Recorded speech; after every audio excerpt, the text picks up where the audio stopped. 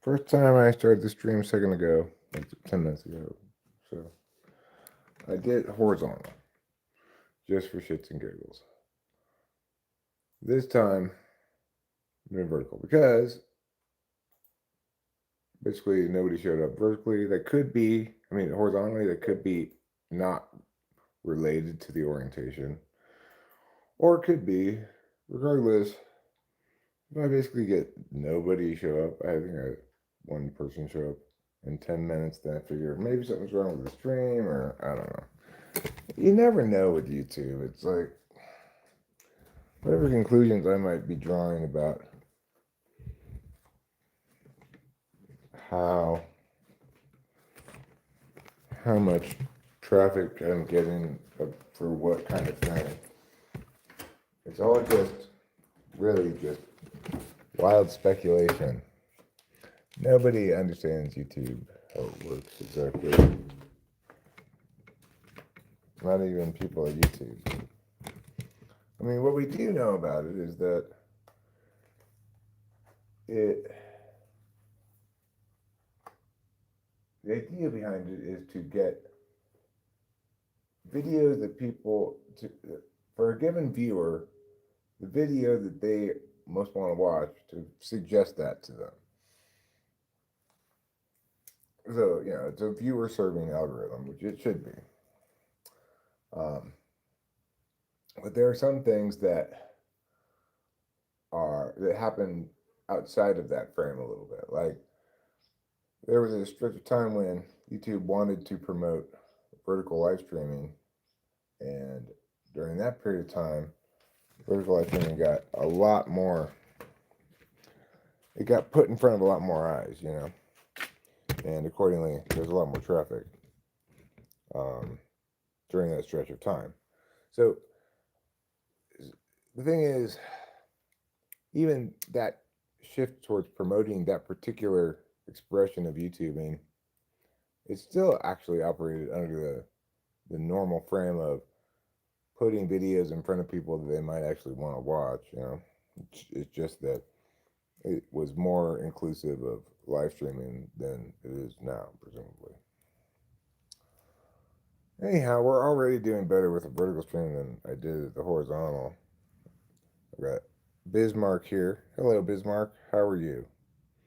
Are you like the German ship Bismarck, or the German leader Otto von Bismarck?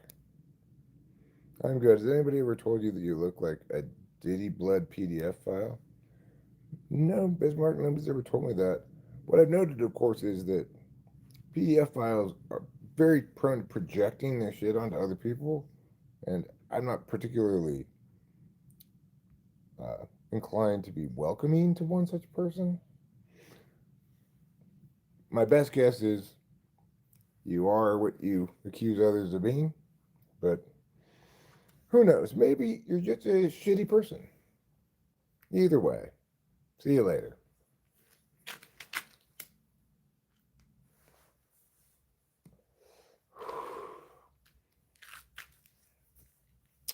So there goes that. Anywho, beautiful day here in Mariposa, and I do have some tasks I'd like to accomplish. Chores around the house. I'd like to do a forest litter burn. I've got some sticks and stuff that I want to get rid of down on the bottom of the hill here. And the way we get rid of them up here is we burn them. That's very strange to me because obviously I'm from Los Angeles. And the idea that you would burn your trash, or not your trash, but like you might call green waste, forest litter. The idea that you'd burn that is insane from the perspective of something in Los Angeles. But from the perspective people up here is not insane because it's part of having good fire safety to try to keep your land free from a bunch of sticks and stuff. And the other thing is, people find burning up here because all the smoke goes somewhere else, you know, like goes down to the valleys below or something.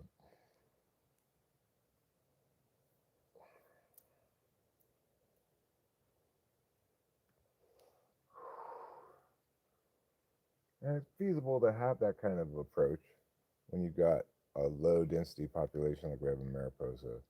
You don't have a ton of people trying to do it all the time.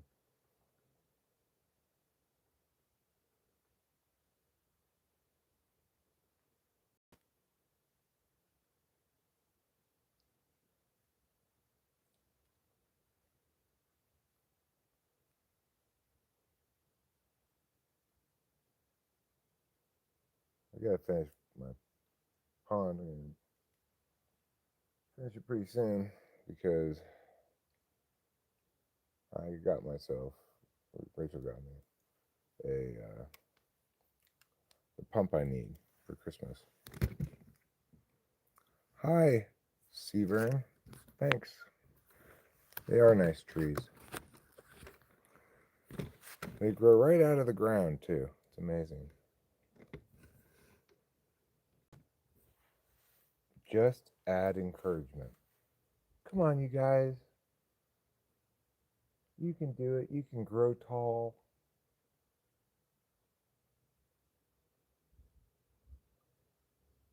It's very inviting outdoors right now. The temperature is very nice. There's no bugs. Maybe a little bit chilly.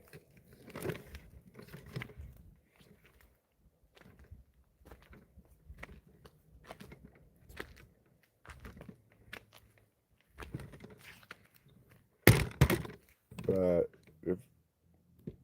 if you're somebody who's going to stick with the stream for a few minutes, maybe a little longer, hi Jude's 3ZTZ, then you are likely to see me go down there and burn some sticks.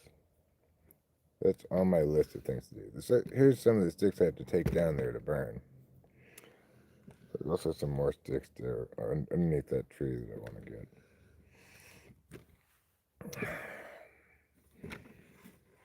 But before we do that, I'm going to need to put on some shoes. I just got my flip-flops on. And I will also need to feel motivated. I'm not going to burn the forest. It's a perfectly good burn day, which means fire risk is extremely low. It's still quite wet around here, even though it was a while ago that it rained. But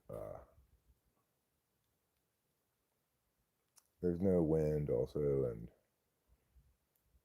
at the spot I burn, there's no canopy above it, so I could burn over there too.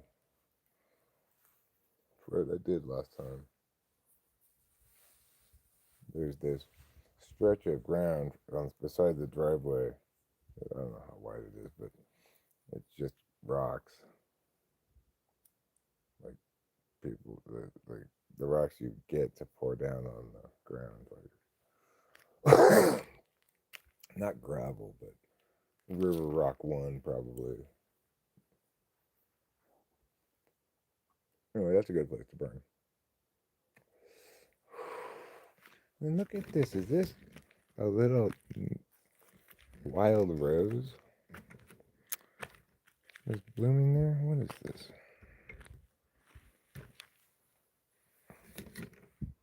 Let's see if we can identify this.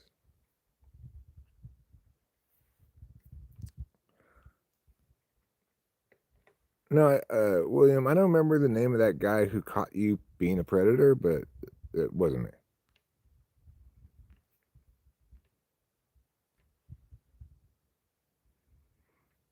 Is that a little wild rose? I think it is.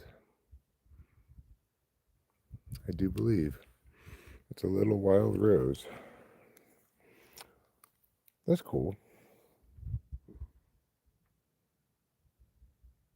I mean, it's not gonna. You can't give anybody a dozen of those size roses. That wouldn't even equal one regular size rose.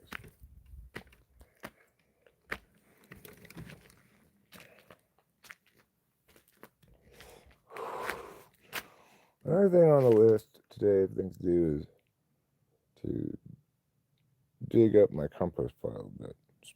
You know, swoosh it around.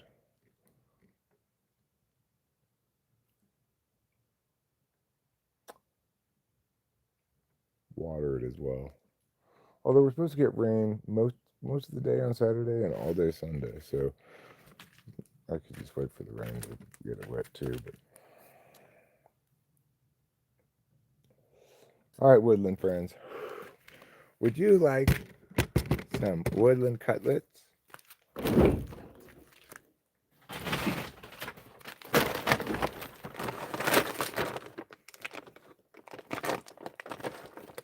Here you go, buddy. Oh yeah, squirrel's excited.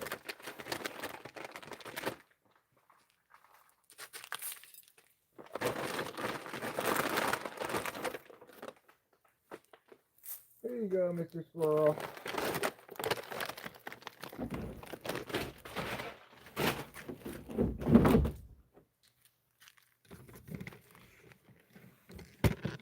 Here he comes.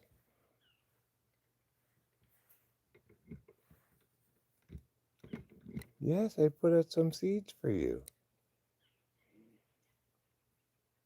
Oh, they're your favorite kind of seeds, too. Sunflower seeds.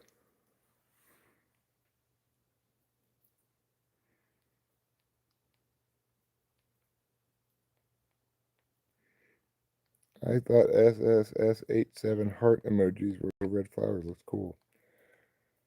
Well, you know what else looks cool? A squirrel. This squirrel brings all of the effervescence of nature to life. Yeah, the cutlet bar is open for business. Well, as soon as he saw me, like coming over here, he came down to say, like, I'm right here, so go ahead and put out the seeds now.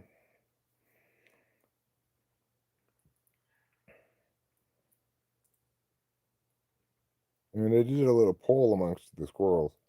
They all agree that sunflower seeds are their favorite kind of seeds. They basically told me, stop getting those mixed seed bags. We don't like these other crappy seeds, okay?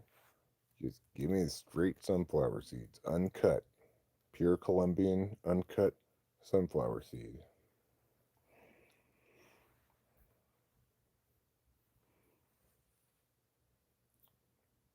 Oh my gosh, it's nature. You guys, oh my gosh. Have you ever seen anything so precious? Ever? I don't think so.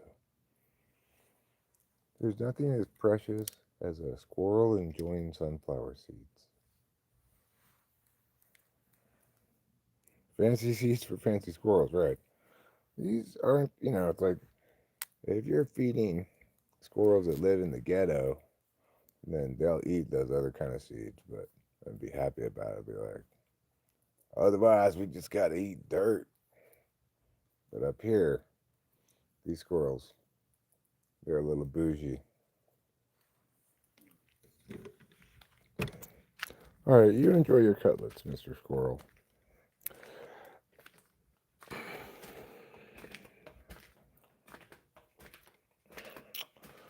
So we walked around the house, we smoked a cigarette, we discussed some things that we'd like to do today or get accomplished.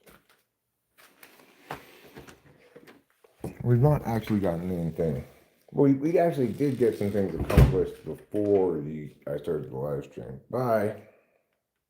Hey pal, what's up today? Says Benji Smokes. Just trying to do a few little chores around the house.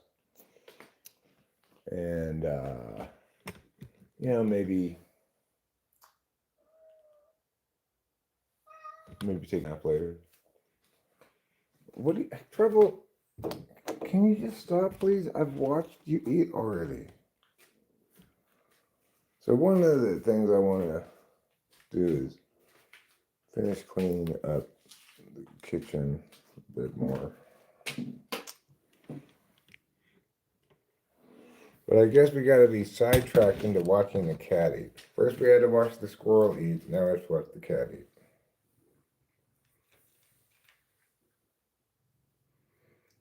It's a hard habit. I actually considered to try quitting. What's a hard habit? Smoking cigarettes? Yeah, I mean, when I got this dental surgery, I stopped smoking for Monday, Tuesday, Wednesday, Thursday, all the way until Friday night. So I just went from about half pack a day to zero, all the way until Friday night. Then I started it again.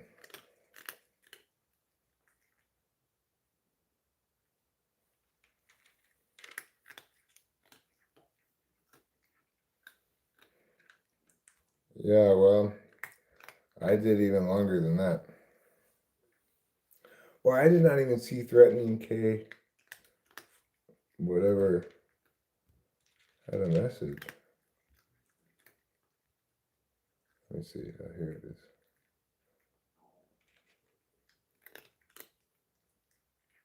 We had some more molars get plucked out. Thank you, Acacia.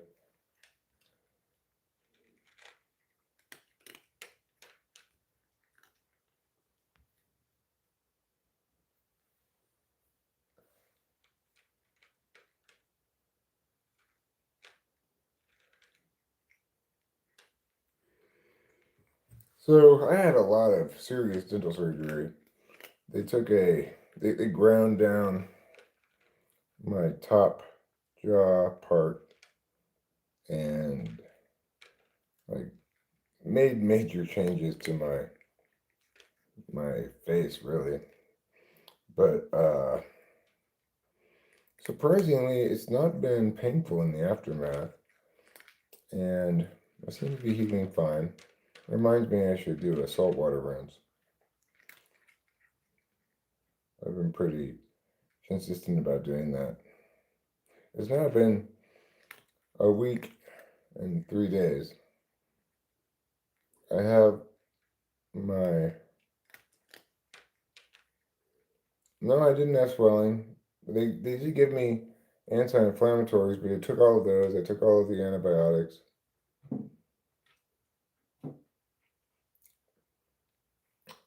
No, I'm not part of the leftist media. And I'm also not trying to silence you. But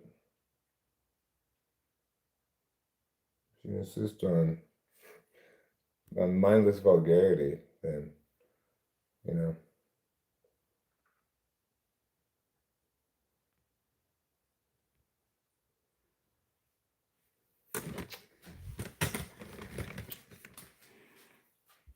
Leftist media. Oh, God.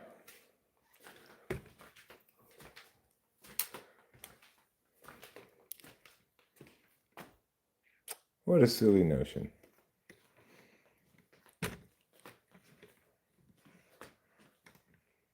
All right, make a pot of coffee. All right, let's go make a pot of coffee.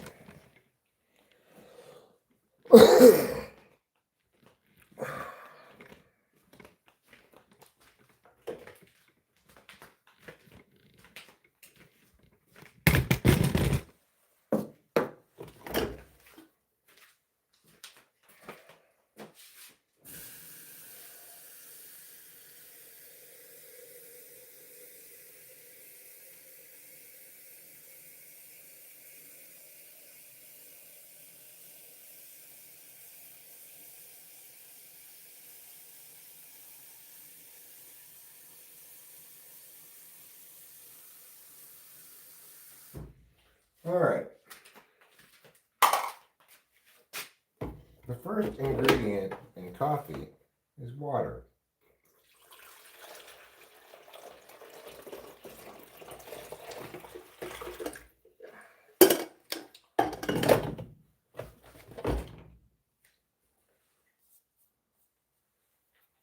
think he's talking about quitting smoking.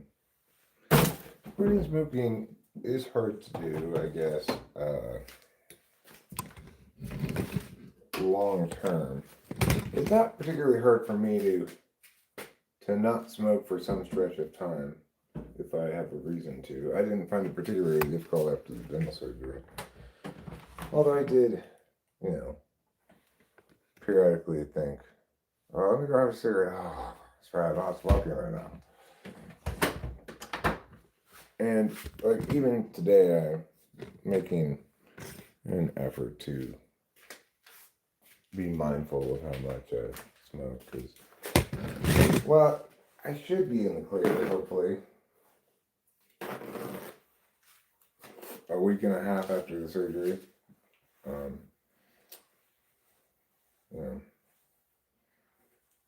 It's really important that it not go bad, so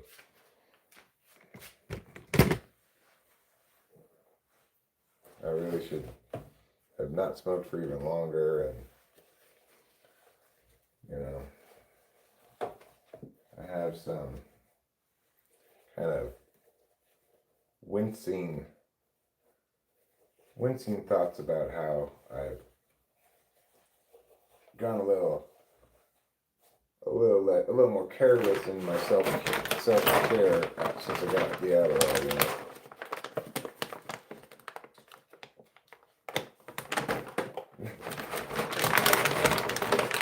This is not coffee, okay? Don't try to make coffee with this.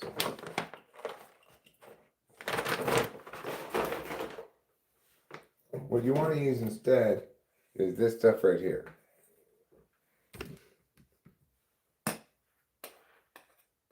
We're going to get 2 heaping scoopfuls.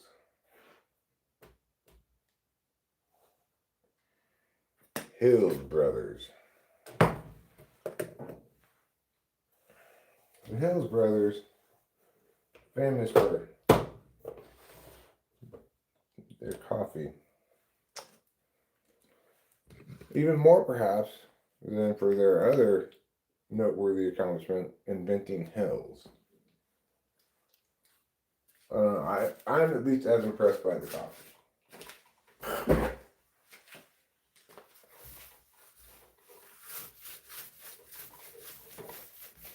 Alright, we're going to get a little cleaning up down here. Try to keep the coffee area from getting too gross. Of all areas, probably in the whole house, even more than like the bathroom, the coffee area has a propensity to get gross. I smoked a lot after quitting drinking, but it's a worthy trade, I think. Yeah.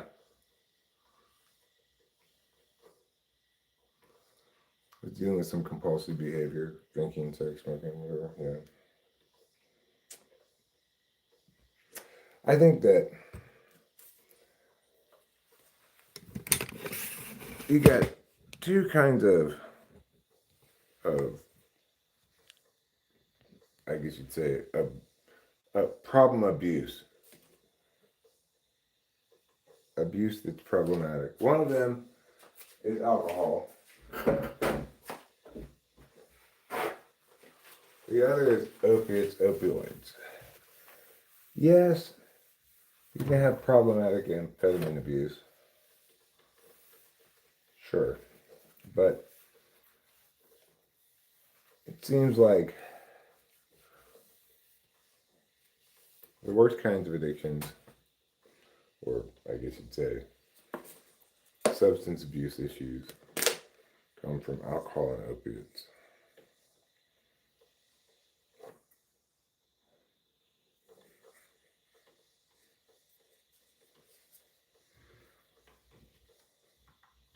I could take an opiate right now if I wanted to. I have some, but I don't really like it.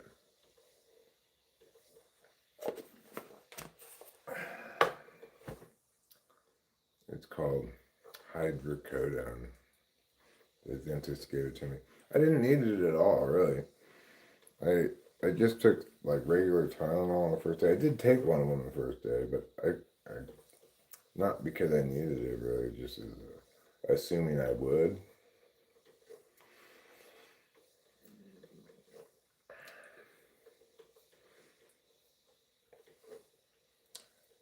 Alcohol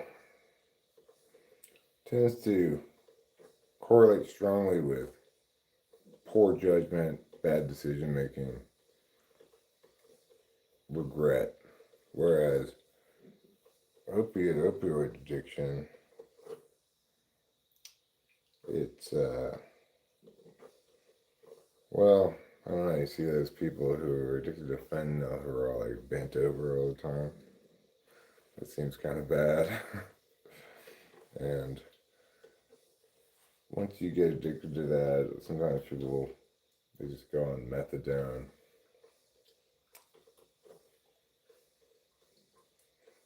They don't even bother trying to kick it. I knew somebody who was on methadone. She was like on the highest dose that they could give you. And she had gotten addicted to opiates when she was prescribed them for legitimate pain. I think it was like at the end of a pregnancy or something. But then she never got unaddicted. So this goes to show you. People have their natural inclinations drug-wise too. It's like there's some people who are uppers people and some people who are downers people.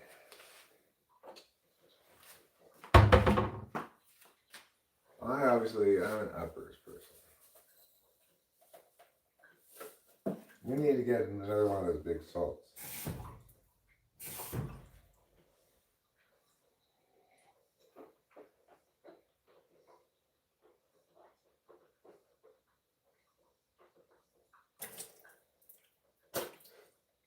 Since Rachel's not up, can somebody put it on the list?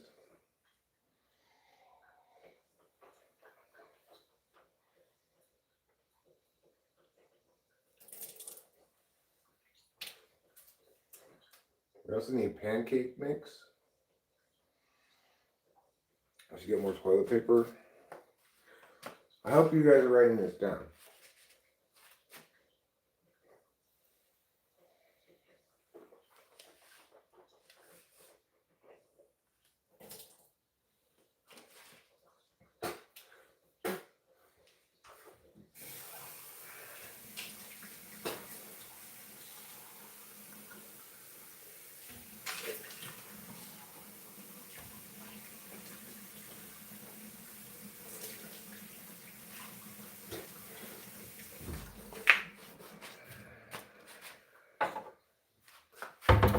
Okay, there.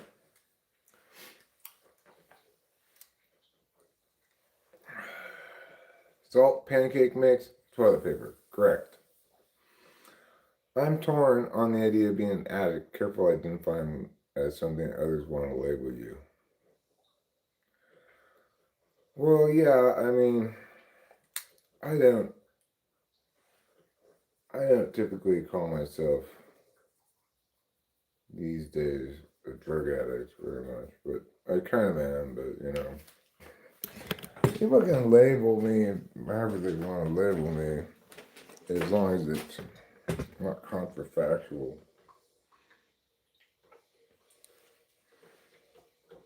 Calling me an addict, well, it's not exactly counterfactual in the sense that I do smoke weed all the time, and I take my prescribed Adderall in an abuse-style, non-prescribed way. But my idea of what comprises an actual addiction, an unsustainable addiction, is derived from my own understanding of how alcohol made my life unmanageable. So,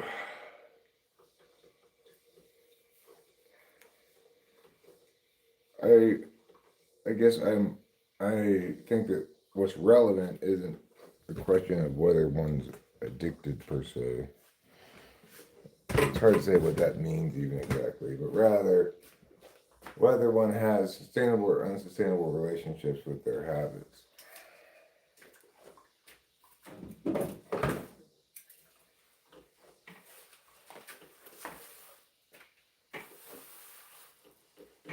Yes, I'm doing a little sweeping.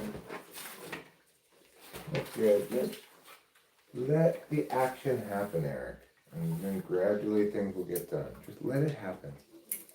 Let action lead the way. Oh, it's not a disease. That's ridiculous. The idea that alcoholism or addiction is a disease is completely insane. There's nothing about it that remotely resembles a disease.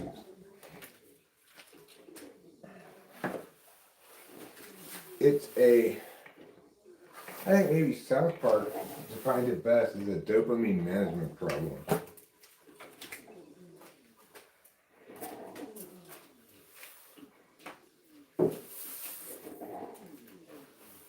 But you could also accurately call it a behavior problem.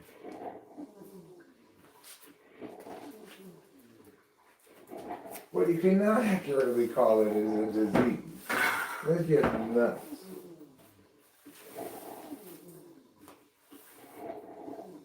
The reason people want to call it that is because they want some kind of metaphor that explains to them their own lack of agency regarding this substance. Because obviously, nobody chooses to abuse drugs in ways that hurt their life.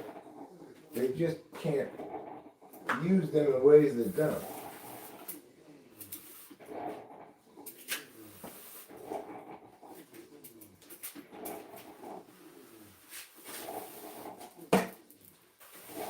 And it may be the case that you're somehow not responsible for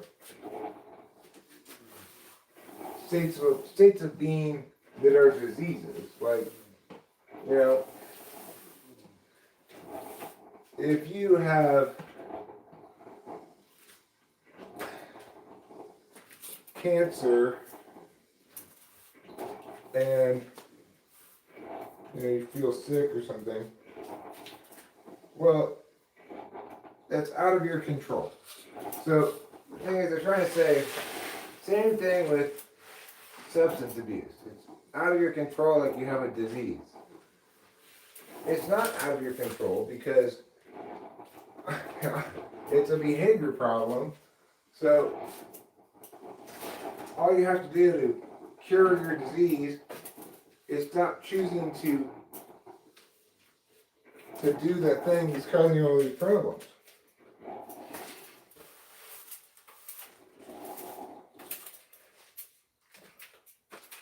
And like,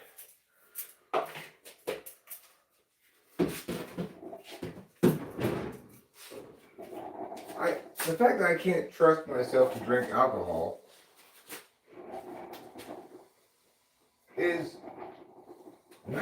obviously not a disease.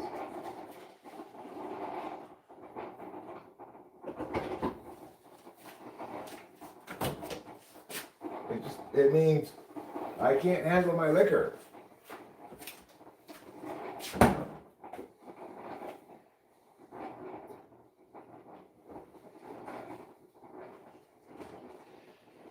Careful, don't get too close to me. You might catch my alcoholism. Also be careful in places with a lot of mosquitoes because it's, from what I understand, mosquito-borne. Mosquito-borne alcoholism.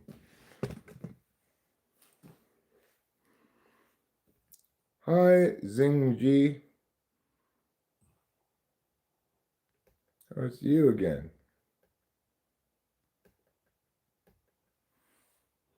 It's like, what do you imagine the payoff for this person is to go around and randomly accuse people of horrible crimes? I don't know.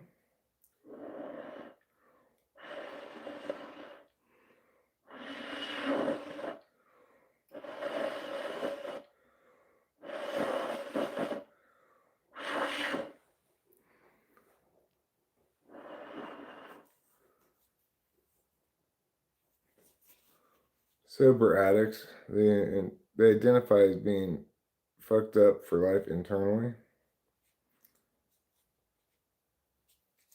I mean, if you're going to try to say that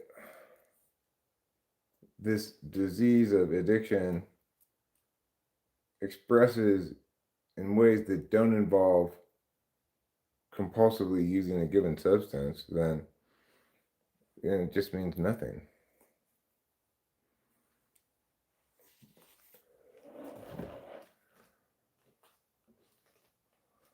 The thing is, it doesn't matter how much of an addict personality you are, you won't be getting addicted to everything.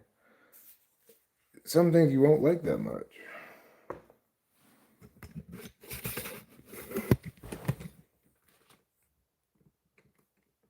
And I get the identity aspect of it as being like there are a population of people, myself included, for whom regular speed life is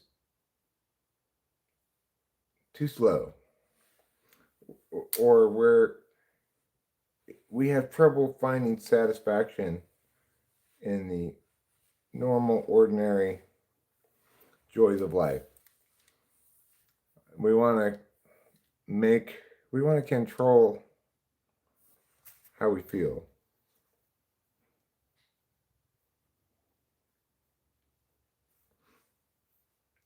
We want head change, to feel fully comfortable in our skin at a certain point. After you engage in that enough, you kind of have to have it. But that's probably true for everybody about some things in some ways.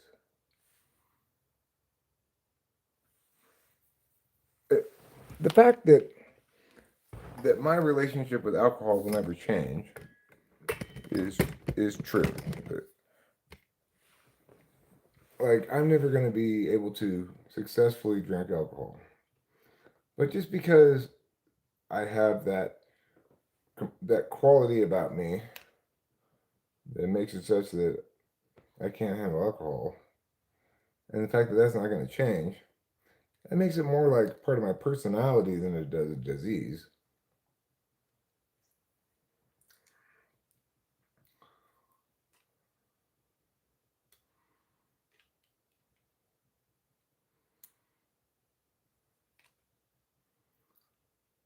Well, that's fine. I'm not begrudging people who are sober, whatever their narratives are, because I get that it's not an argument at the end of the day. It's a way to manage the struggle of being you, and that's fine.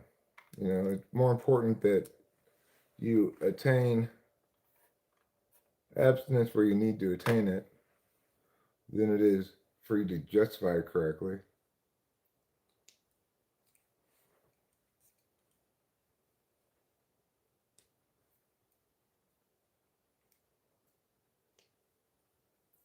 So, good for them if they want to believe that thing. But the problem with the whole disease model is that it's, well, for one thing, it tends to go along with the idea that you have to be completely abstinent from all head changing things, or you're going to be completely not sober. I found it to be quite very much not true. I needed to be sober from alcohol, and I may have a somewhat abusive relationship with other substances, but doing those substances does not make me start drinking again, and it does not comprise the same the same phenomenon as me being drunk at all. Different drugs have different like curves to them as well. With marijuana, the more you smoke, the less it does. And so that's a really difficult drug to have a problem with. The Adderall is much more of a, I have a twin flame relationship with Adderall.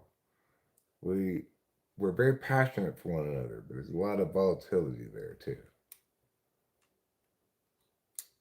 Like Frank Sinatra and that one lady that he was in love with so much, but that he didn't end up with.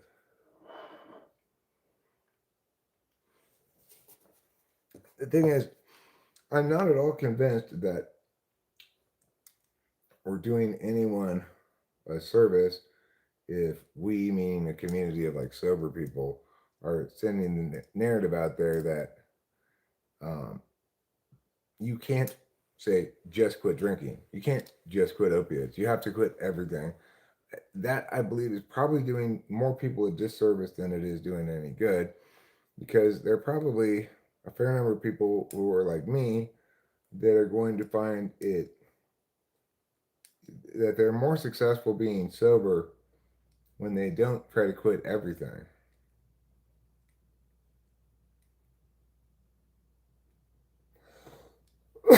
Who is compatible to INFJ? ENTP, also ESTP.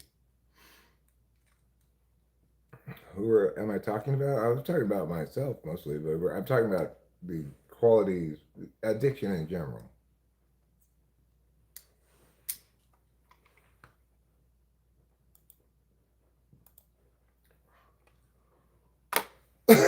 You got a lot of accounts.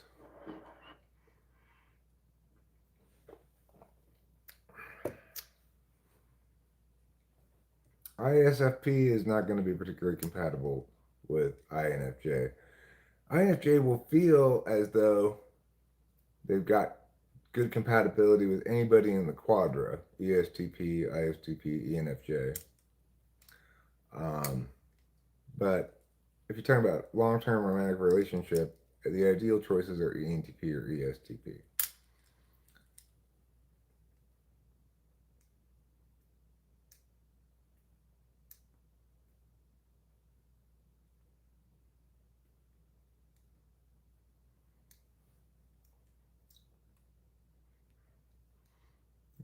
It's like I think socionics is probably correct that the most comfortable relationship is going to be the dual.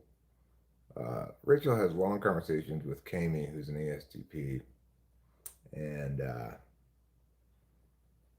and they really seem to enjoy each other's company.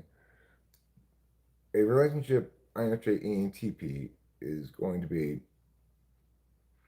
in some sense, less comfortable because there's some sameness there, but there's some foreignness there as well. But I think that it I mean, it probably depends on the individuals, but it may be a better long term choice because there's always some mystery across the board. Okay, well, Ahmed, I mean, do you, I, I have my doubts about your ability to type people. So I don't know if the person you dated really was an ENTP. And probably they weren't. I don't even know if you're really an INFJ, obviously, because most people who self identify as such are not. That doesn't mean you aren't necessarily, but most people who self identify as such are not. And same with ENTPs. Most who identify as such are not. That's why I believe in God. I self-identify as a Christian. RS07. So, yes.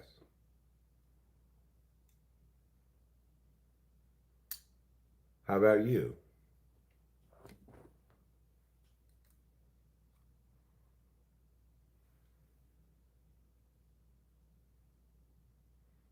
Well, yeah, in general,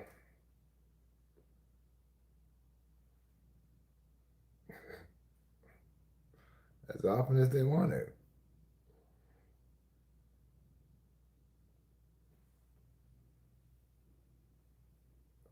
Yeah, if you're dealing with people with self-type, it's probably bogus. Do I believe in demons? No. I mean, in general, the answer to the question is, do you believe in blah? Is I'm not in the practice of believing generally, right? I either determine, I know, or I speculate.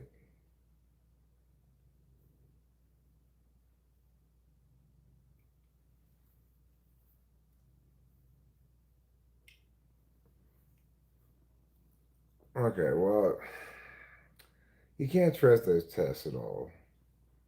It's plausible, though, that those are your types. And who's compatible with INTJ? Well, that would be uh, I guess the dual of INTJ is ESFP.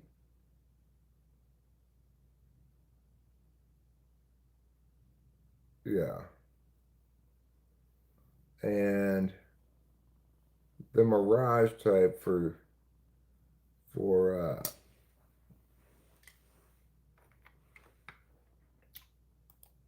Mirage type for INTJ is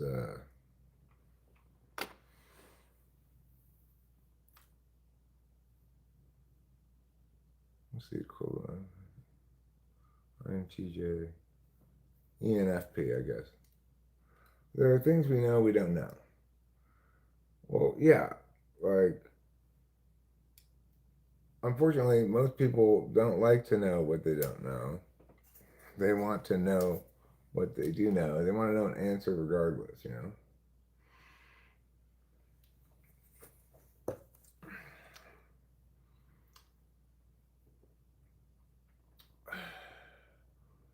INFJ, INTJ is good? I doubt it. I doubt that's a good relationship because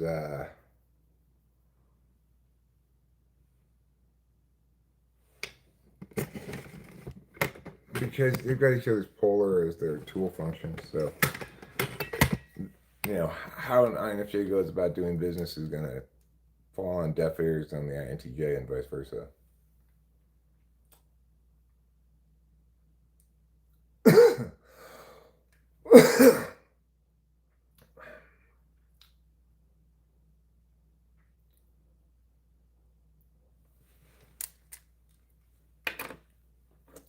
I wonder who that person is who keeps coming in with all these different names. Seems to know something about MBTI, which is suggestive that maybe they've been here before in under another guise. Who knows?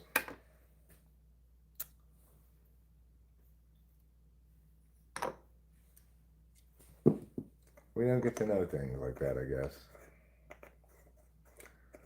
The SFPs and you get crazy, I'm sure you guys do. They're a cool mix of feminine and like fun. I don't know, hard to explain. They're sensitive enough to click with me, but not pathetic. They've come in under a number of names, most recently Mohammed, Senna, too.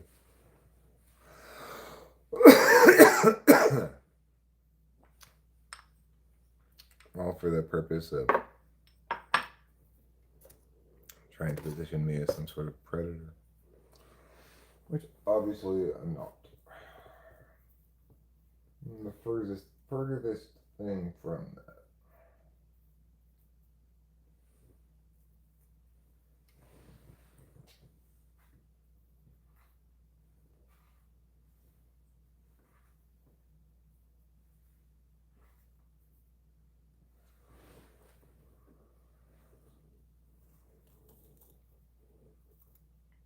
If I consider alternatives to MBTI, I mean,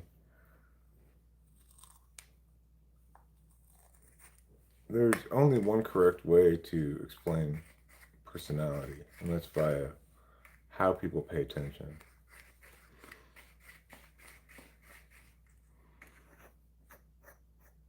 I have a video on the subject if you'd like to see it. I put up recently. It's called something like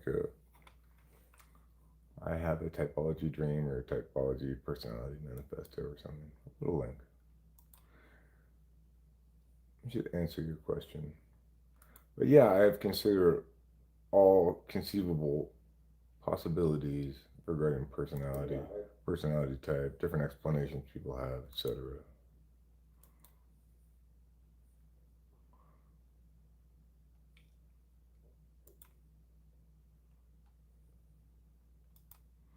Yeah, I knew GS Gang that it was you slash I don't know Jeff Shaw,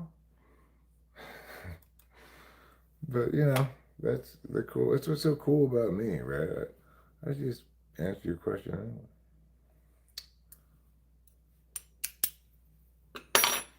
You should definitely watch that video. I'll put the link here for you. You need to watch it, obviously,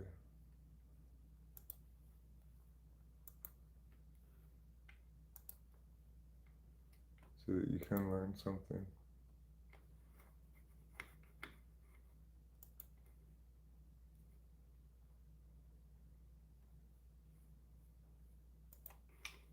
Here's the link. Executive function and TE. Way of pathologizing SE and any gums. Personality. Oh, copy. I'm gonna put the link here. I know that person will never click the link and watch it. Maybe they're Jeff Shaw, you know. But when I already have such a ready answer to all such questions, I might as well link it. Fondue, croissant, bonjour, and non. Did I ever date an ESFP? No. But I think I have been intimate with one before. Hi, Mackenzie. How are you? Nice to see you.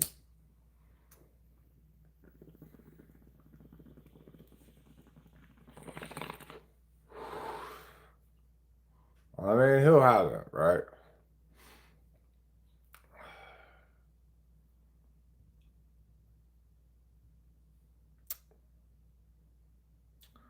I am sort of doing some of these things that I plan to do here today, chores wise slash tasks wise. I would like to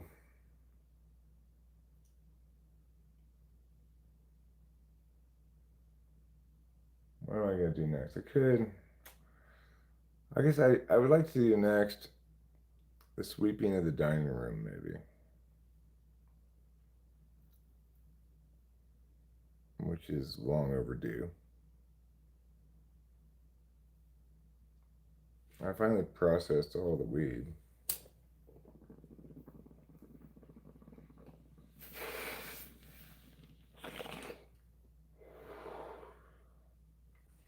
Rachel's asleep. Yeah, it's been a while. I don't know how long, but it happens sometimes. People are around here for a bit. I don't see them for a long time. See them again. It's a weird reality being a YouTuber, you know. I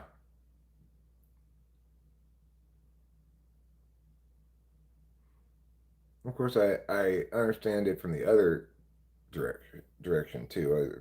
I watch YouTube, and there are YouTubers that I watch regularly, and then I don't watch for a long time. Maybe I come back to them again at some point. Although I mostly only watch long form videos. I do watch some shorts, but rarely do I attend any live streams.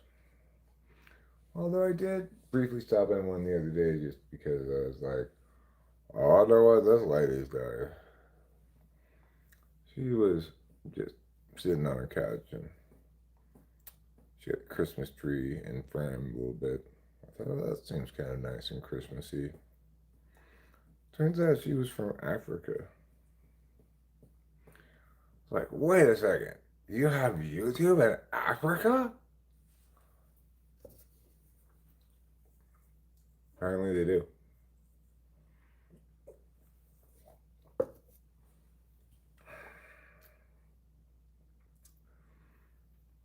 Just like Zambia has a space program. You guys know that about Zambia? Is it Zambia that has a space program? I think so.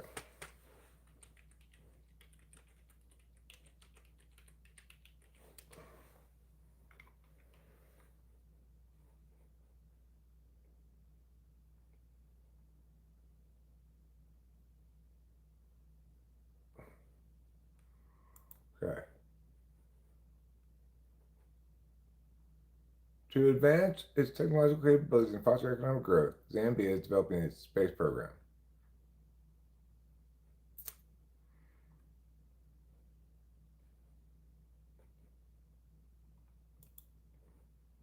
They've been doing it for a while. Here's the Zambian space program circa in the early 1960s. As the world. I'll show you some pictures of the Zambian space program.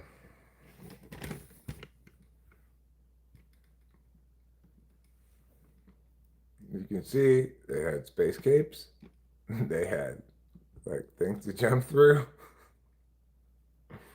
They didn't have a lot of money, but they had belief in themselves. You can see them doing exercises there to get ready to go to space.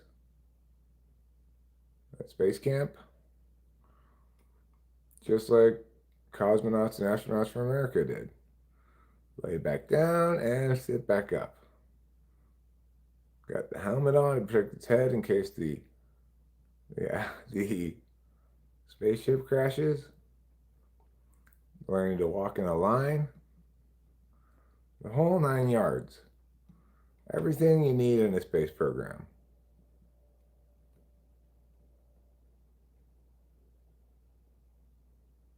And then he's going into the tube. And they're going to blast him off into outer space.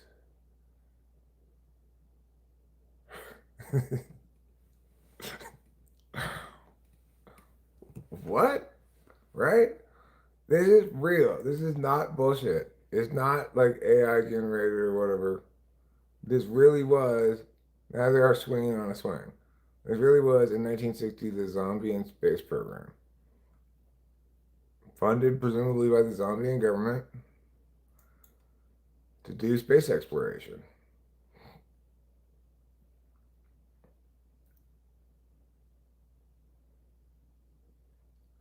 What is your relationship with your hobbies? For example, doing typology videos, playing guitar, whatever else do you find you spend more time?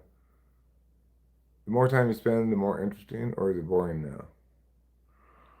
Um, I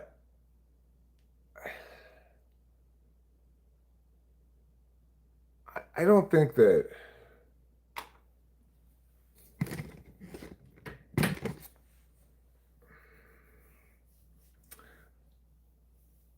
I have a complicated relationship with playing music. It's not because it's become boring per se, but that I I've gotten myself into a place with making music where if it's not going to be, if I'm not going to be able to make something spectacularly good, then I don't want to make anything at all. Or I don't feel motivated to finish anything unless I feel pretty confident it's going to be spectacularly good.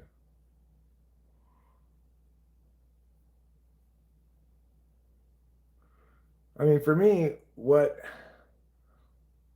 making music means mostly to me is making a new recording, a track, and it being good.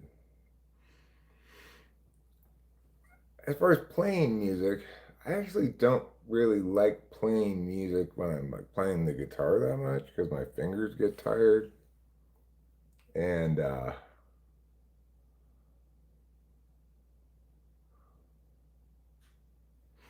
do like playing music when I'm playing the keyboard.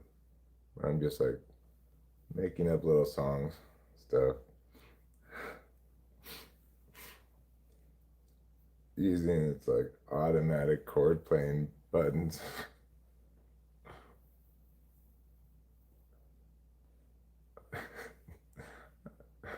Okay.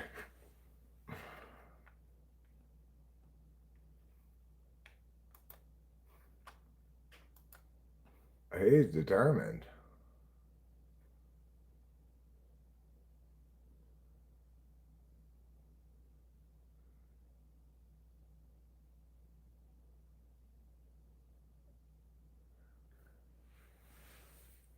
From bare bone single cell organism to full fledged mammal. Yeah, but you can force that to happen. Maybe you can. I never could just stumble on stuff.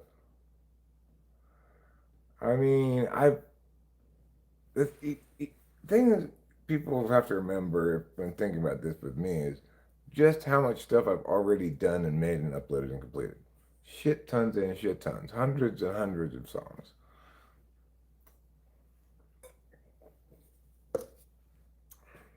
Not lately.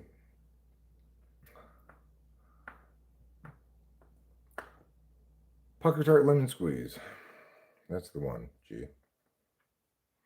Pucker Tart Lemon Squeeze.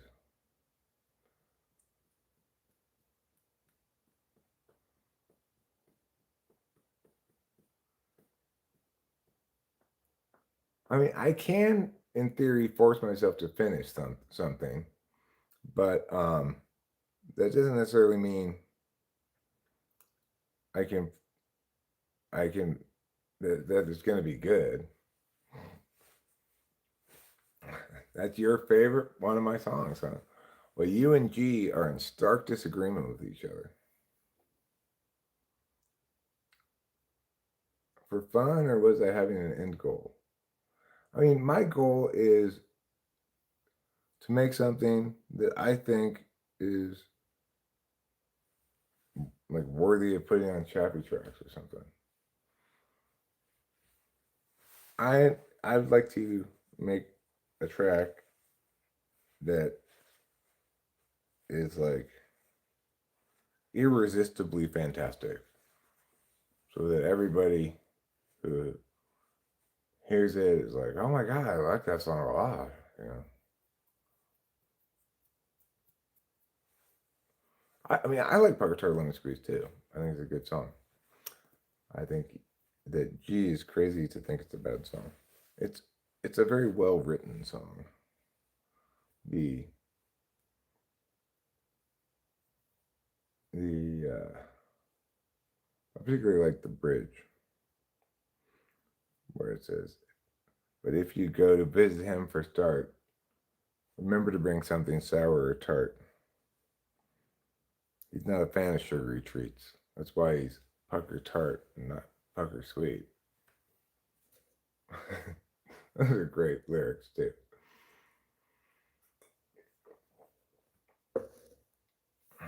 Oh, I know what you're talking about. That's called "Feed Upon the Futures of the Young," "Feed Upon the Young," or perhaps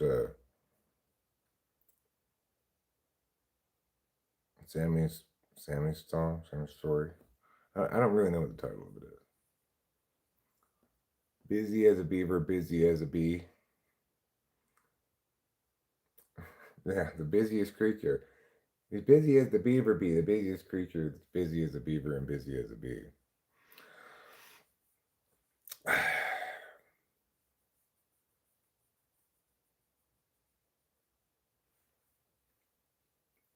Bees, it's understandable why bees are associated with busyness. Around a plant's got a lot of bees around it. They just seem very busy. Beavers, I'm not sure why they're considered busy. Seems to me that once they've got their dam built, then they're not that busy anymore. But bees are always going and getting more pollen.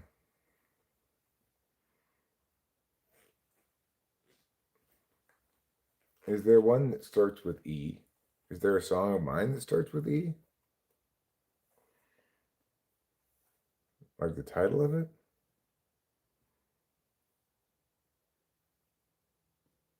Every rose has its thorn? Oh wait, that's not my song. Hold on.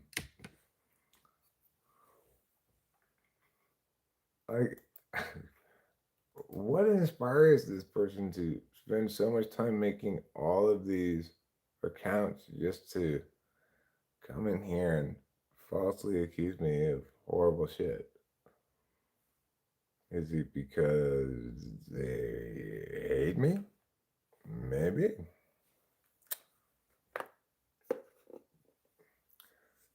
Haters gonna hate, I guess.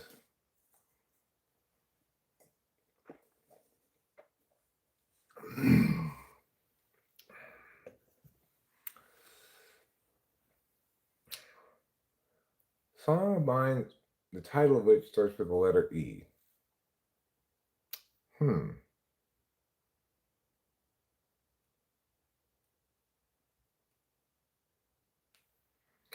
mean, I can't think of any off the top of my head. Amelia? Talking about Amelia?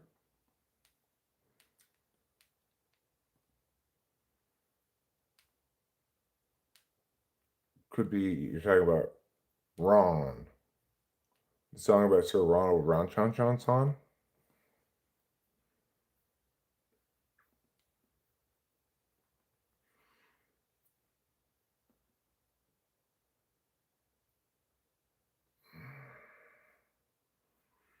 Vowel.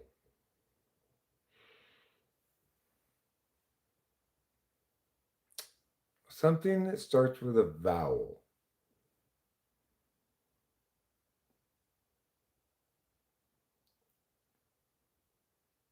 I don't know.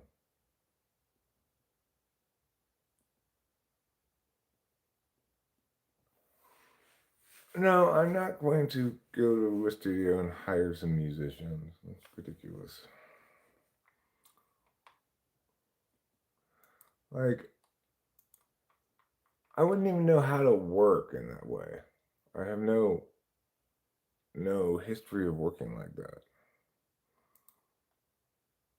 Like this song, I want to do something with. This is worth finishing, you know. It's funky.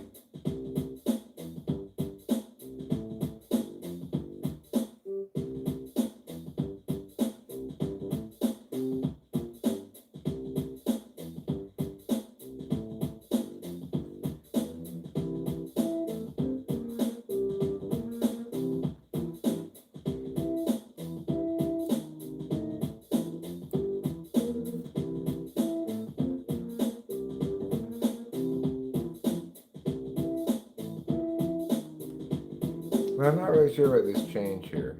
I mean, it's fine, but it doesn't really do anything, you know.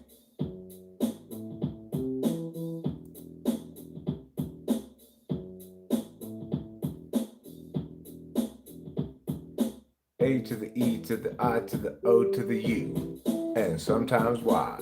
These are vowels, don't ask me, I don't know why. It's because they are. They sound like something other than your car.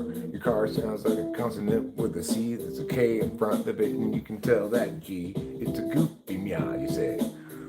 Well, you know what? Maybe goofy is good.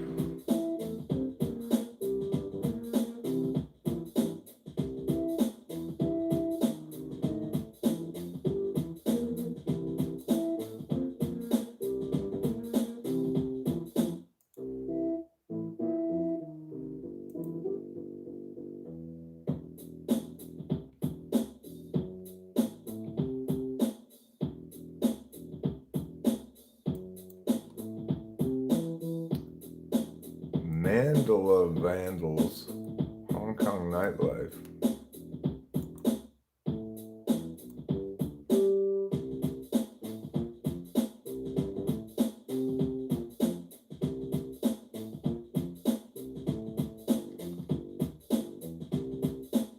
I see no such thing. I searched for it, it doesn't exist.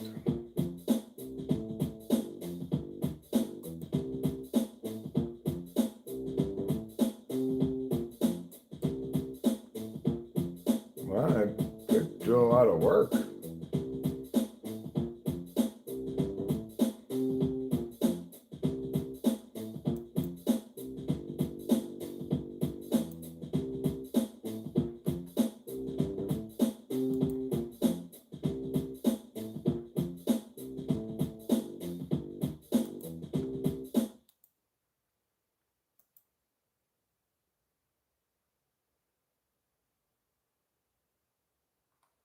What was I doing? Oh, yeah. I remember now.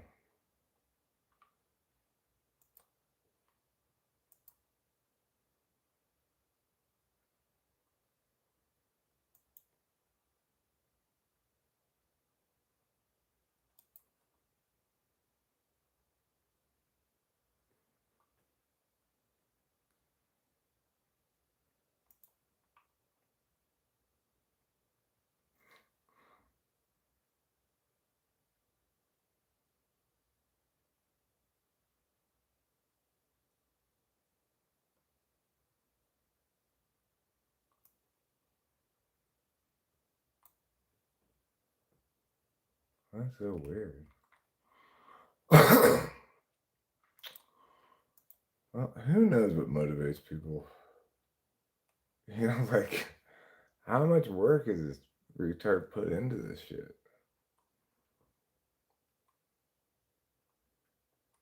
You know?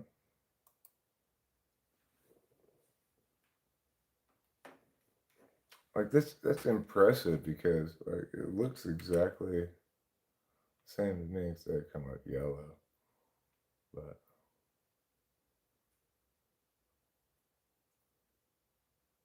I'm sure I could report that or something.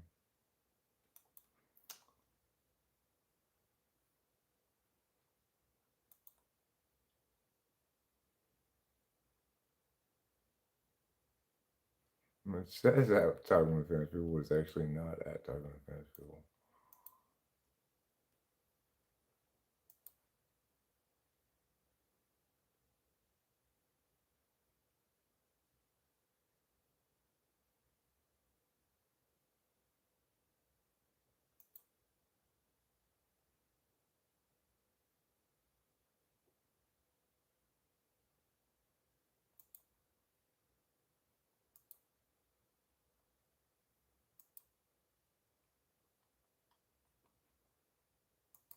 There we go.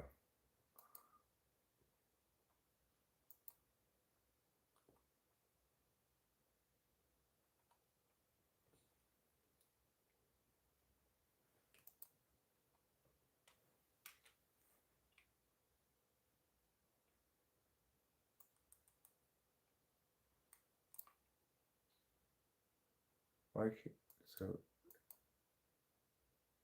so, so go.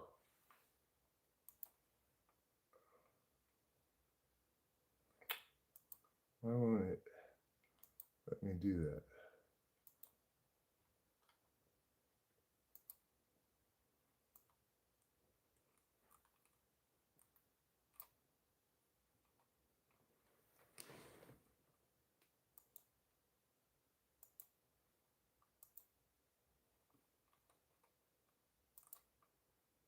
Let me try this again. Let me try this. I see. That should work fine.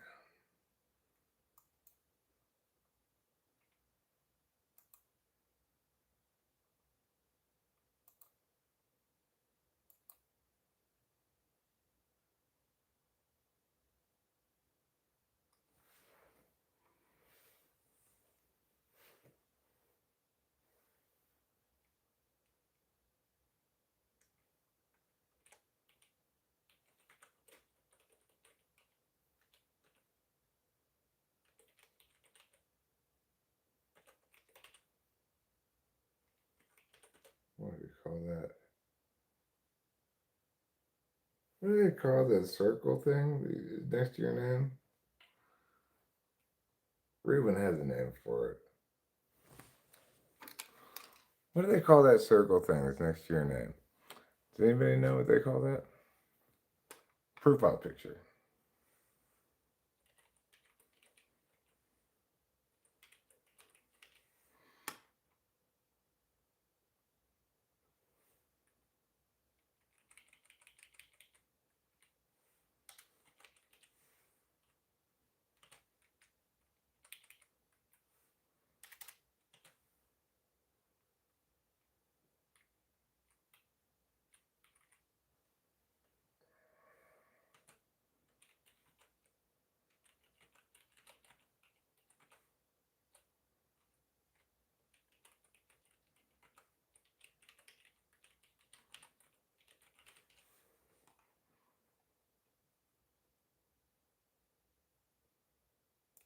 Right. I have reported that user.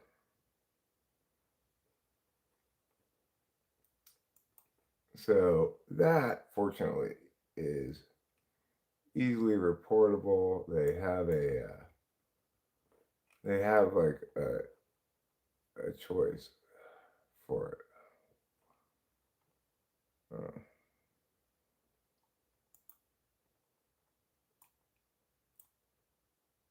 This guy's obsessed. He's absolutely obsessed with me.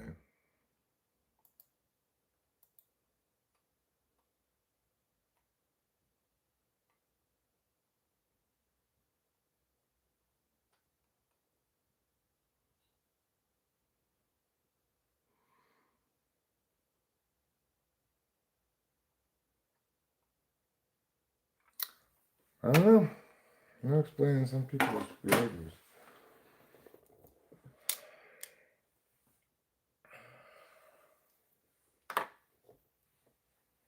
There's just no explaining it. I thought YouTube had like made it so you couldn't just make infinite accounts all in one day anymore.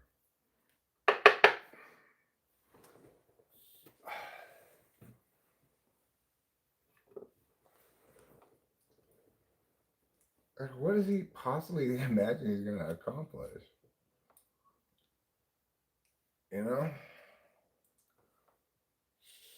Spending all this time making these accounts in an attempt to, like, harass me, but you're never going to harass me by telling me counterfactuals that I obviously know aren't true.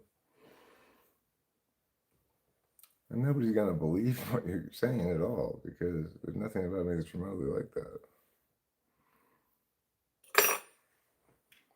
So I don't know.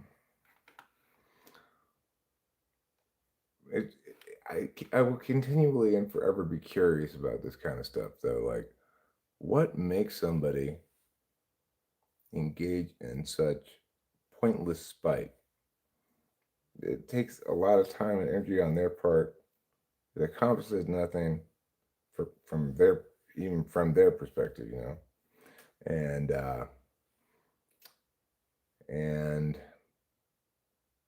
it's just them giving way to their most debased instincts. I don't know. I guess they must get some sort of satisfaction out of it.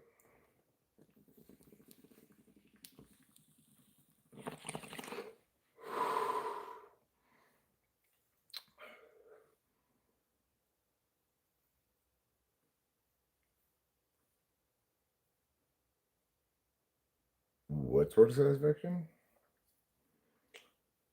I really don't know.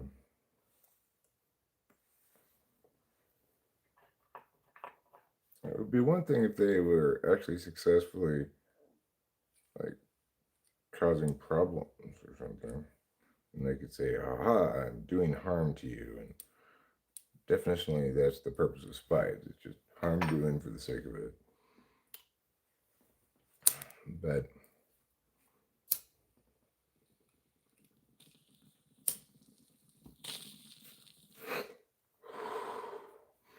I mean, you would think that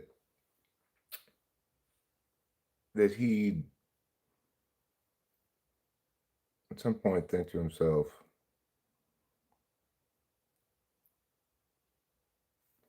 like, wow, maybe I shouldn't be doing these really shitty things. I wouldn't expect him to feel sorry for me, per se. You have to successfully do harm for me to anticipate that, but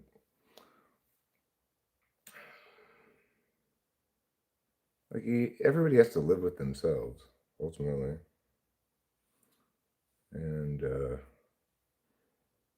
I know better than most how much you can end up regretting your worst moments. I mean, your moments where you express the worst sides of yourself. Obviously, I never did shit like that, but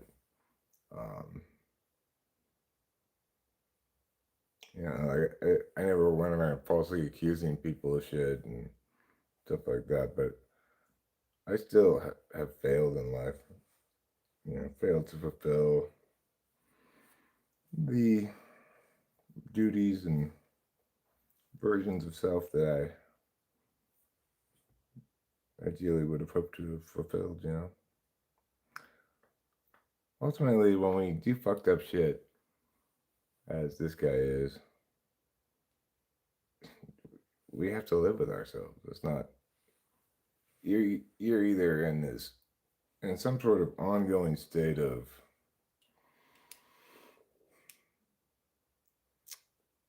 like wickedness fugue state or something, or you're not gonna like to look in the mirror very much.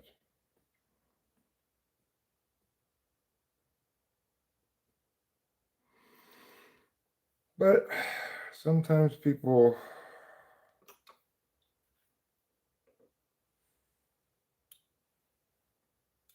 behave in ways that are completely foreign to me, and I can only speculate as to their motivations.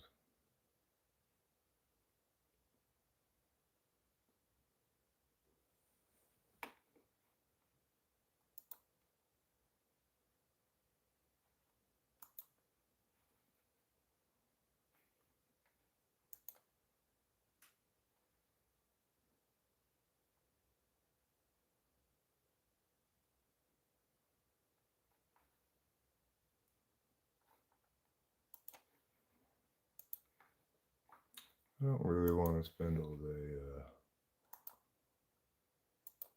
reporting your channels, but I guess I will.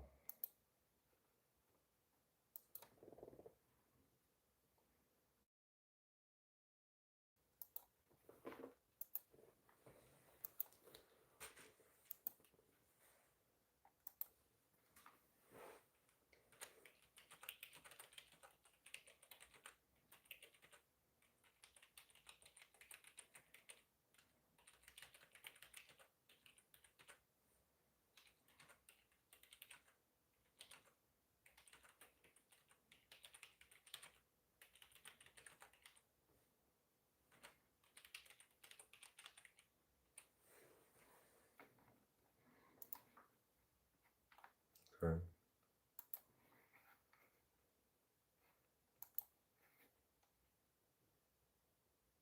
So there we go. Good.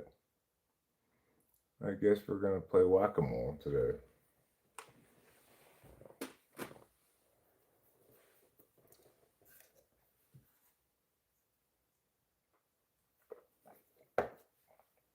What was that? It's fine.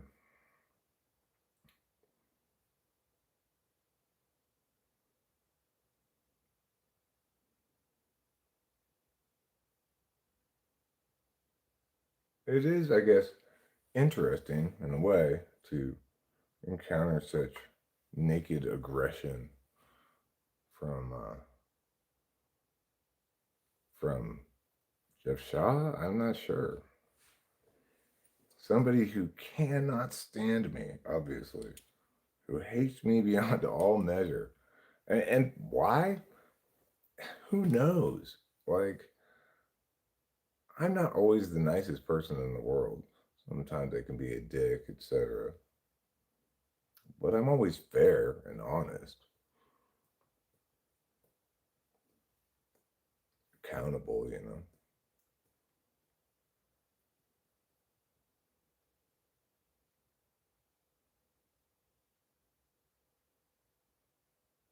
It's like, I can't help but be curious about the villains in the world. Kind of like Tolstoy said about families. Happy families are all the same, but unhappy ones are each interesting in their own way, or something like that.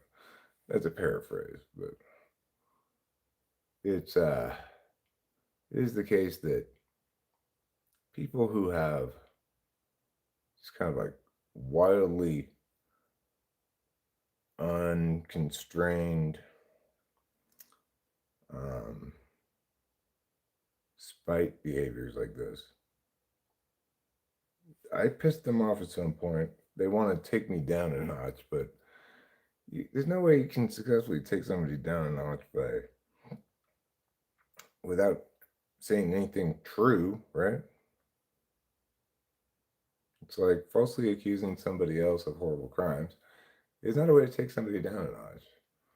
It's a way to be guilty of slander, defamation, but more importantly,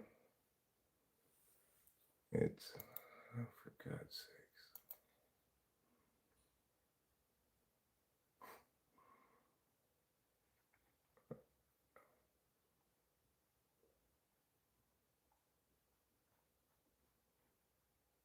Well, this guy seems to be obsessed with kids in kind of a weird way.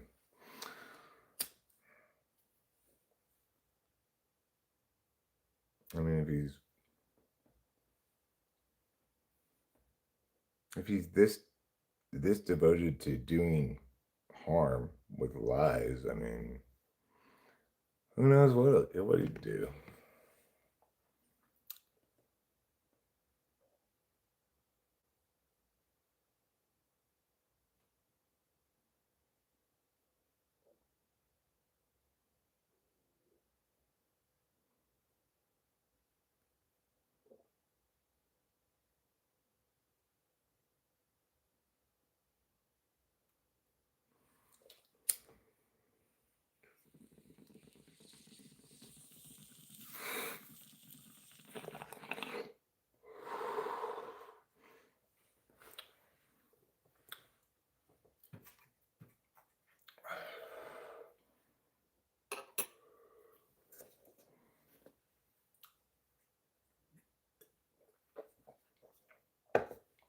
Let's see who comes in next. And what wild flailings of nonsense are they going to be spewing in rapid fire cut and paste? Let's find out. Okay, so what I think I'm going to do next, well, let me go ahead and clean the blender. Finish cleaning the blender out. It's kind of the next stage of kitchen cleaning.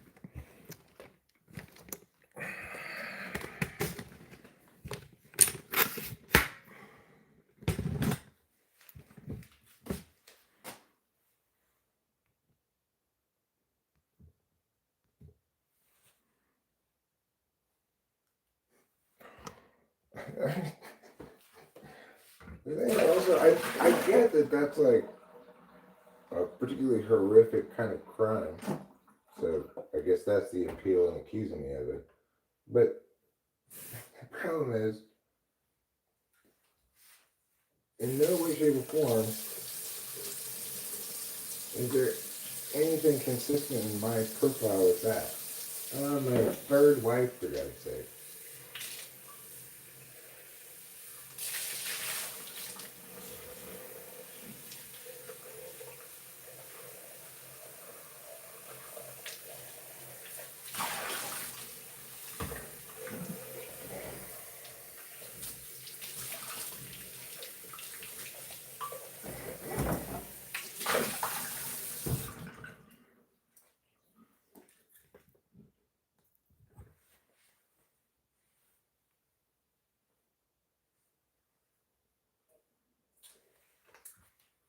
It's okay, G. I got it.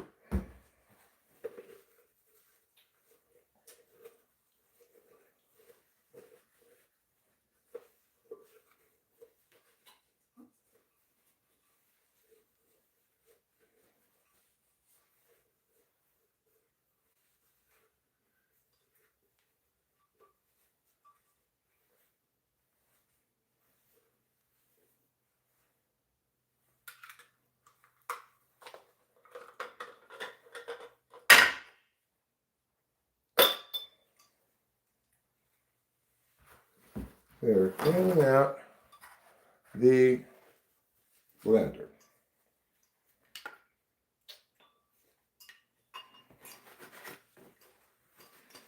And we'll put it back where it goes in a second.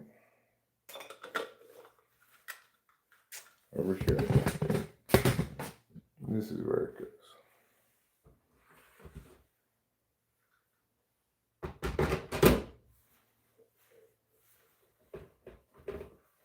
All right. We'll get this lid cleaned up as well.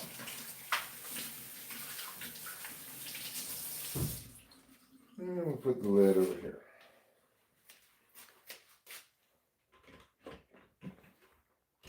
Let's put it like that for right now. Let it dry out.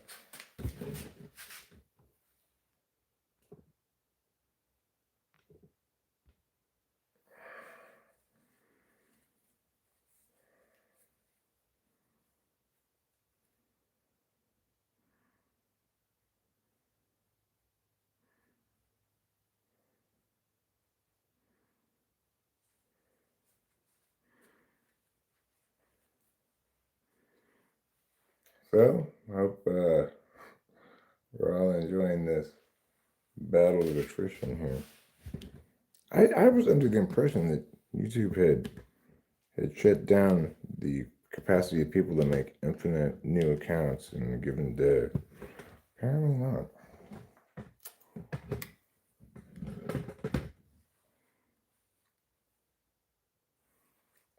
Like, what makes somebody hate me so much? To go to all this trouble, are willing to stoop to giving false accusations about horrible things, over and over again. Like they've got, like it's the best possible use of their time. Why? What makes them hate me so much? The person that comes to mind immediately, of course, is Jeff Shaw, because he has a proven track record of persisting across the course of years in trying to invalidate, negate, and just generally shit on me in every way you can conceivably do so. This is not a way he's historically linked to him at all, but the persistence is reminiscent for sure. What do I want to drink? I guess I can still just drink my coffee. I'm fine with coffee for right now. All right, so I have done that little bit of dishes that I need to do. Oh, well, there's this thing. I couldn't get this open earlier.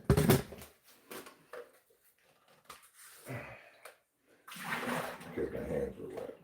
Now I can put this in the dishwasher.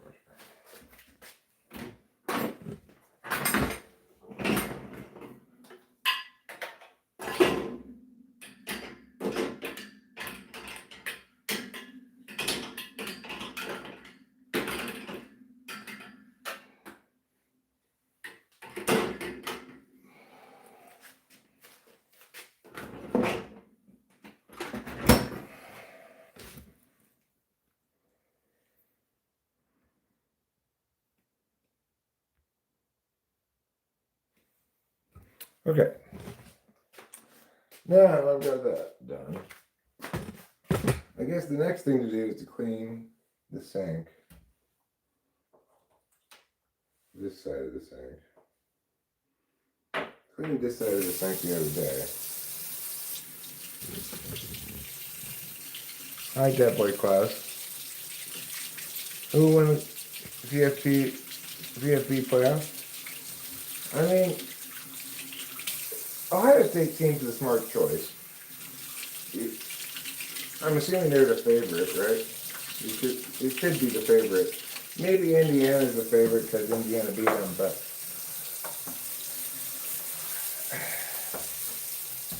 I don't know. Is Indiana going to be able to hold them to so few points again? It seems to me that even though it didn't work out like this in that last game, that Ohio State's got a better offense than Indiana has. Even though, and they both got great defenses. So, I would say Ohio State is likely to be better than Indiana if they meet again.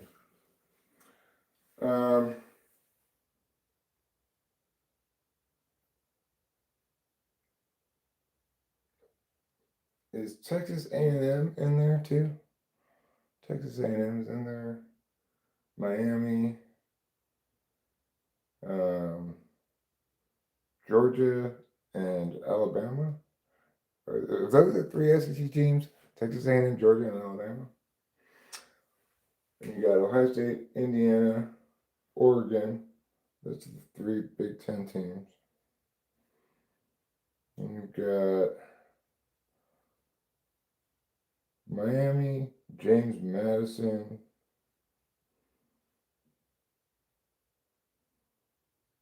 I'm picking James Madison to win it all. I believe in the power of James Madison.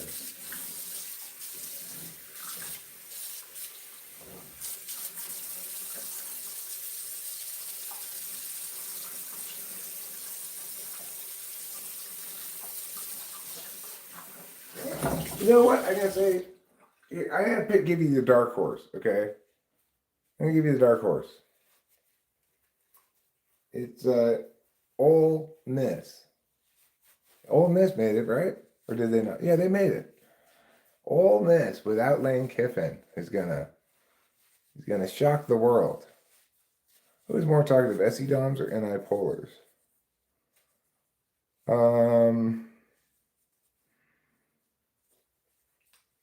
Well, the ESFJs and the ESTJs do both do a lot of talking.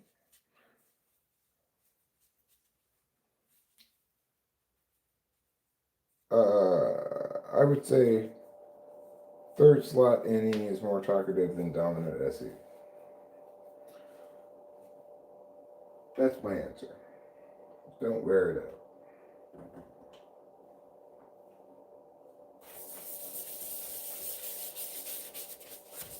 I'll start with a little regular soap over here. Give it a scribbly scrub with my glibbity glove.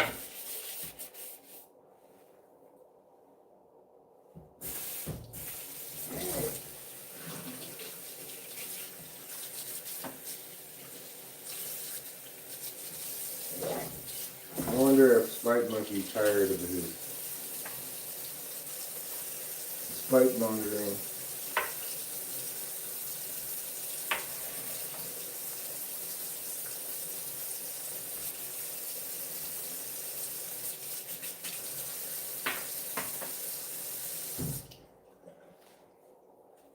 Oh my God, damn. Off you go. I guess the answer to that is no.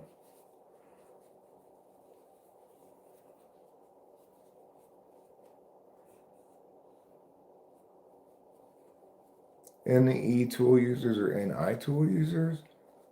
I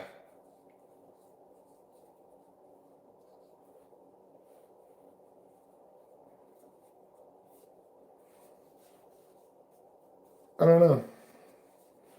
Probably depends somewhat who they're talking with, too, you know? Like, people are most talkative within their own quadrant, I think.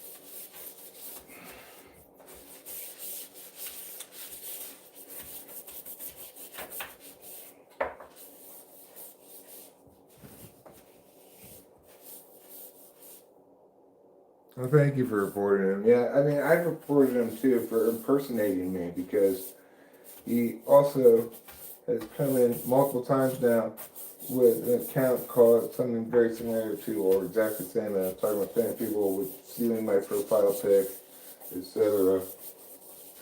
He's been at it all day, all lunchtime. And I agree that it's unacceptable to falsely accuse me of heinous crimes.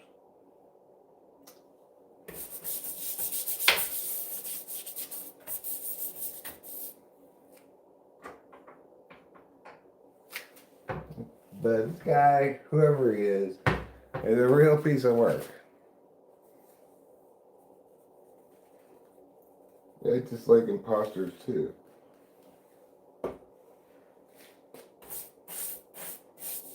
You know, just in general, I'm not a big fan of anonymity. But that's me. Other people like it. They value privacy and stuff. But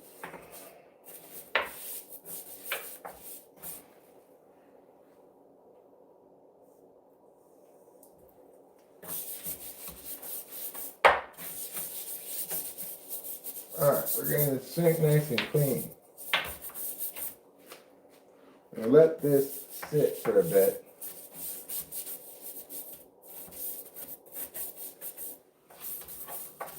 And then we'll come rinse it.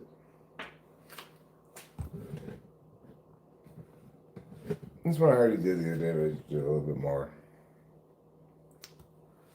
I mean, probably an old Sprite Monkey could be Jeff Shaw is what I was thinking.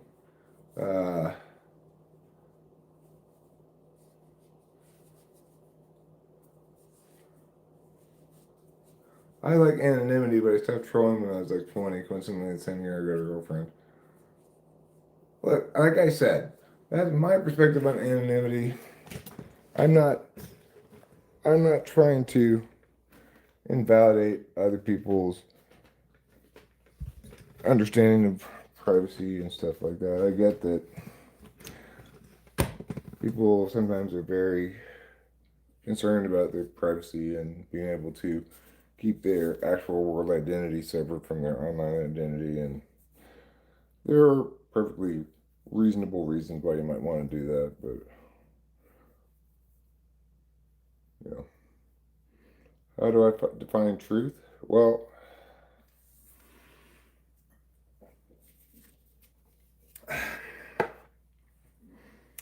I'm going to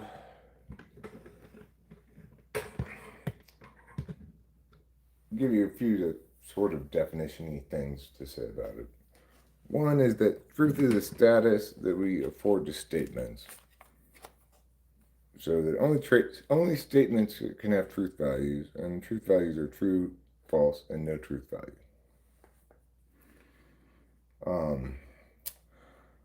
The next thing I would say about it is that the illocutionary implication of every statement is it is true that. In other words, if I say turtles have shells, it's the same meaning, exactly the same meaning as saying it is true that turtles have shells.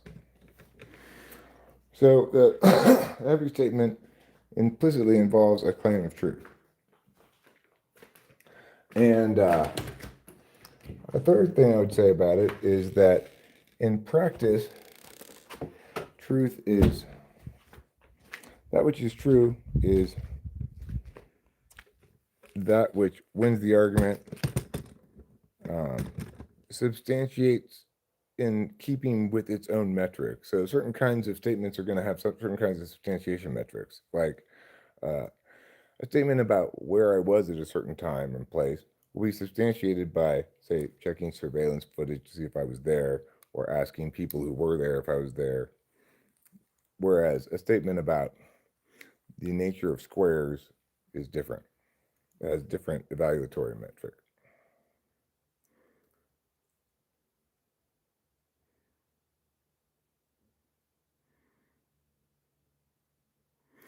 No, I don't think you need to have good reasons to exercise your capacity to be anonymous. And you have the right to be anonymous insofar as you have a platform that affords you the ability to do so, and you choose to exercise it, But my perspective is that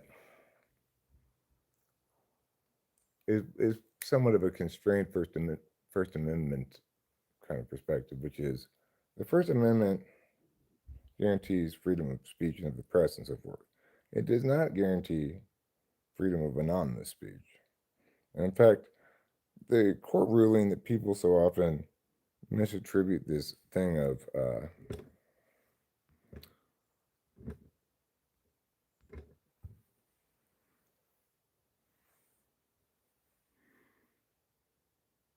no, he's copying you. Yeah. Well, you could go to that channel if you wanted and report him for impersonation. He also copied Hero Lamb and I think Acacia as well. So he's a real piece of work.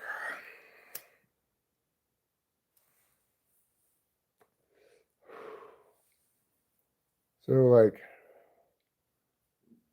whether or not a given statement is true is going to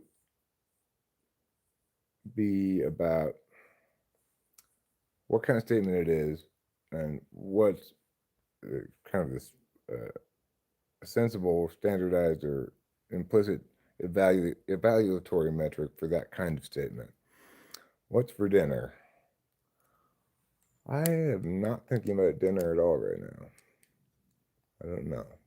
Maybe I'll make tuna melts later on when I want to make some food.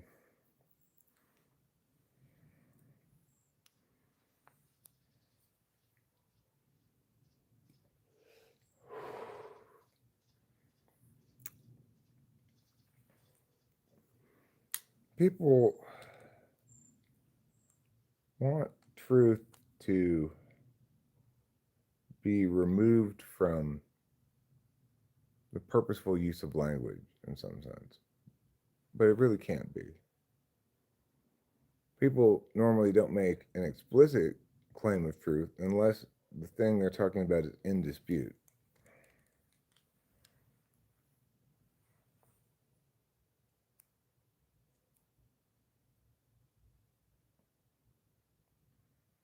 Who will he be next? I don't know. Ronald Reagan, maybe.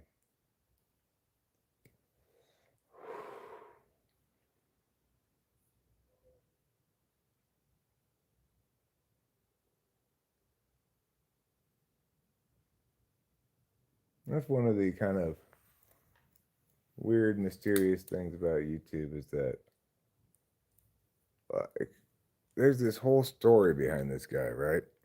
And he he's been engaged with me for some period of length of time, for who knows how long, who knows how many different identities, who knows whether this is an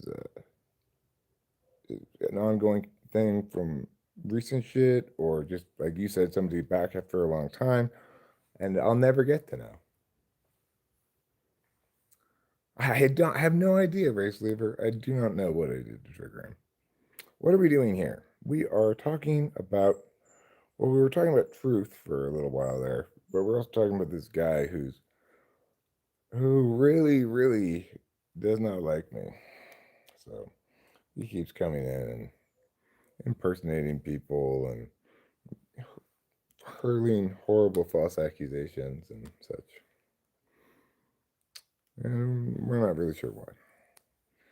And because I don't get to know the story ultimately, it makes me curious about it, I guess.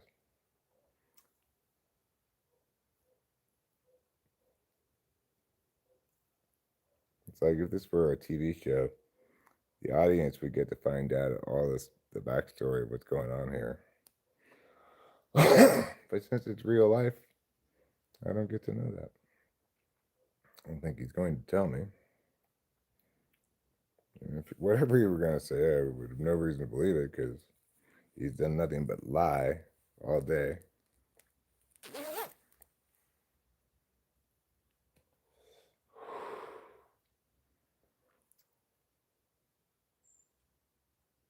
It really is a lovely day. The kind of day you want to take home to mama. Say, look at this day I brought home, Mom. That kind of day.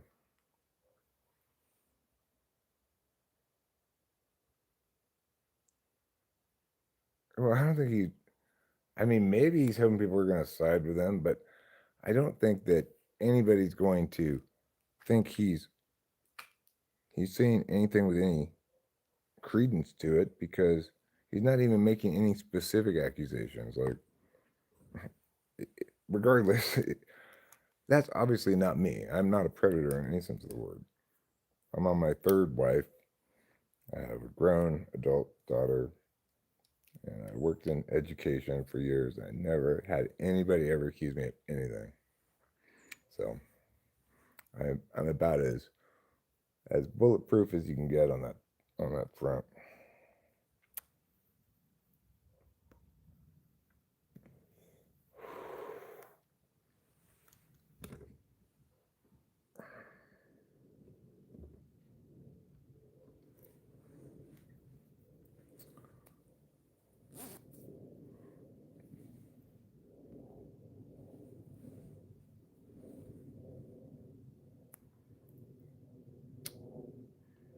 So obviously, I've not tried to do anything of the sort.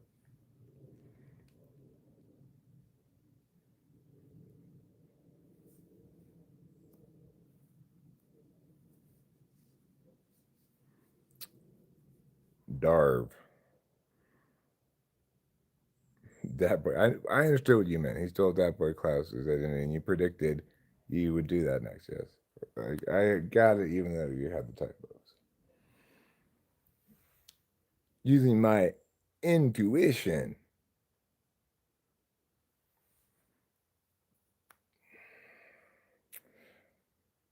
So we do have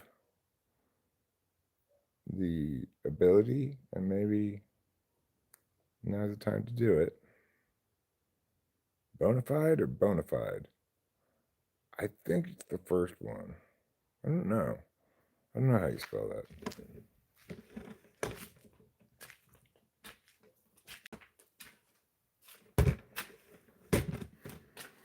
Okay. Now,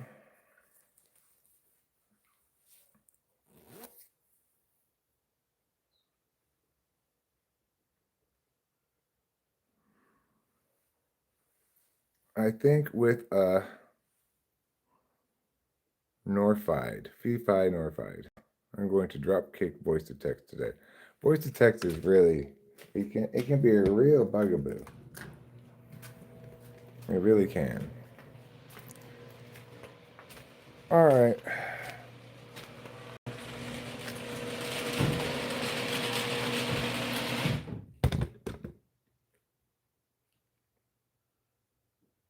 I could burn there again. Or I could burn down there. I think I'm going to put some gasoline in the car. Because it's running low on gasoline. It's kind of chilly in the garage.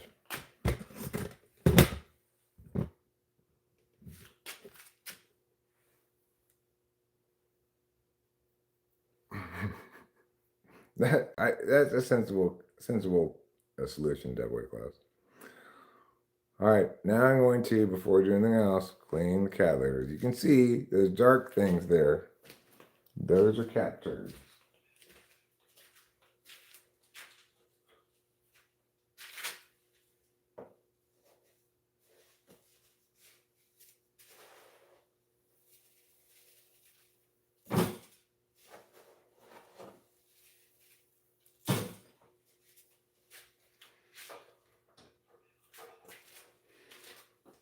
Voila! Now, it's time to put gasoline in the little car.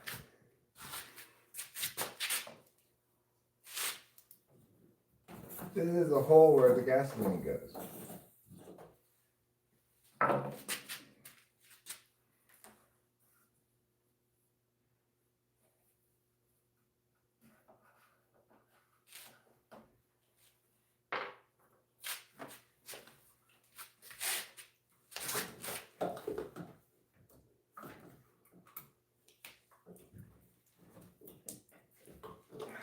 God damn it. I hate these goddamn safety things.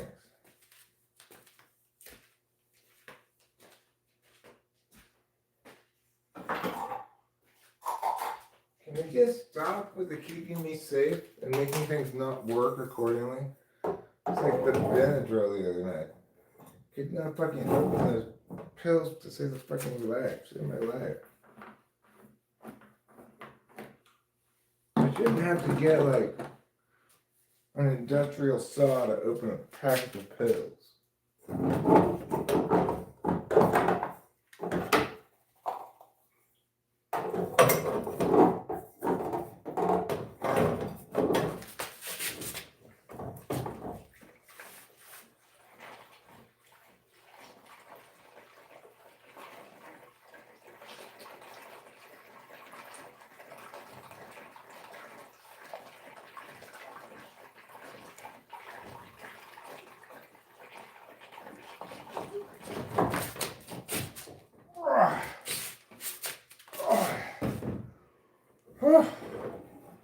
This is heavy.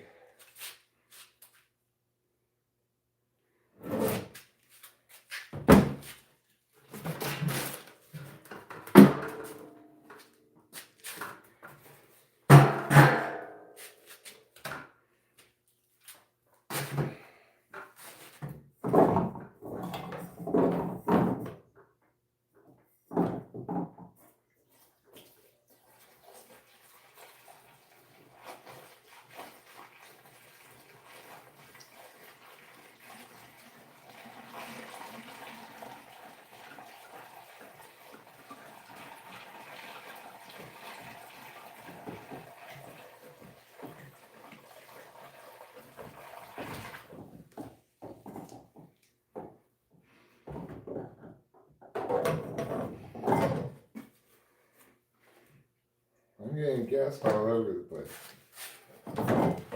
Well, that's okay.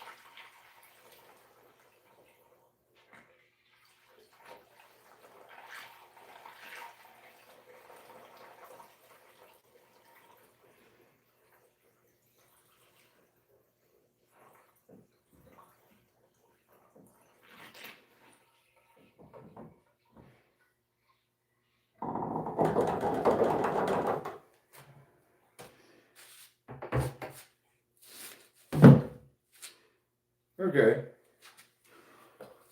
That'll do. I'm not sure how full it is. I don't know how many gallons it holds. But that's about 5 gallons I just put in.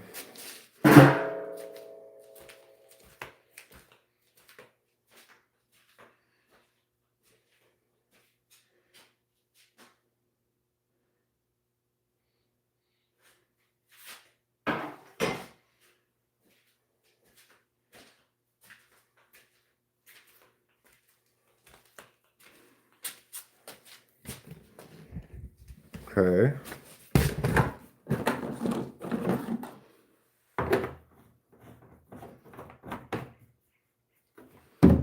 I'm standing on business.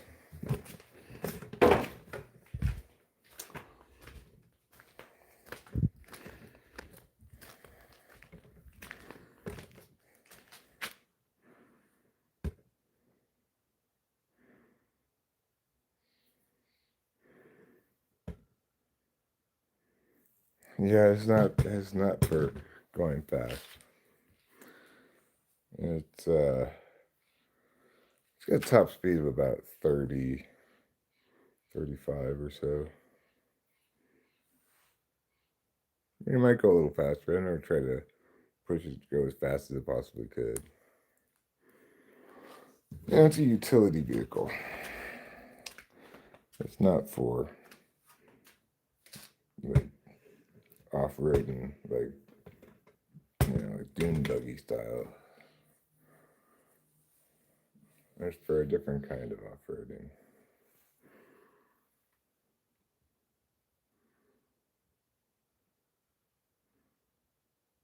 Wash my hands before I smoke again.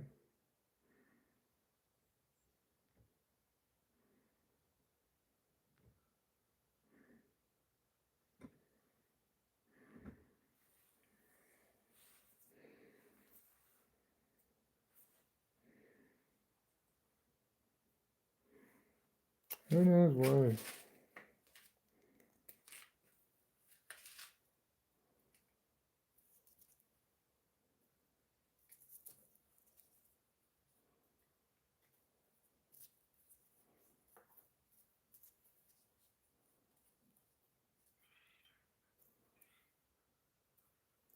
Okay, cleaned up those cigarette butts. I do need to wash my hands. They smell very much like gasoline. I should soup it up. No, I don't need to soup it up. It's perfect for my old bones. It's got a really good suspension so that even when I'm going over bumpy stuff, it's nice and smooth. And I take things very slow because I'm not interested in racing around and getting jostled.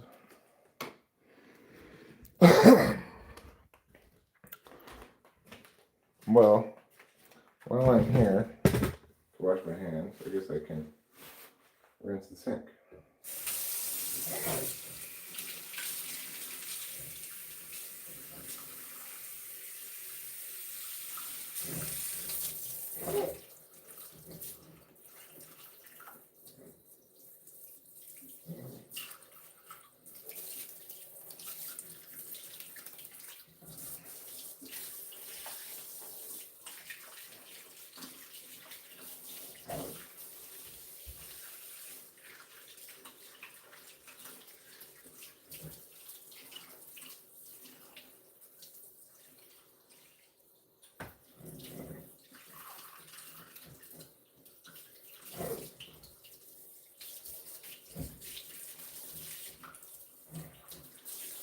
Yeah, that looks better. The sink does. Looks pretty clean.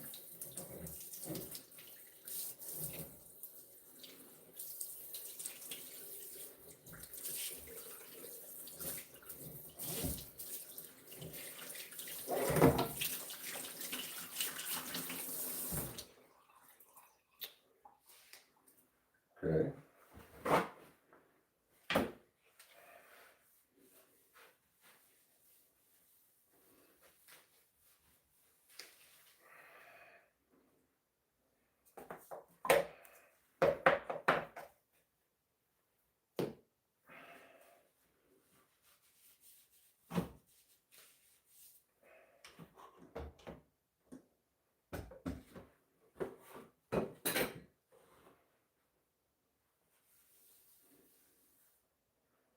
Okay. There. See you later, Race Lever. You see me here soon, it's probably him. Have a good one. Yeah, well. He didn't do very much at work to try to hide that it's him.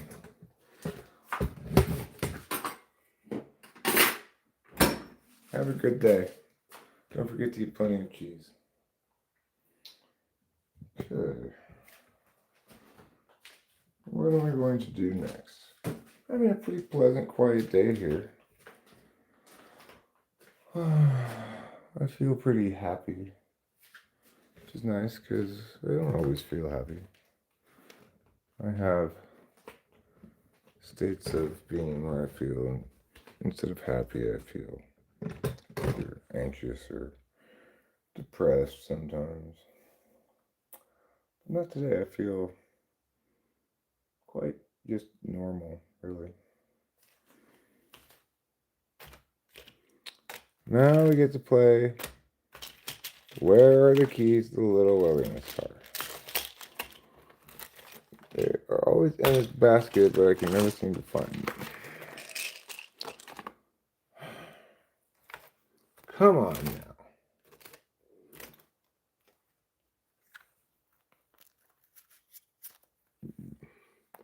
River.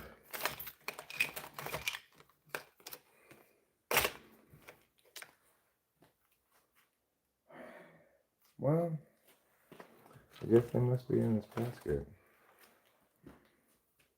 Right, there they are. There you are, you little devils. I found you this time.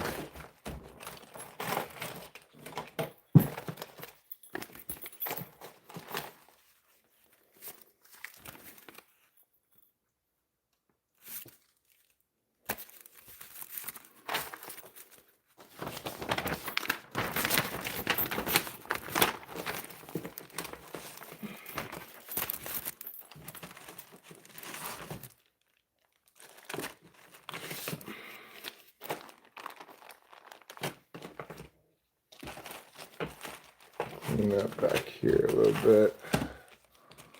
And push this back to the back.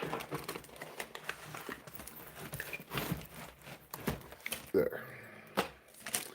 Alright, that's a little bit better. I don't know. Here we go.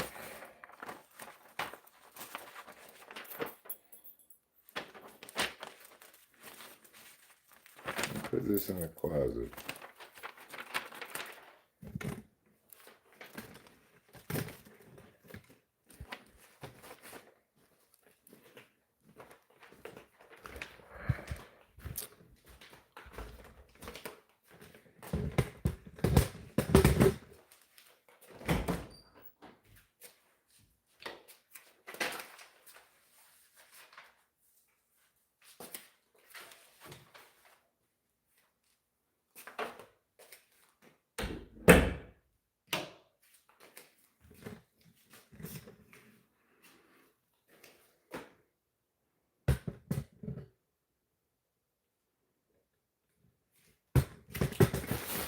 Okay, let's put this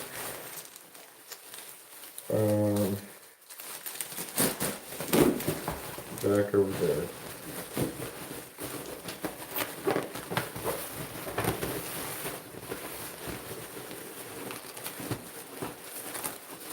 Along with this bag here. Let's get this one as well. Put these over here.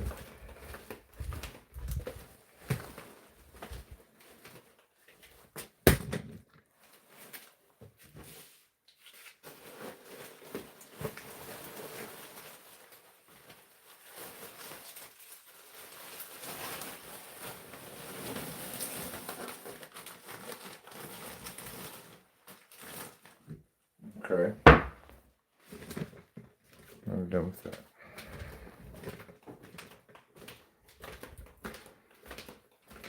I'm gonna get my shoes.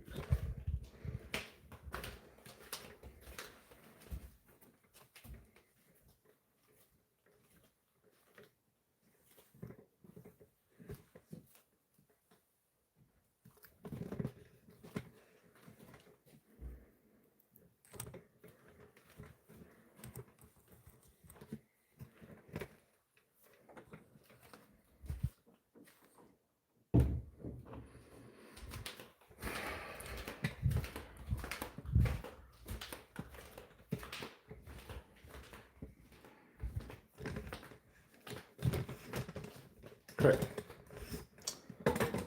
Now I'll put my shoes on. My feet. That's where.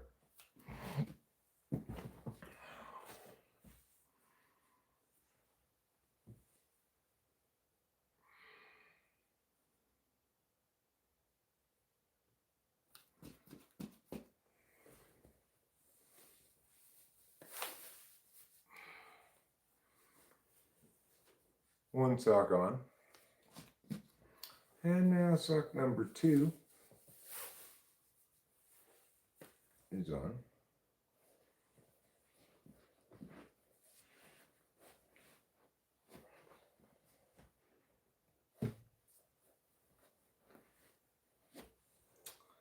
Both shoes are on.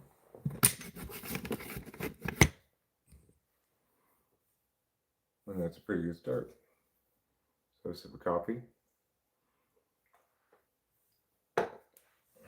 Where's the mouse? Over there.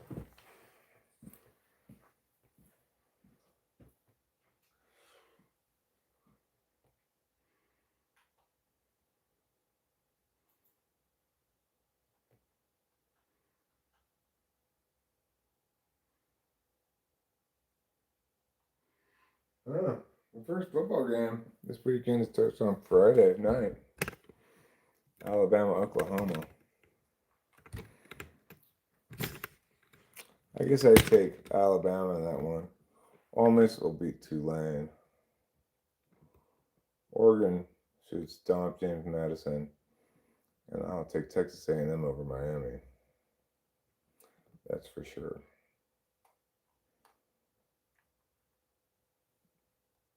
Tonight at 7 o'clock, the USC women's team is playing against, what school is that? Cal Poly Pomona, I guess.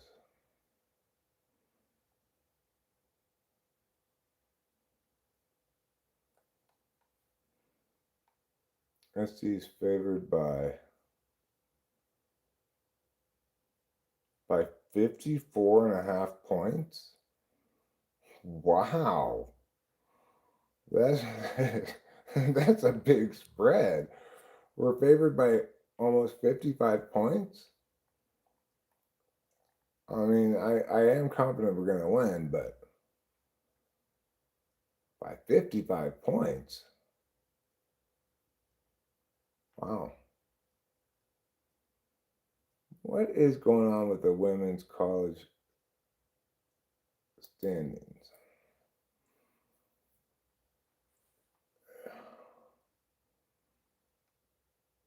Rankings, sorry. Not standings, rankings. So it's UConn, Texas, South Carolina, UCLA, LSU, Michigan, Maryland, Oklahoma, TCU, Iowa State, Iowa, Kentucky, Maryville. USC's number 19 with 3 losses, but I'm not worried about that. We've lost to only good teams. Sure, we got stomped by UConn, and that was a little demoralizing. But we're still really a top 10 team, I think. Yeah, we need to grow a little bit. We've got our team built around Jazzy Davidson, true freshman, #1 recruit in the country. Juju's out for the season because of her torn ACL.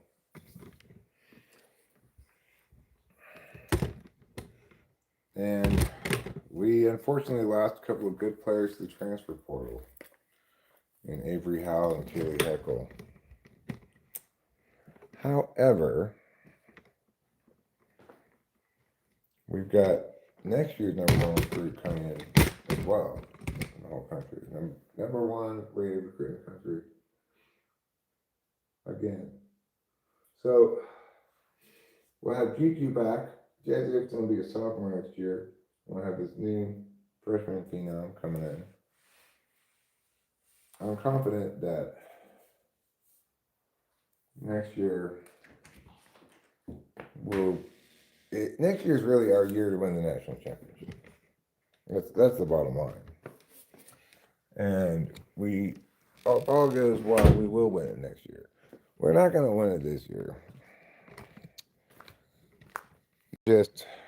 We got beat too easily by South Carolina and UConn to have a chance to win it this year. All right. So if I'm going to burn down there, I'll have to bring some gasoline with me.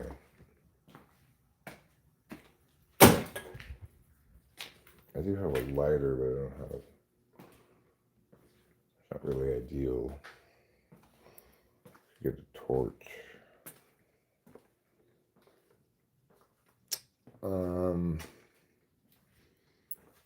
Okay. Well, first things first. Let's put some gasoline in there. We'll need that to start the fire down there. Heyo, Gil. How are you? Hope you're doing well. I hope you're in the mood for an outdoor activity, because that's how we're rolling today. Right, torch. That's the next thing I needed. We're going to do a prescribed burn. Who's prescribing it? The doctor of the forests.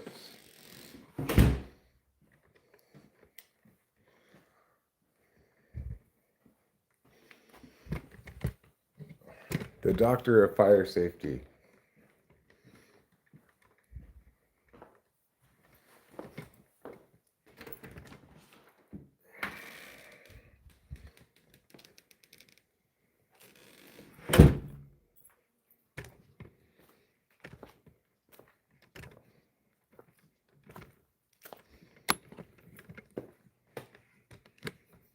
All right. Down the hill we go.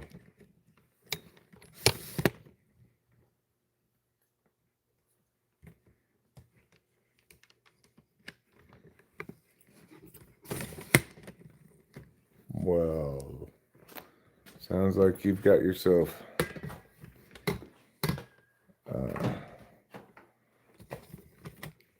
assemblage of consumables.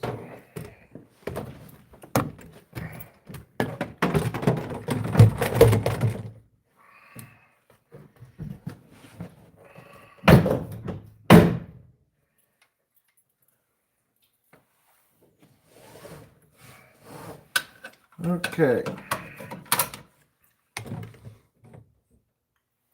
Over the hills and through the woods to grandmother's house we go.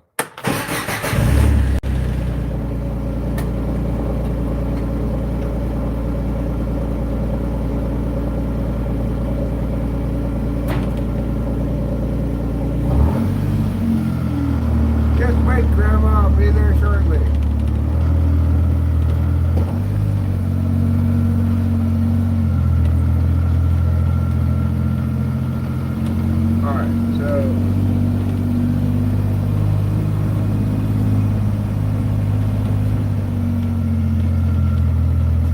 Stop here for a minute.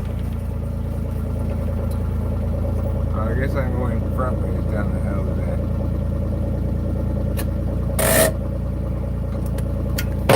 Oh.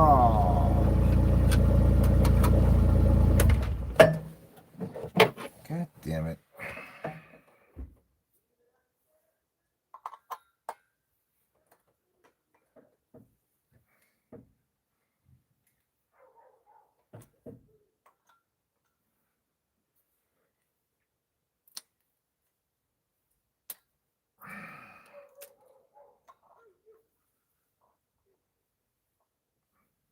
Good. It's my neighbor Jared.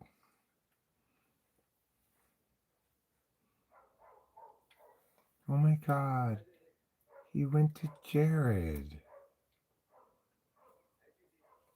He went to Jared for one reason and one reason only. It's because every kiss begins with K. Alright, well, you just stay here, Torch. You guys can come with me.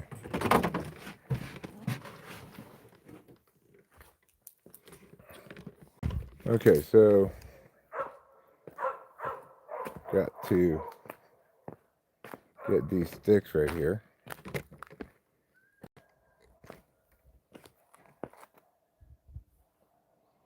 These ones.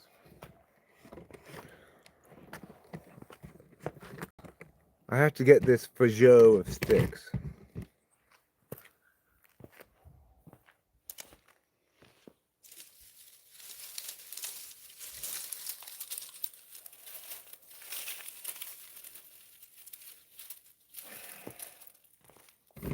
Okay, I've gotten my Peugeot.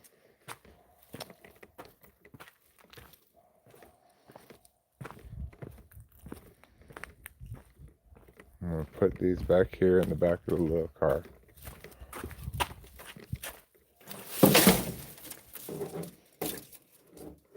We're going to burn them up. Burn it up,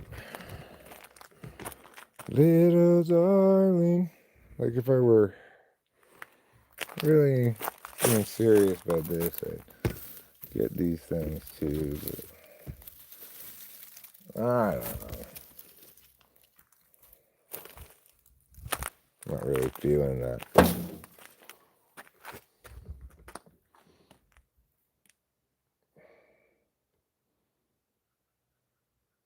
Just whatever.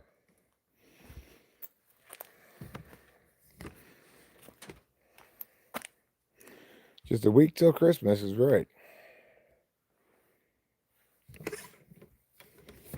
The day when good old Santa Claus comes to town.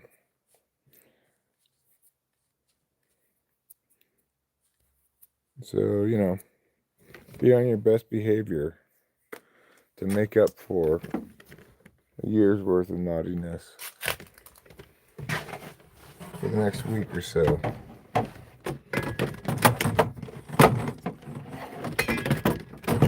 Also, don't try to stay awake to see him, okay?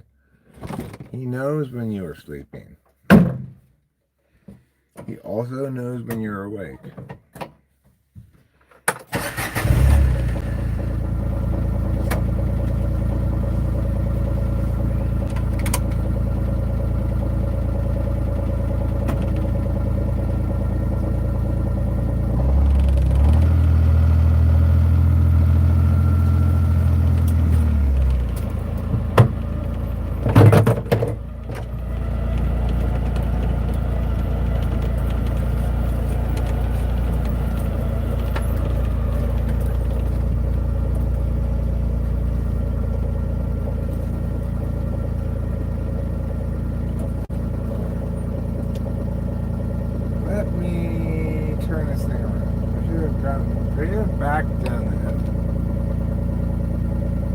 That's right, so be good for goodness sakes. I tell you who's not getting any present from Santa this year is that guy who was in here earlier pretending to be everybody, making warlock false accusations. He's getting shit in his stocking for Christmas. Santa's not even going to give him any coal. This guy. Yeah, right on cue. This guy's the one I'm talking about.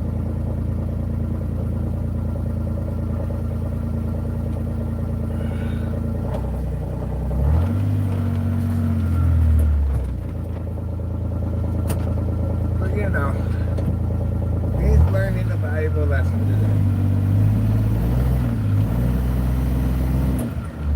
Namely, it doesn't matter how often he comes back, I will just keep hiding him.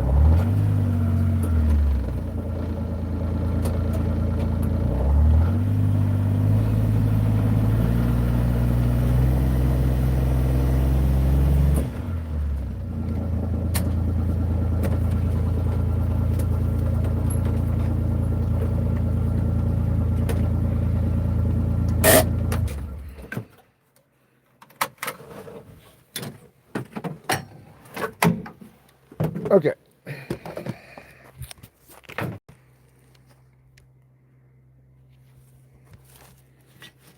Yeah, it does. It runs on regular gas.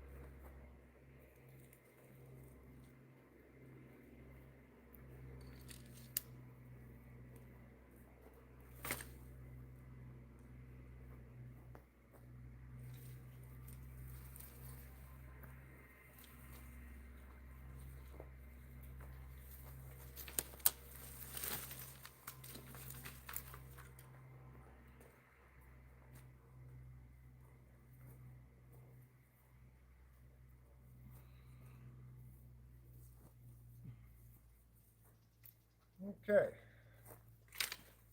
There's our pile of sticks.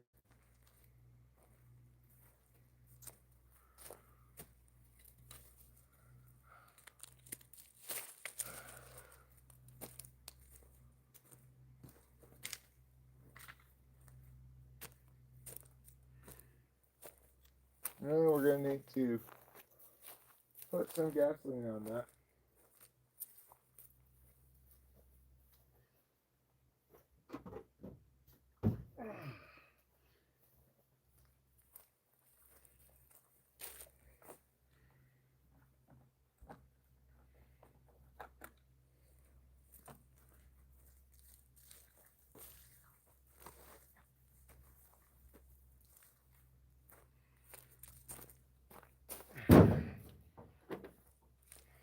Now we get the torch.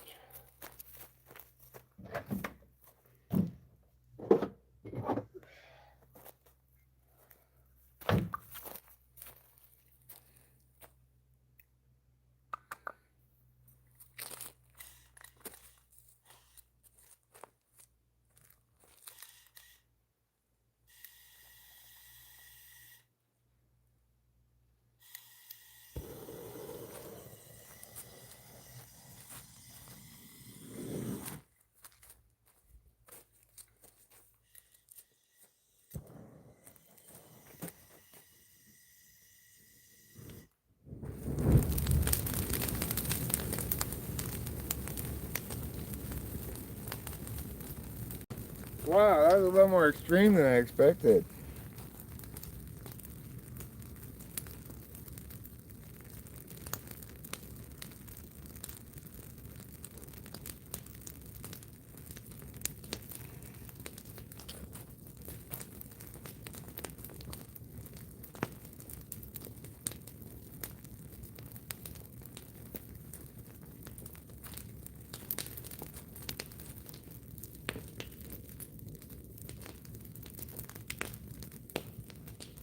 That's pretty extreme, huh?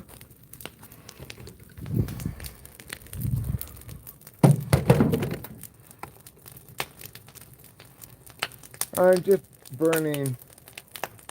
You're supposed to burn your forest litter waste up here. It's prescriptive burn, you know. Thank you, Acacia.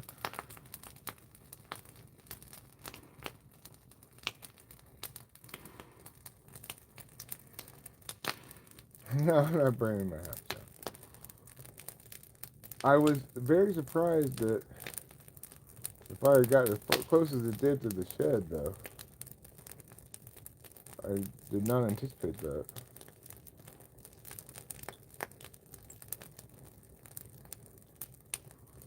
Regardless, it should burn up nicely.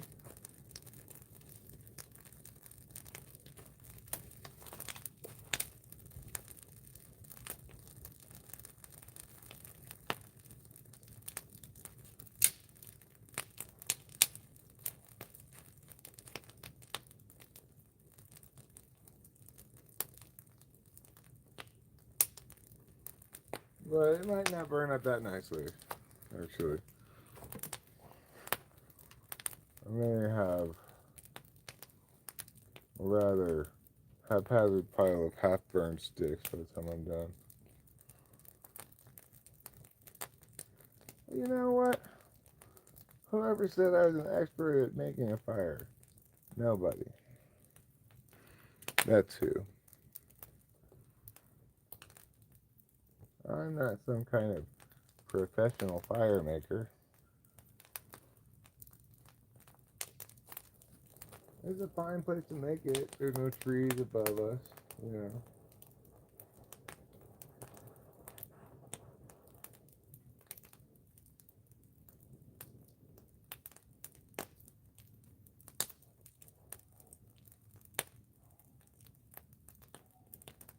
But it's pretty obvious that we're going to have substantial parts of this unburned when we're done. So we're going to have to figure out what to do about that then. In the meantime, I might as well toss another few shrimp on the Barbie.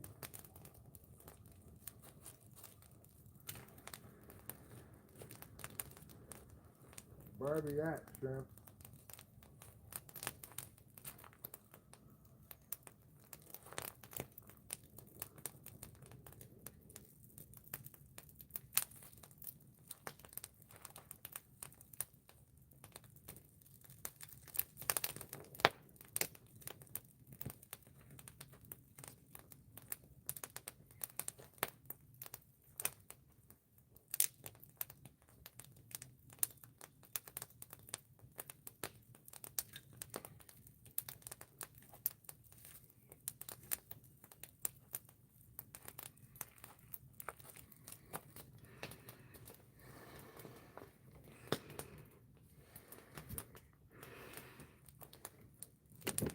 There. Coming along.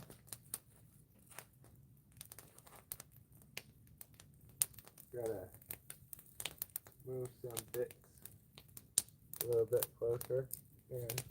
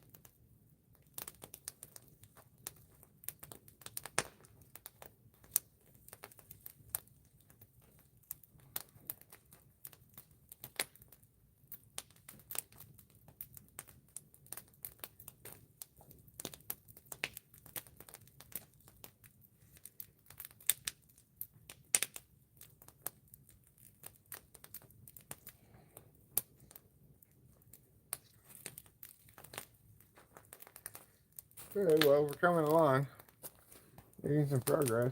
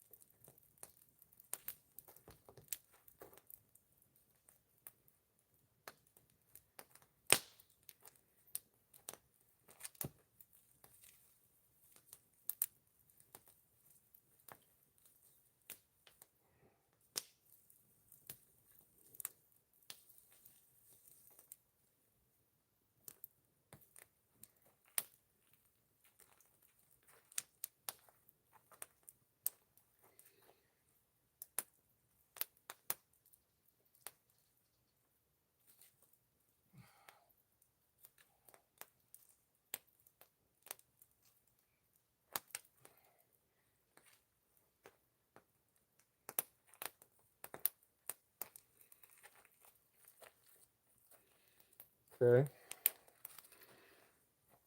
We're doing an amazing, amazing job.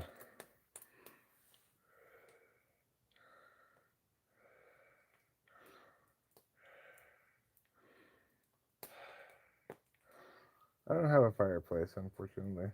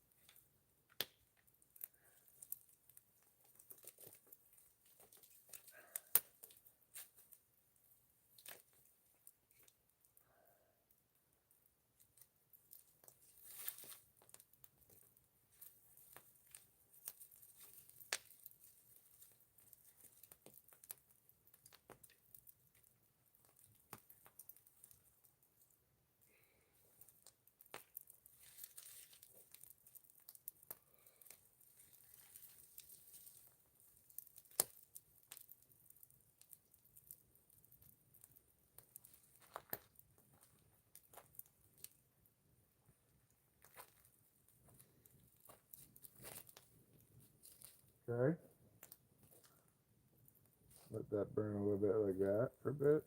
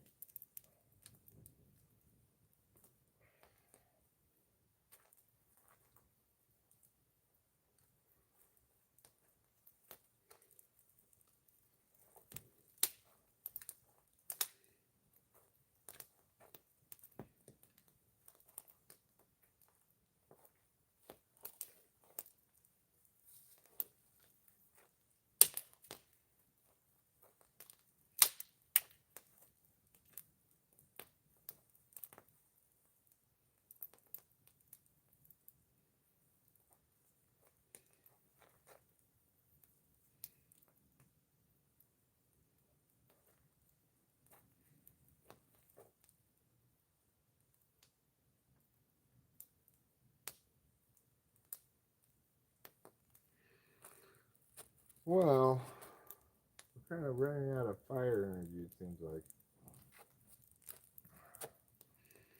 Let me put a few more sticks on.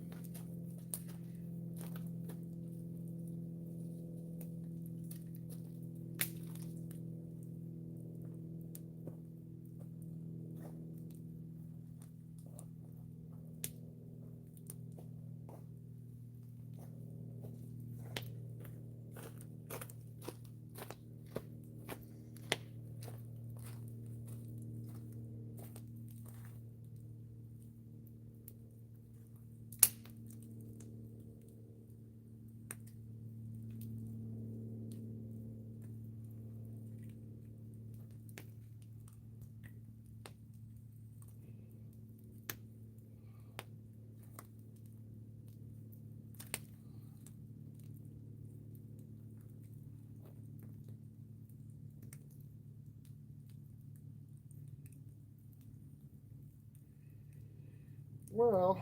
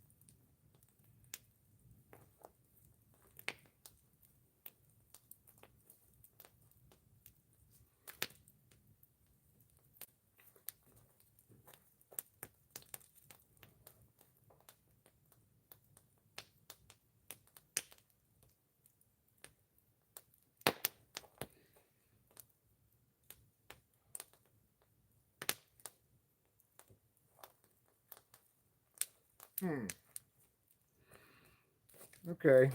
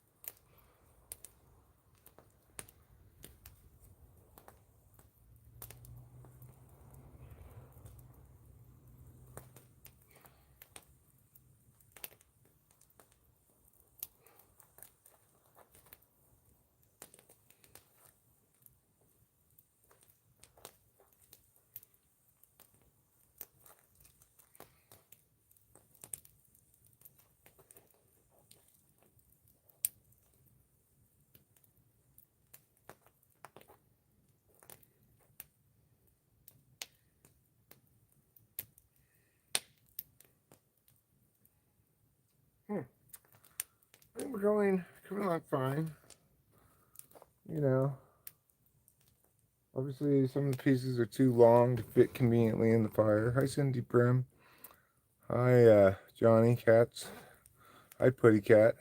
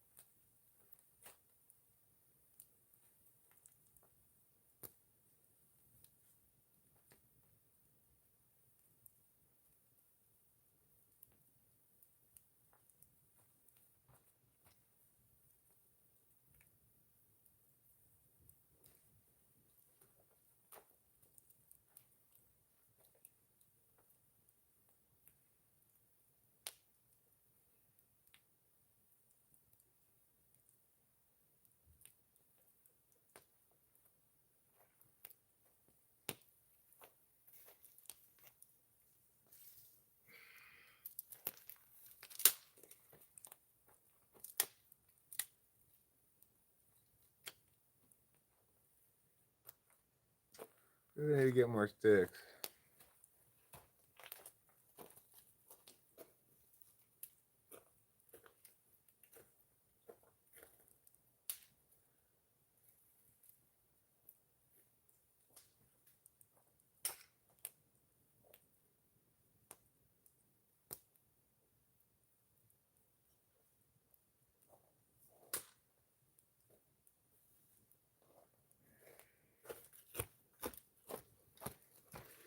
I want to burn up all these big pieces of branch.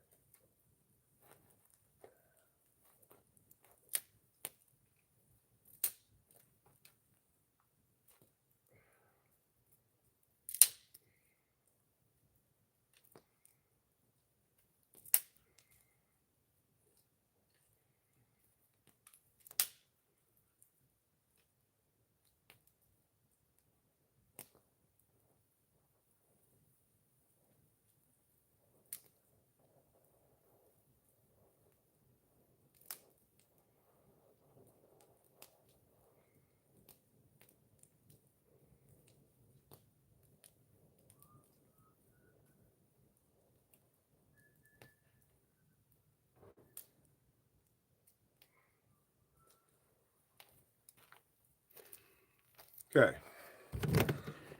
Let's hope that does some additional work there. I started with gas, and it was quite a big surprise when I blew. But I've got it in the right place to burn, you know. There are no trees overhead, and the right time of year to burn, right conditions, it's not windy, the ground's still pretty wet.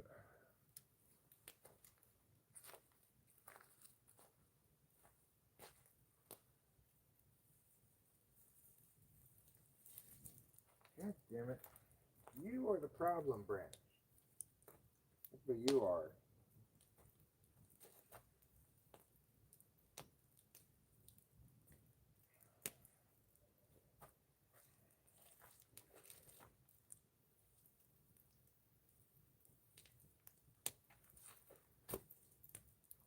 You're another problem branch.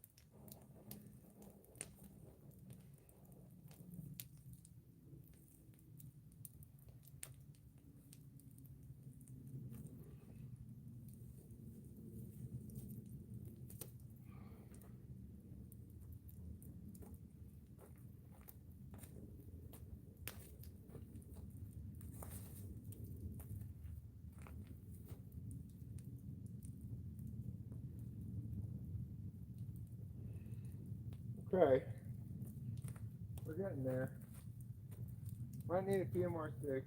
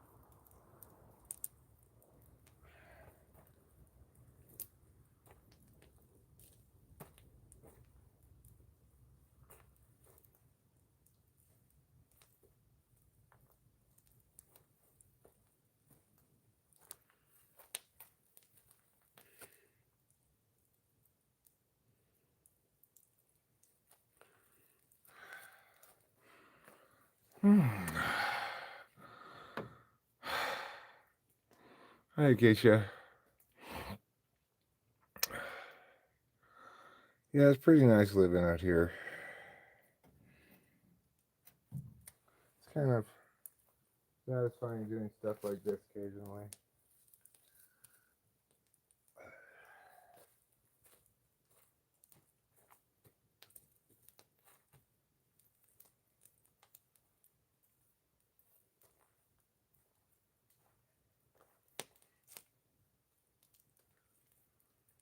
God damn it. Hot.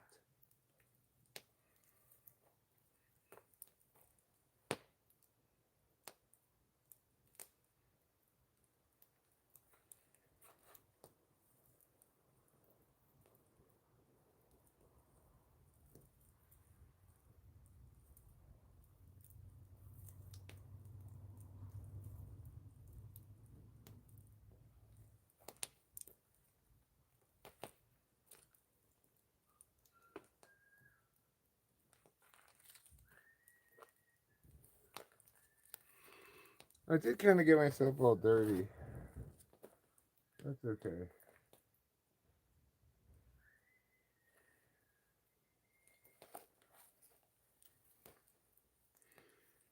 Let's see. How about I put this on there? A little stick here.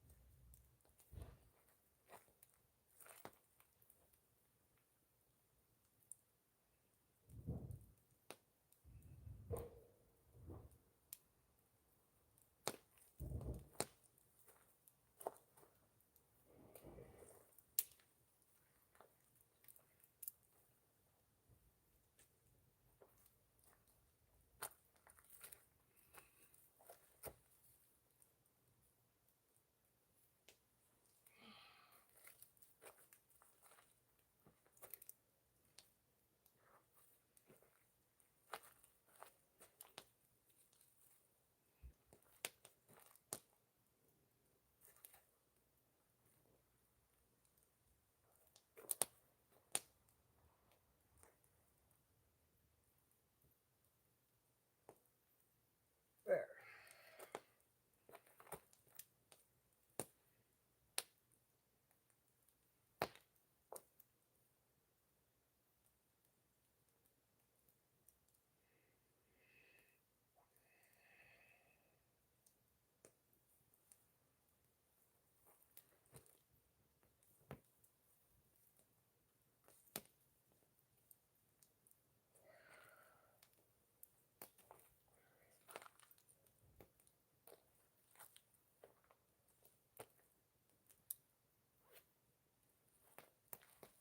Right.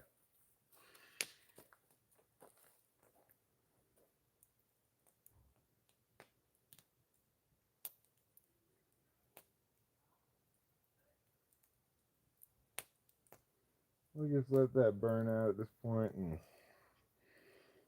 figure we'll deal with the scraps later.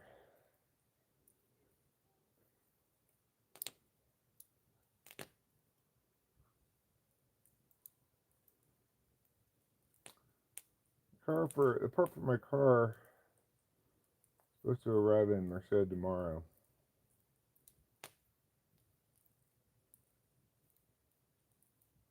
I'll have to find out how long it's going to take them to do it once they get the part. It is a happy little fire, right? One nice thing appears to be that our spite monkey, persistent spite monkey, has apparently given up. So that's kind of nice.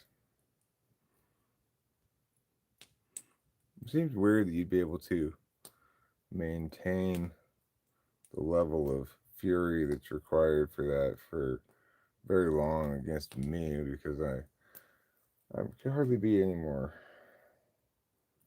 placid, you know.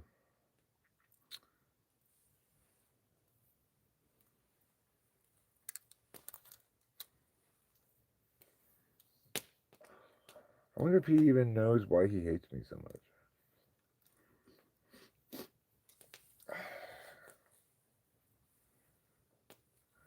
I wonder if he's ever asked himself that question.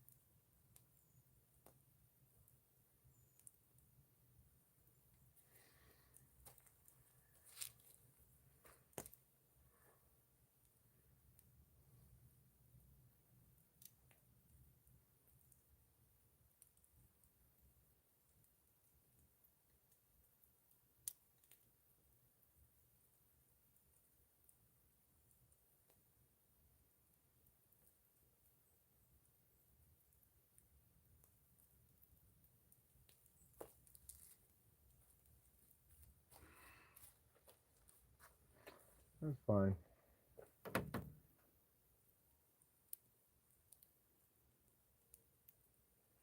I'm not gonna leave it unattended though, so I just wait for it to burn down as much more as it's going to, and then I will stomp it out.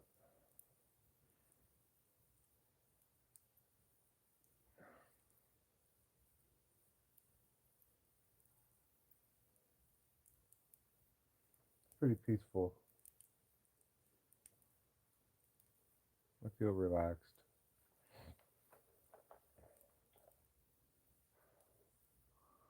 I haven't really been feeling relaxed that much lately.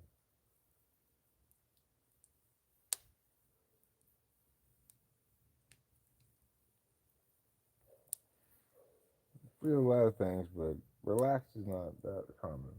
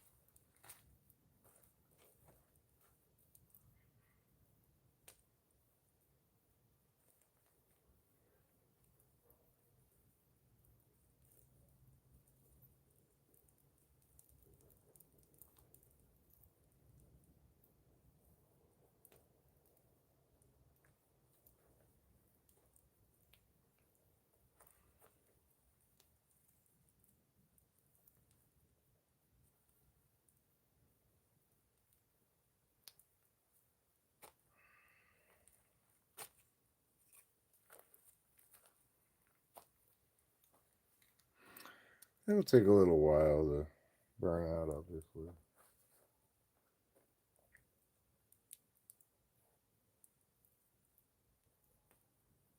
Well, that's just fine. When you're having a relaxing Thursday, you don't need to rush the fire. Maybe if it were a manic Monday, but a relaxing Thursday, just let it do its thing.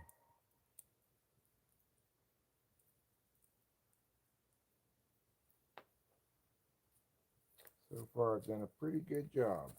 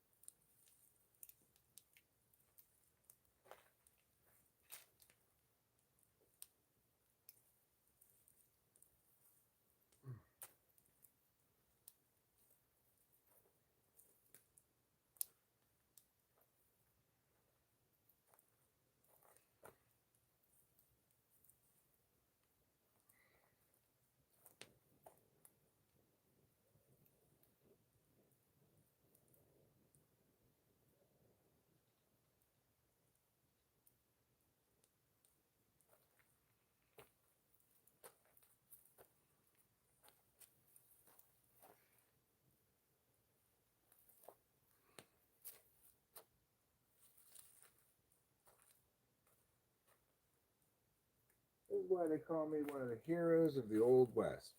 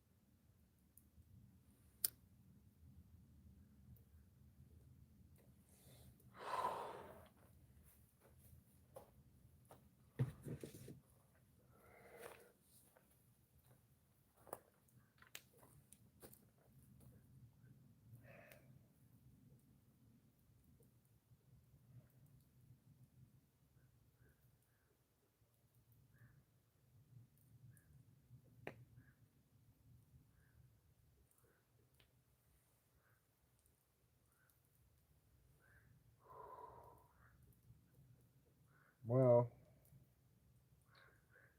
we're nearing the end of our prescribed burn.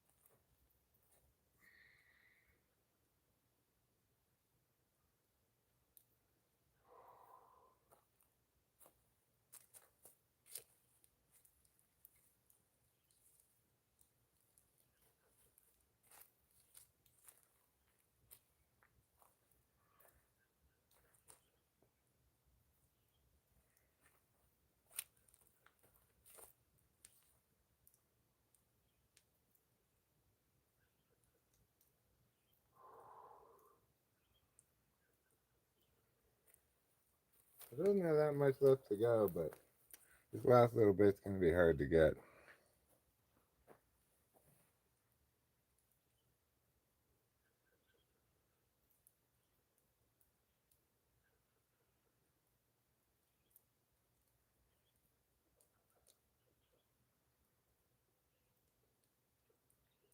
if I had a whole pig to cook, I could, in theory, dig a hole here and do a luau.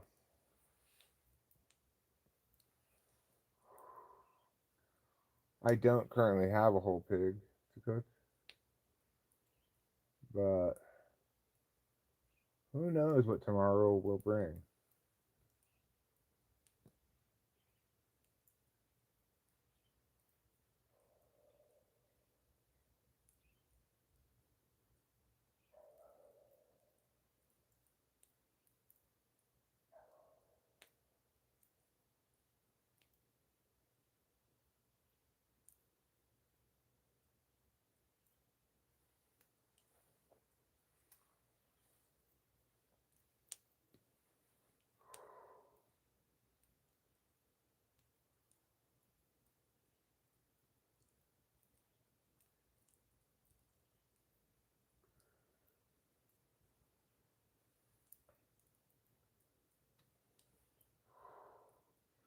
Actually, got a pretty good little fire going there underneath the root ball.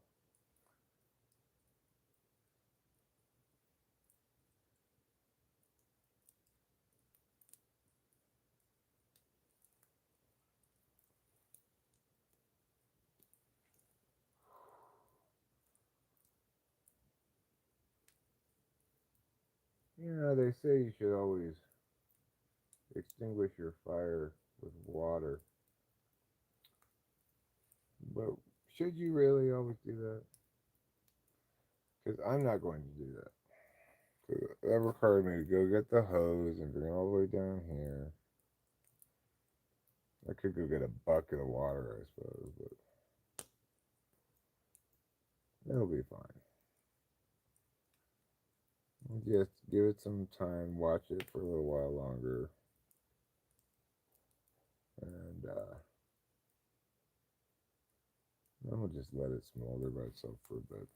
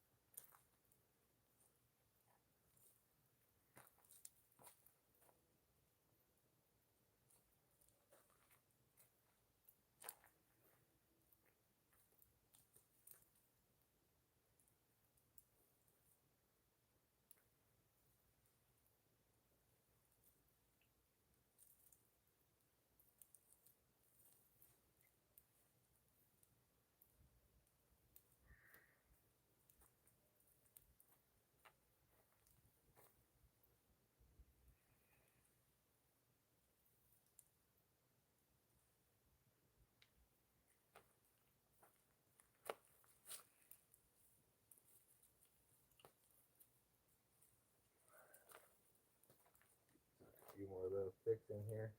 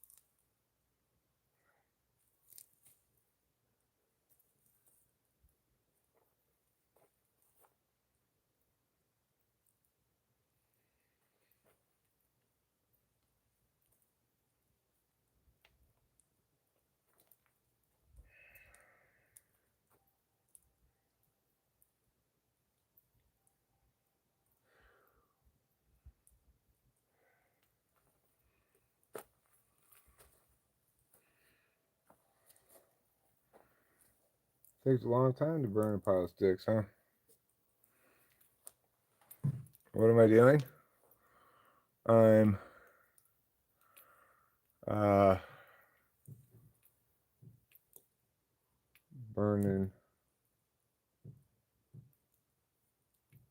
burning some sticks. What does that determine? Nothing really. In general, I think that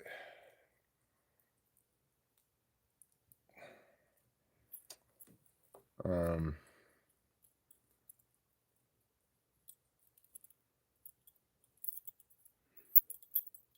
well, it doesn't really determine anything. I don't know why I asked the question. I might have been trying to verify something else, but I'm not sure what it would be exactly. There's certainly no hard firm rule. Although I would suggest that like ENTPs and INTPs are much more likely to be musically talented than visually, probably. Because being a heavily word-based type means linking to auditory stuff more than visual stuff. Because even written language is fundamentally, first and foremost, auditory.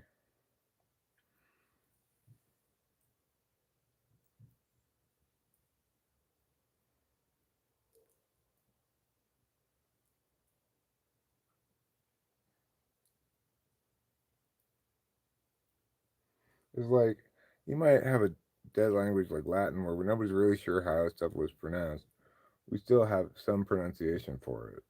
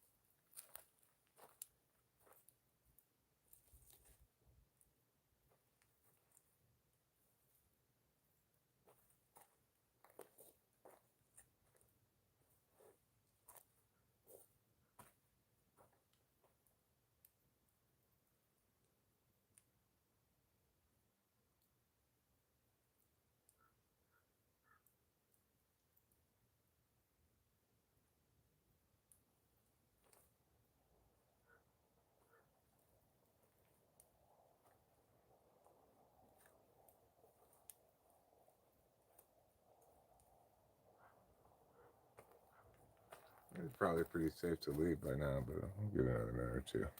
Hi, Daniel Berry Sports Highlights. How you doing? Put that back up in the front.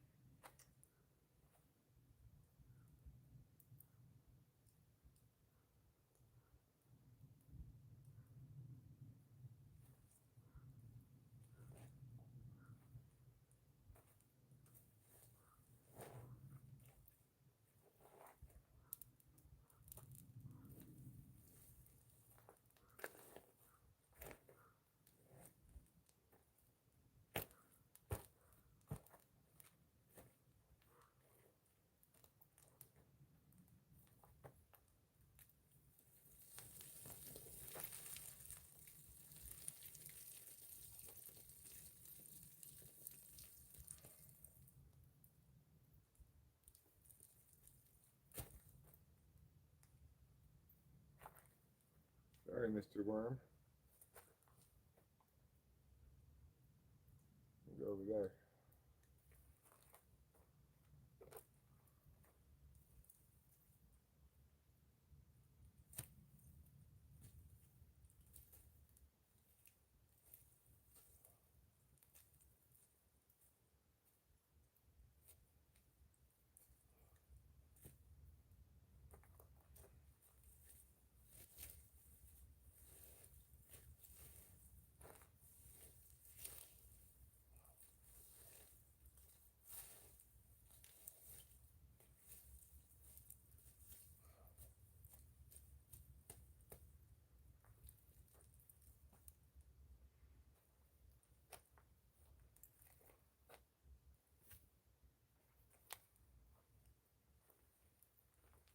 Good enough.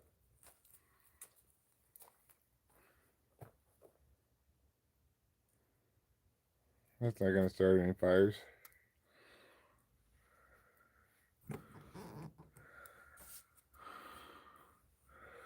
What other types of musically talented? I mean, like I said, I'm not sure how much is linked to a function, but I do think that people who are more verbal tend to be more auditory. But that's not necessarily the case with, say, INFJs. They make some of the best music of all, and they're not very word heavy, particularly.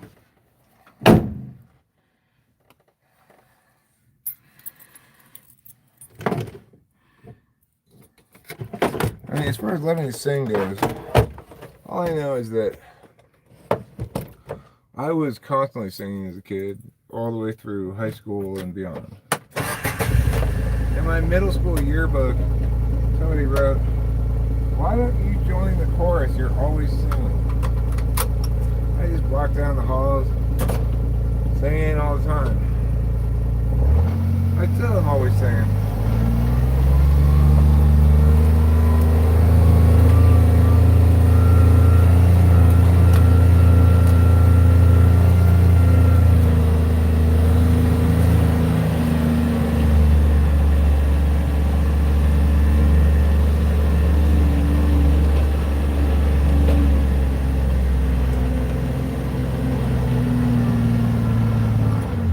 I think it's fair to say this thing takes 5 gallons of gas, because it was pretty empty before I put in 5 gallons, and it's all the way full.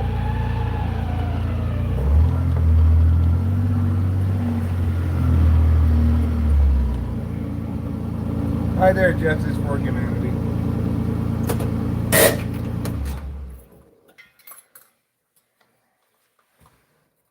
Hopefully, you're not another incarnation of that spike monkey. But it wouldn't shock me if you were.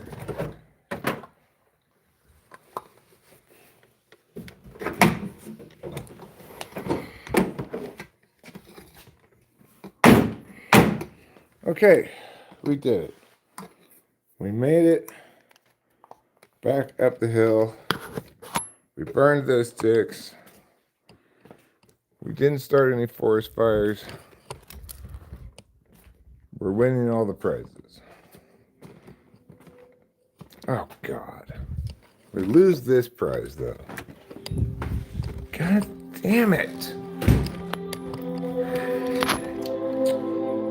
This fucking TV.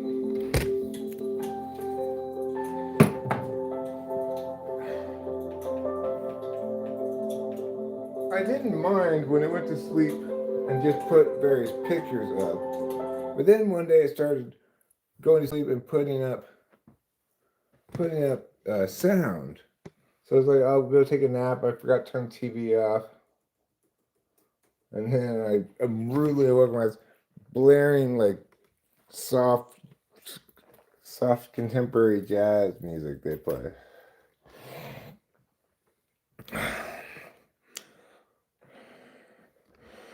We are Charlie Kirk.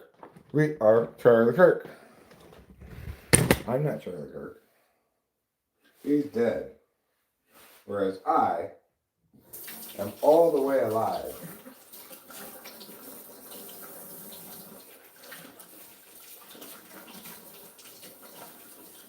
I'm not just partially alive. I'm all the way alive.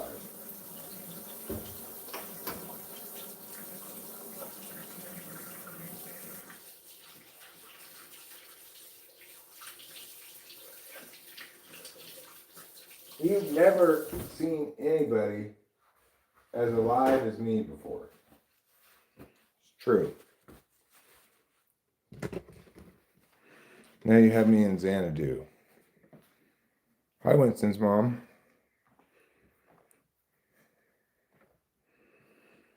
Well, we've gotten a couple of things done today.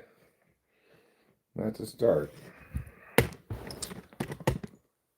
And for those who haven't heard, my part is due in Merced tomorrow. So that's a relief to at least have the tracking happening. Like I can look and see how far along it is and stuff. Will that mean I'll be able to get the car back tomorrow? Pretty iffy, seems like. But it's possible.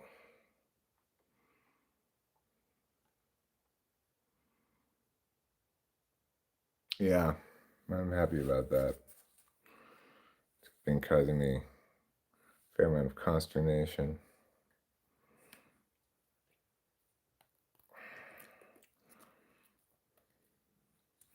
But you know, I've had some good luck at the casino last few times I've been there. Makes it hurt a little less. Last 3 times I won $700, $10, and $500 respectively. So you know, an extra $1,200. That helps.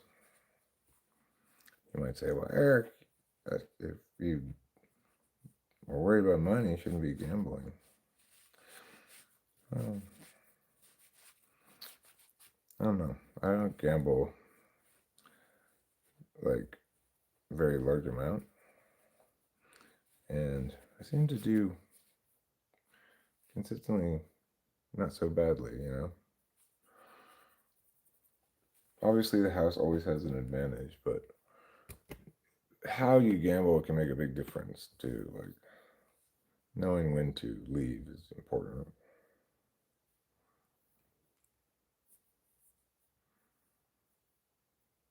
So that's been fun doing that. It is a very soothing activity as long as you don't lose too fast.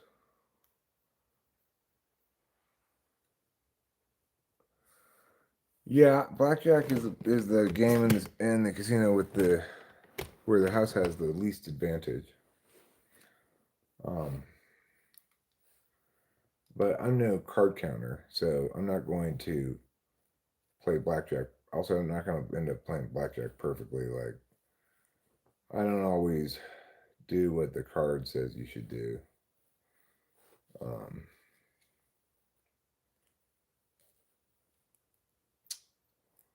But the games at the casino that I like are blackjack, Spanish 21, which is a variation of blackjack. I just went there last night.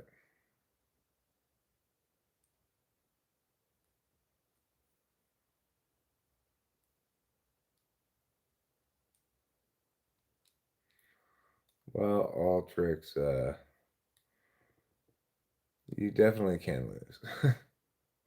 And when you're losing, you want to quit, for sure. How much did I win? I won $500 last night. I started with 200 and ended with 700.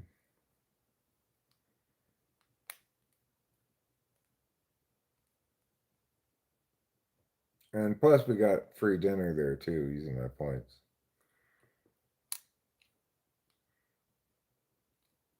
It's easier than you think. Even with multiple decks, I came in second place in the blackjack tournament. My friend came first. No, I get that it's potentially easier than I think. It's just that to play that kind of advantage play, first of all, at the regular blackjack table, I need a pretty big bankroll because it's $25 minimum bet. And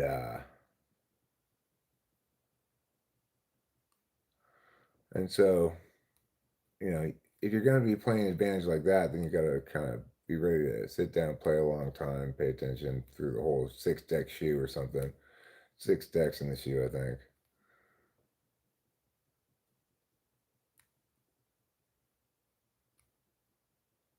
So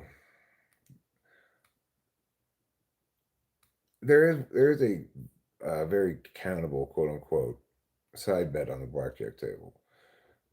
I like to go to the blackjack table at the beginning of a new shoe, and if I get through the first couple of hands, maybe first 3 hands without seeing a jack pop out, then I'll bet that side bet of Jack showing up.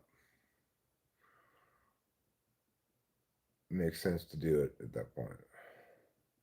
But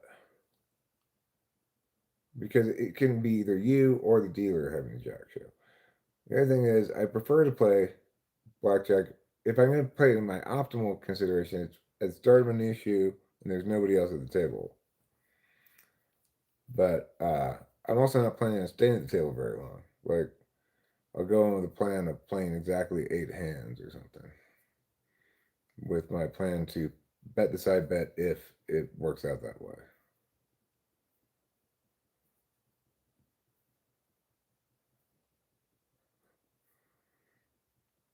Is blackjack a racial term just like jingle bells? Jingle bells is a racial term, huh? I sit at a table with real dealers. Real dealers. And unlike Vegas, a lot of places in Vegas, Chuck Chansey pays 3-2 on all blackjacks at all blackjack tables. And they also have 00 roulette.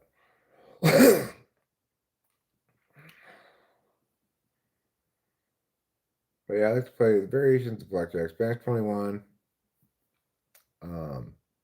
regular blackjack, or what they call free bet blackjack.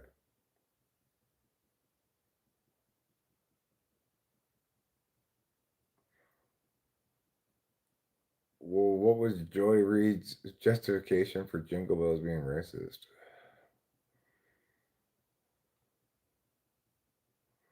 Well, they do have double jack blackjack at the casino down here, but I don't like to play double jack blackjack because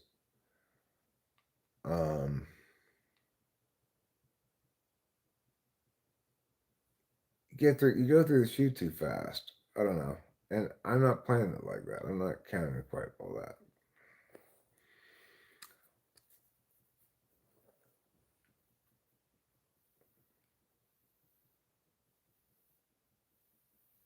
I like to play Ultimate Texas Hold'em.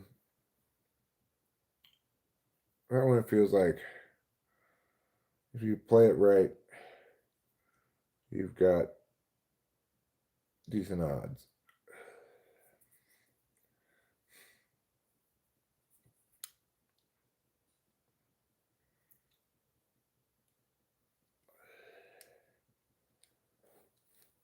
I do like to play 3-card poker occasionally, but that one the casino has a big edge in the 3-card poker. So I feel similarly about Chase the Flush. I like to play it sometimes, but I don't think it's a good game to play particularly. And I do play roulette sometimes, but that's not a particularly good game to play either. Craps, I just don't get it really. I've tried playing bubble craps a few times.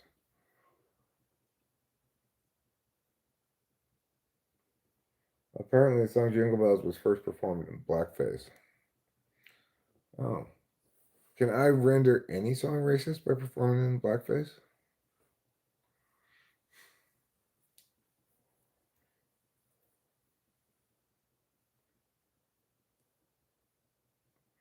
That's why people don't watch Holiday Inn anymore as this Christmas movie.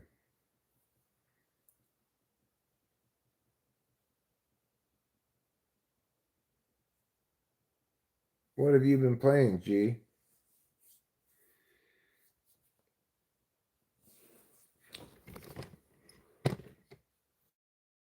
What was that say?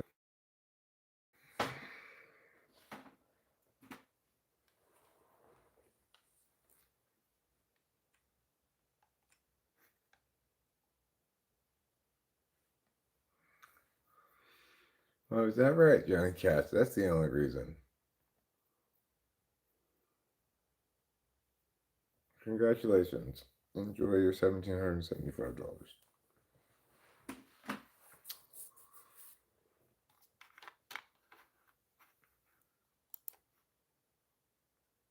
Holiday Inn is pretty crazy. It's like, but no, that's not true that blackface was only done to pick up features and stuff. For example, if you watch the movie Holiday Inn, They're a hotel that celebrates every holiday and has special shows for it and stuff. So one of the holidays they celebrate is President's Day, and they have Bing Crosby and the white girl for some blackface with these really like these really like buckwheat style cornrow things coming out of their hair. And then after they were singing like a musical number that was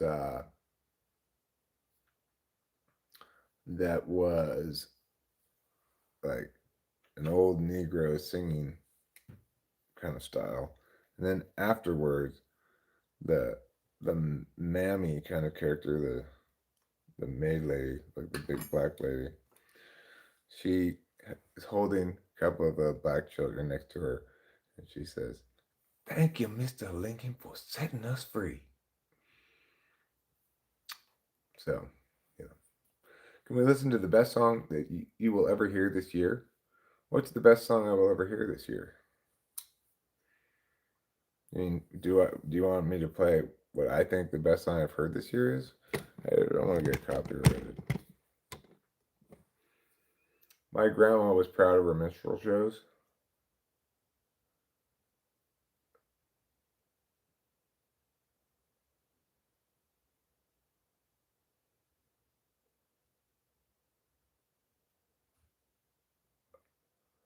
Oh, I mean, you're recommending a song to me. Sure. What's it called?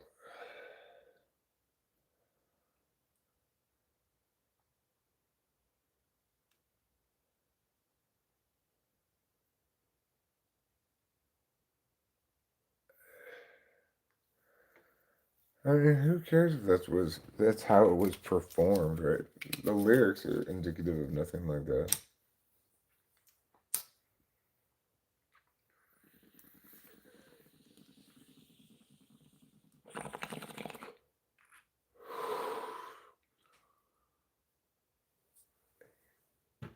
Hinge DNA. Okay.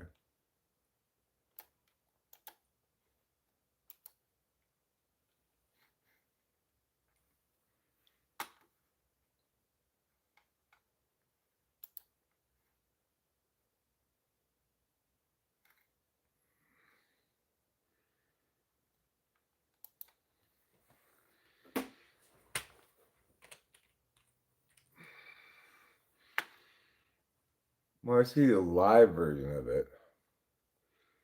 I don't see a studio version of it.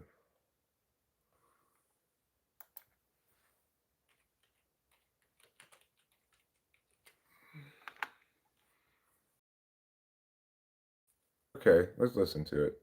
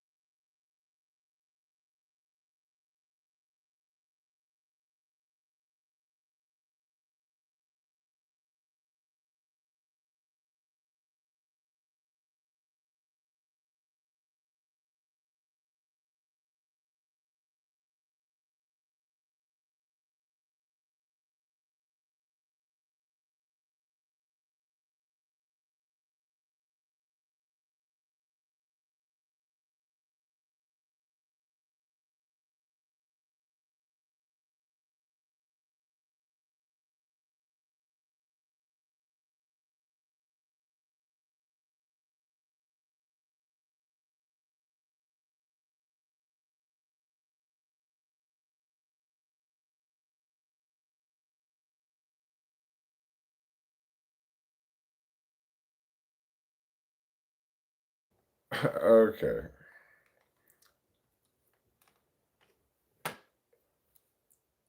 It's very strange. You know, it's it's got a good sense of like, coolness aesthetics, but it's not doesn't qualify as songwriting per se. You know, it's like no, I didn't watch the live version. I listened to the studio version. I mean, the live version is never as good as the studio version, and it's inherently the case.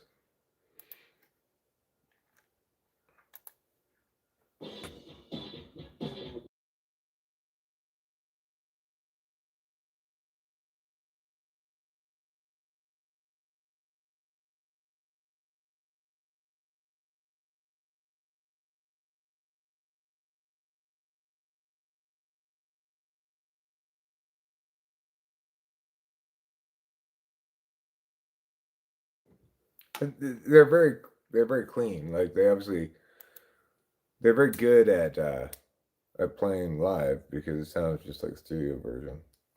But you know, it doesn't matter what kind of costumes or whatever you put on. It doesn't change the music. But I do think that they seem to have a good aesthetic. Like I said, it's just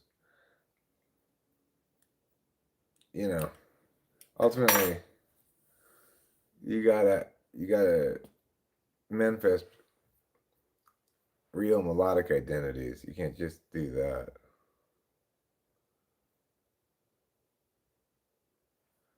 Yeah, I have seen their costumes. No, no, I get it. I get it. It has its appeal. It's not terrible, right? And it's cool. It's just not a song, right?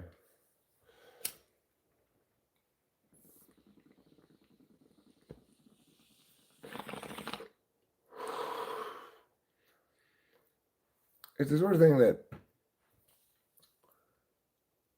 I might.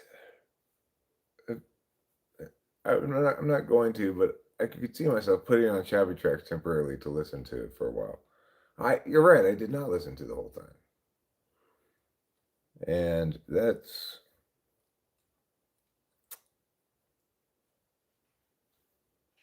I listened through the verse into the chorus. I got the gist of what they were doing melodically, which wasn't really anything. And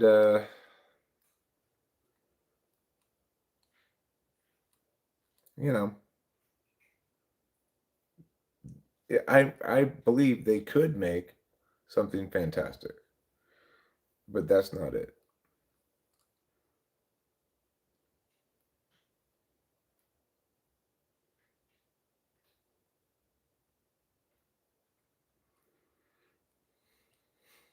I mean, I'm pleased that you shared the link with me. It was worth checking out. We're trying to learn about the human festival known as Christmas.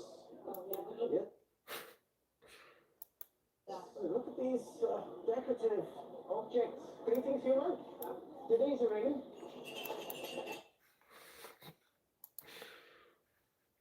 What silly guys. Those are some silly guys. That's cool. I appreciate silliness. I appreciate wizardry. It is interesting. It's not bad. I'm not shitting on it at all.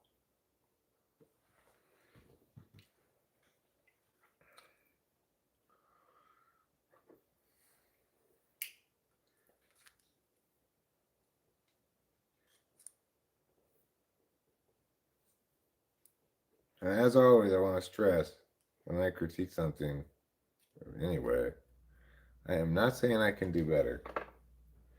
Music's a bitch. It's the toughest mistress in the world.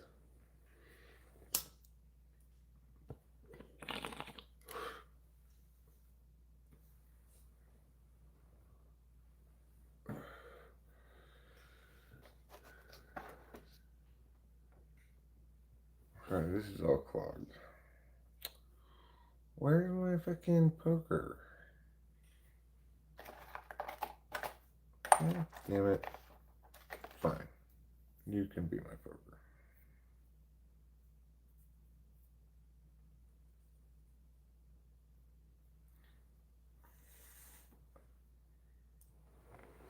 Alright, just. God damn it. Can you just not get clogged constantly, please? Can we just stop with this clogging? I don't like it. It causes me consternation and feelings of ill will.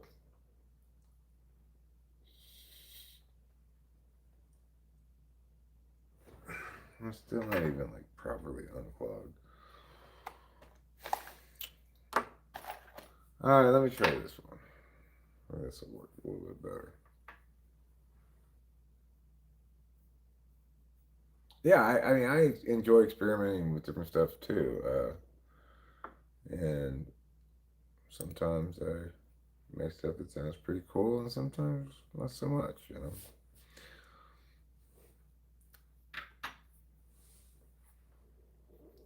It's hard to make music. It's like incredibly hard because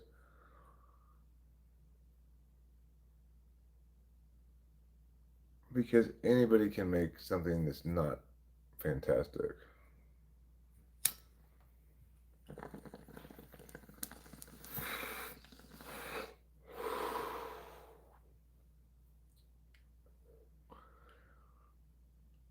If I had my way in the world, I'd be, I don't know if it's hard to say this or not, but I would like to be more correct in my music and less correct about everything else.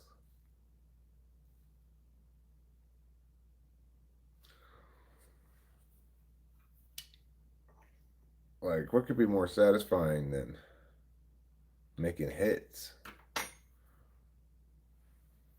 Sure, you still get some haters, but you'll ruffle a lot fewer feathers ultimately than you will being correct about correct in unpopular ways.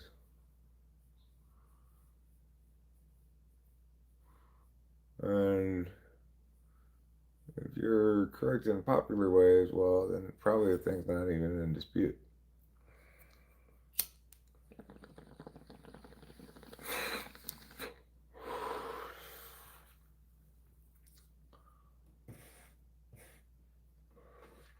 At least I can be correct in listening to music. That I'm like the best in the world at. And that is definitely a huge payoff from there. The scope and scale of the payoff of being correct about listening to music cannot be overstated. It's what allows me to listen to great shit all the time.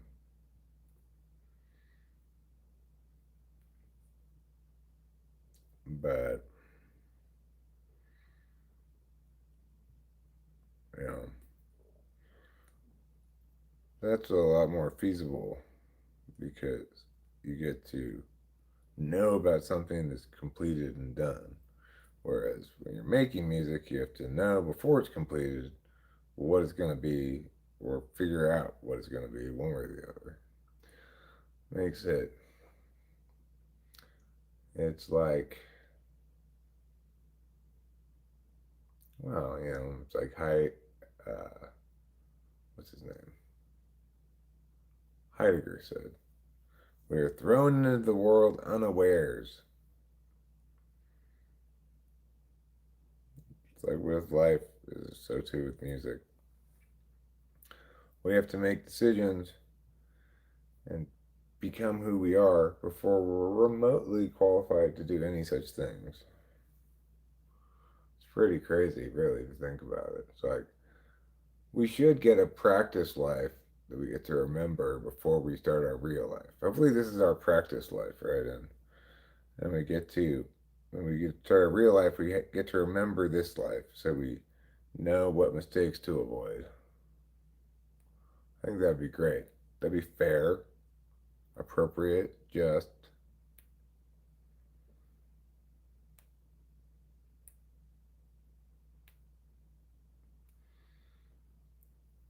Um, would I feel satisfied with one perfect song? I mean, I'm sure I would want to write another, but if I didn't, I'd still be pleased with having done that.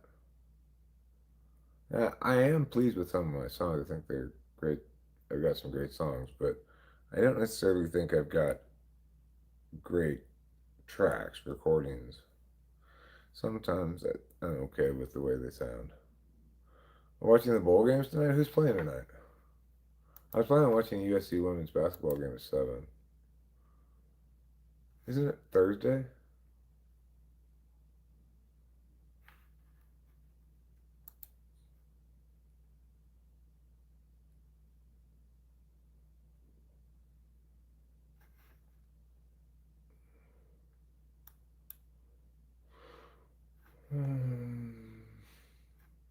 Missouri State versus Arkansas State. That's today, huh? Wait, no, it's not. What is the date today? The 18th. Yeah, it is the 18th. Okay, so there is one game on tonight. It's the Xbox Bowl between Missouri State and Arkansas State. Starts at 6 p.m.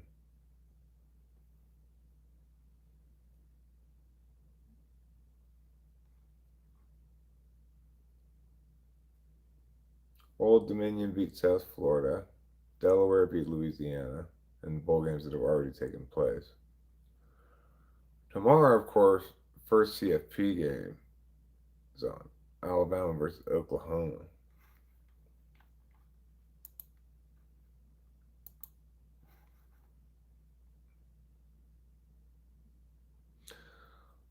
Yeah, it's called, I think you're the one who recommended I call it this, in fact. Enemy Ground. I like that song a lot too. Thanks for saying so, Heroin.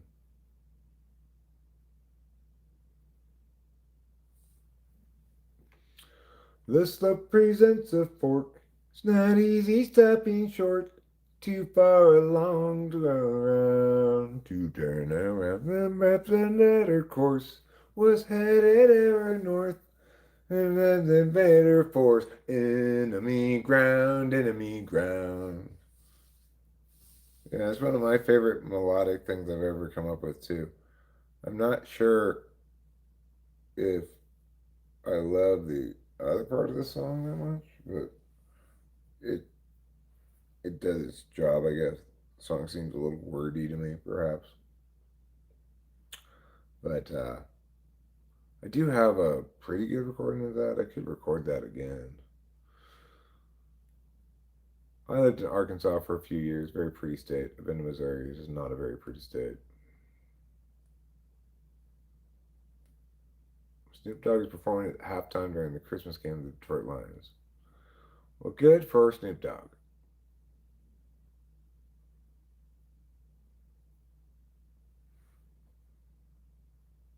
It's actually the slope presents a fork, but becomes would work just as well.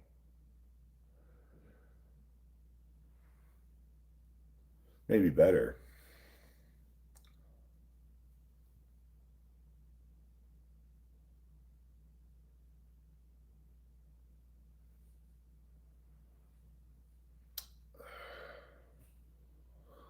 All right, what am I doing now? Do I have more productive activities in store for me today? I could eat. I could make some food. What's my favorite Snoop Dogg song? I don't know. I guess I don't really have one.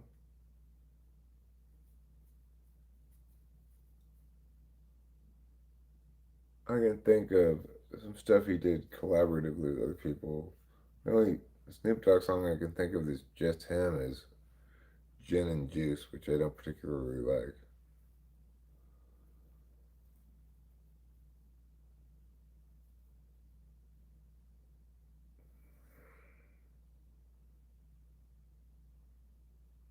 He's okay, you know. I'm not personally. I'm not impressed, but he's fine. Yeah, Gin and Juice is the only just Snoop Dogg song I can think of.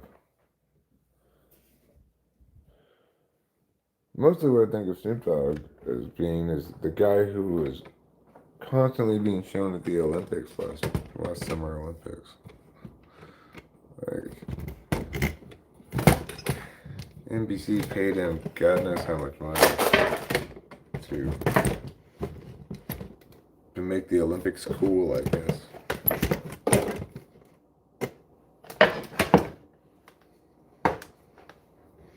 Let's say I were to cook something right now.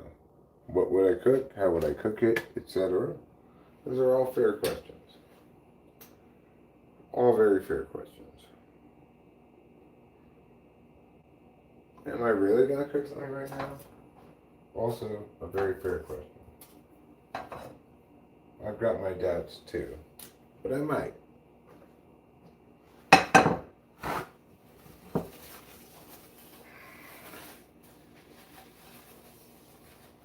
I cooked pancakes in this pan last time I used it, so I'm not too worried about it being dirty.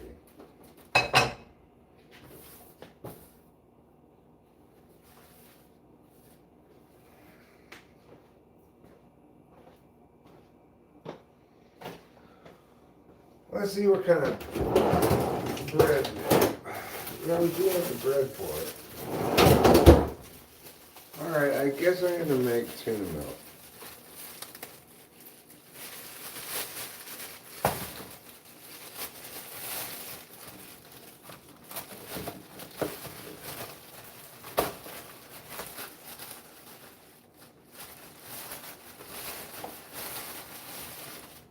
We got 4 of these little pieces of bread here. Put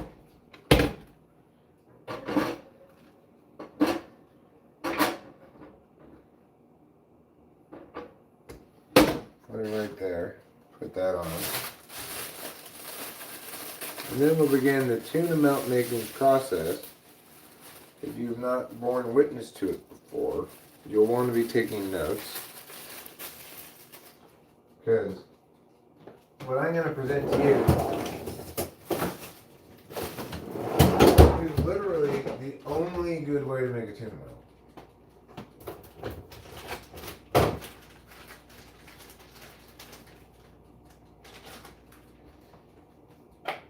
It's just not possible to have a tuna melt made some other way that's worth eating.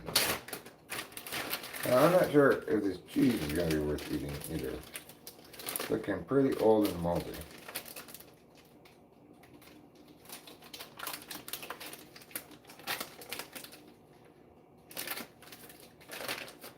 I could cut out the mold, but let's just throw it away.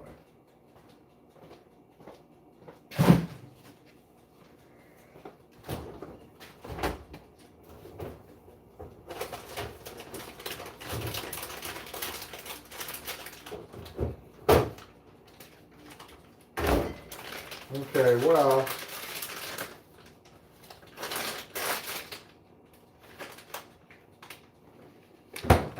we have enough cheese for me to make myself tuna melts. Maybe 2 cheeses.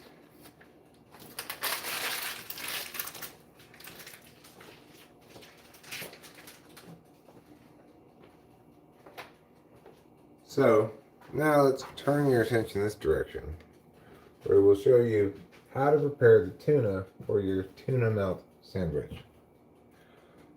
This is the convenient kind of tuna. It's got one of these things on it, so I don't have to take out the can opener. That's convenient. Now, you're going to use this lid as your pusher. And you're going to push all the tuna juice out of this. If I had been considerate, I would have saved this for the cats. I'm not being considerate today, cats. I'm sorry. I forgot about you until it was too late. And you rinse all this tuna juice down the drain. Then get out of here, tuna juice. Nobody likes you, except for the cats. The cats love me, but I'm no cat.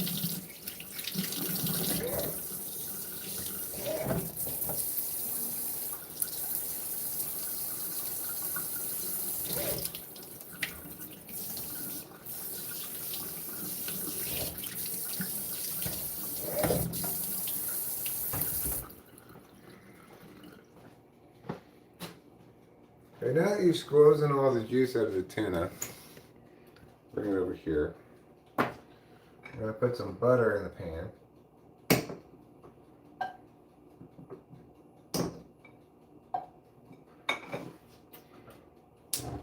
And get that going like that. We'll open up these cheeses.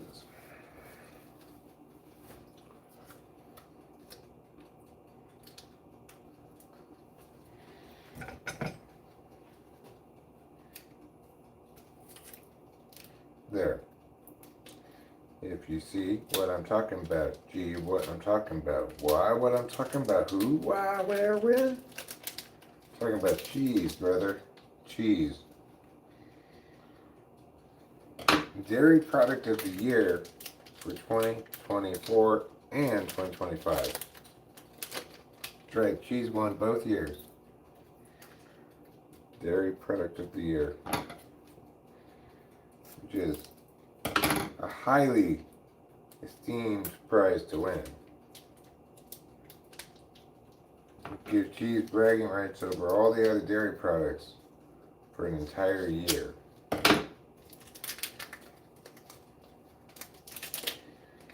Okay, 2 cheeses. Now we're going to get this and we're going to get it out of here. Let me get a...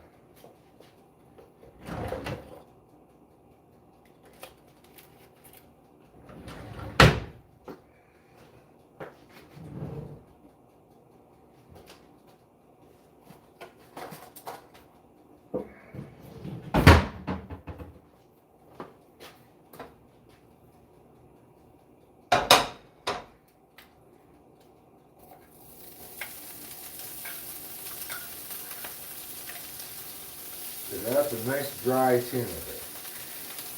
What you're looking for in the tuna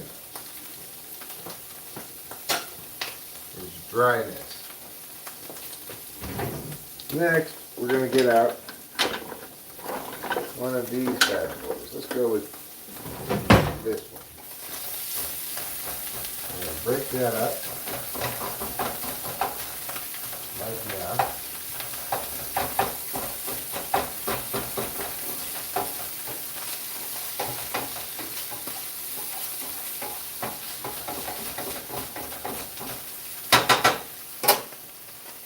Put your cheese in.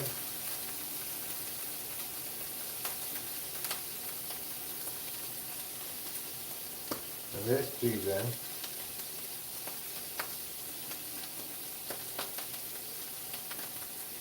We need more cheese. Somebody's going to need to put that down on the list.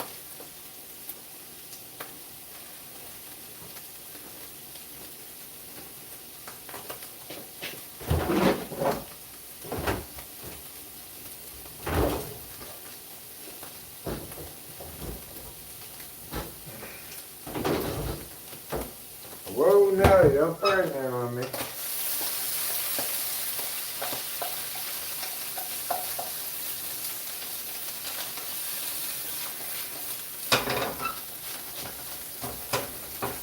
Okay.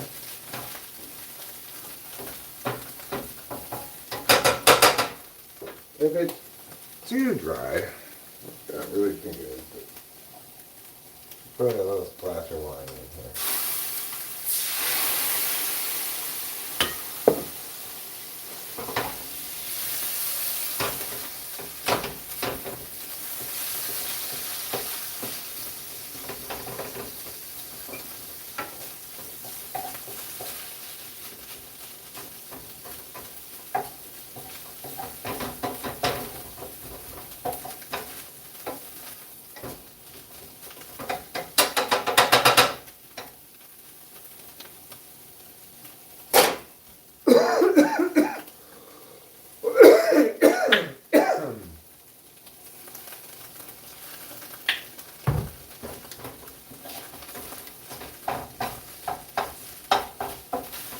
So the last ingredient you add here in the pan is your ketchup.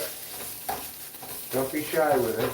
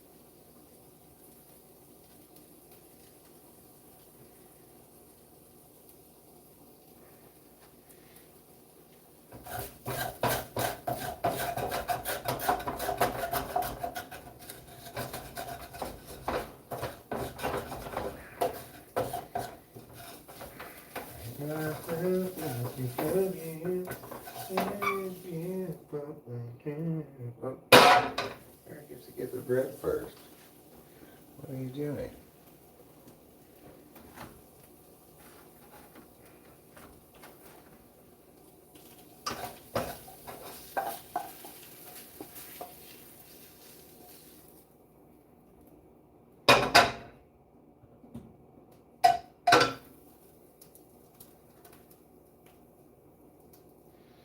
Alright, now I've got this 2 sandwiches, got these, and I need to get a drink.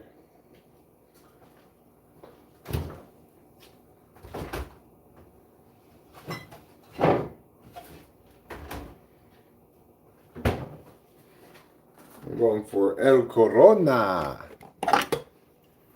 El Corona de Mexico.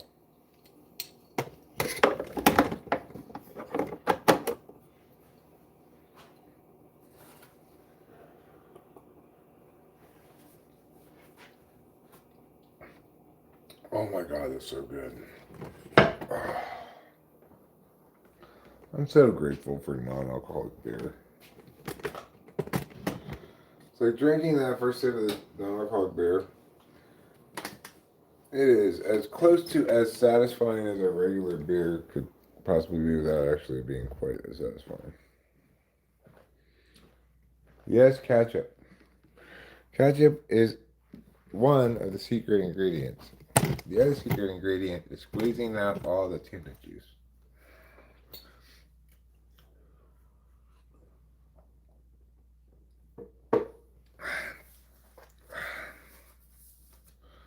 Trouble wants some, of course. Here you go.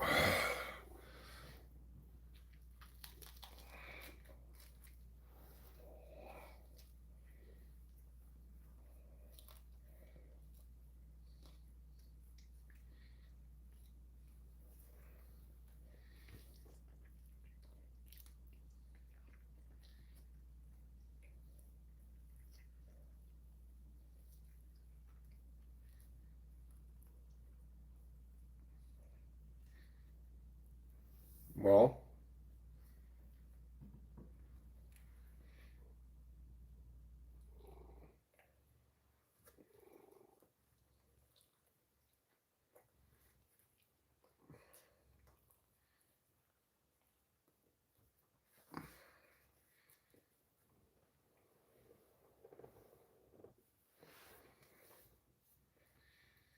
mm-hmm.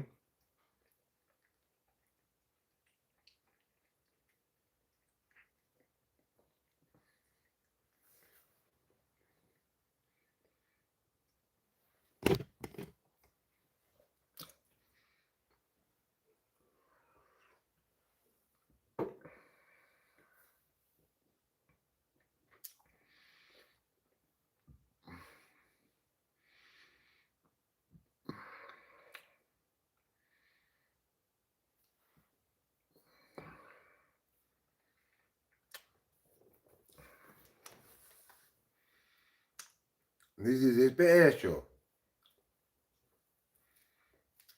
I cannot eat these crusts just because of my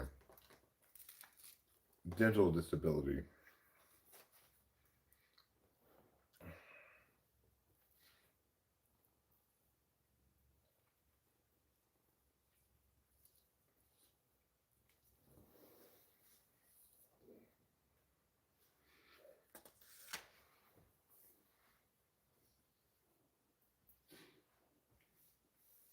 Do they still have New Coke?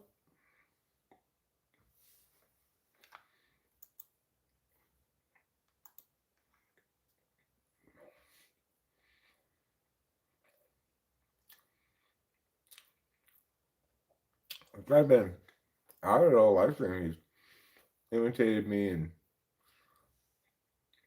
multiple different capacities, imitated other people here.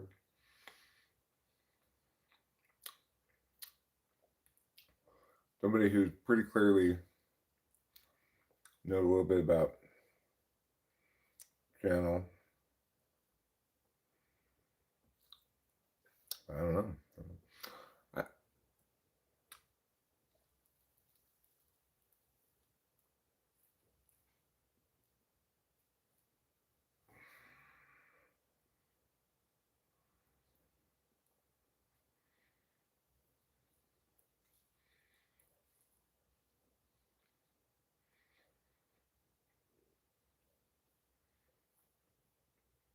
Mm-hmm.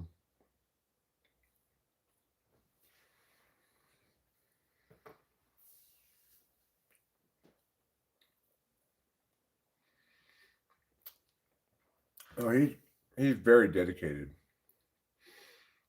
and he's got a straightforward enough strategy, which is to repeatedly accuse me of being a predator, which is, of course, the furthest thing in the world from what I am.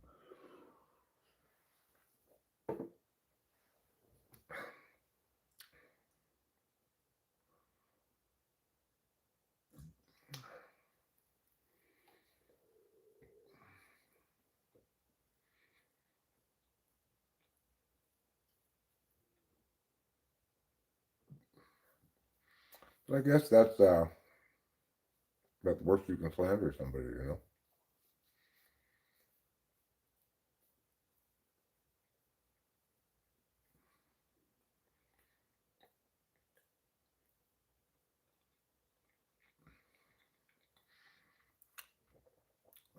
This is good.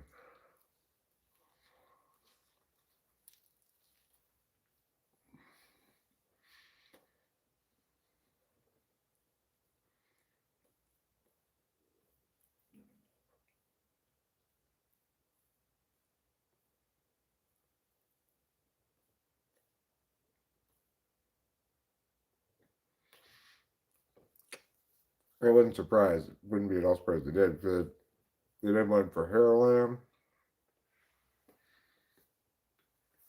race lever, um, acacia. I'm probably forgetting somebody too. Plus me in multiple incarnations.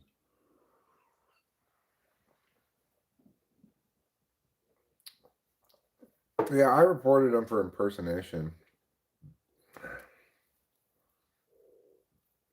like twice. Here's the bill. Here you go, sweetie. Here.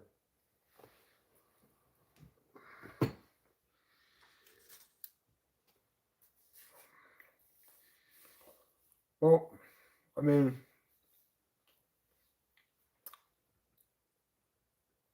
the thing I would say about that is the only reason I'm kind of musing about their identity, I guess.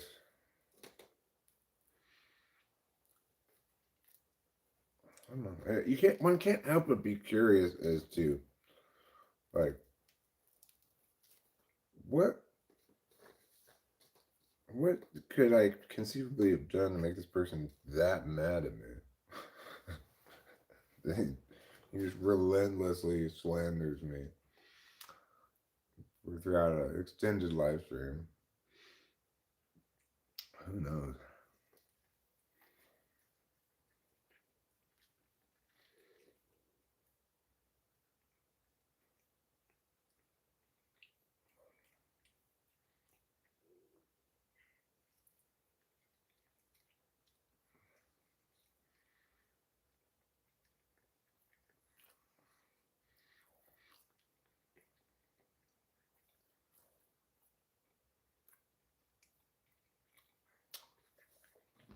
Yeah, well, I mean, I think there's a difference between trolls and spite monkeys. This person seems like a spite monkey. It's not some random person coming and trolling me randomly. It's somebody who very much hates me.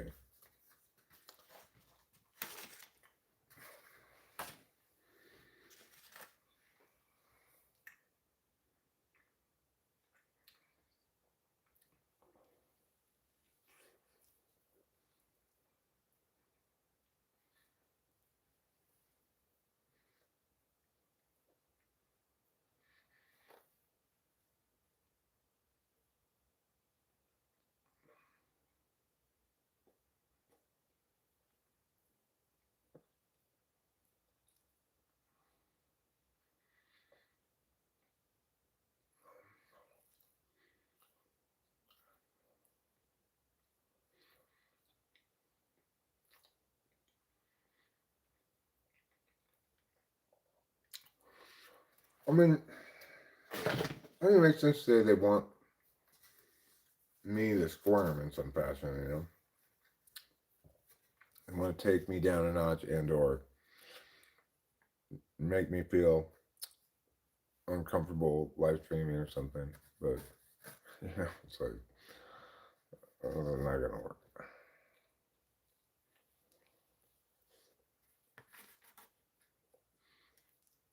Where is Rachel? She's sleeping.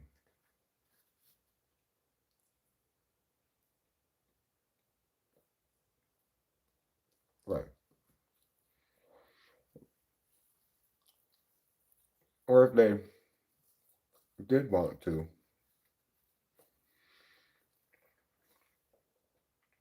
like, harass me for something in this forum, and they had a real complaint, they'd have specifics. You know, they'd be like, this time on this date on this location with this person or whatever. Obviously, there are no such specifics because I'm not that kind of person at all.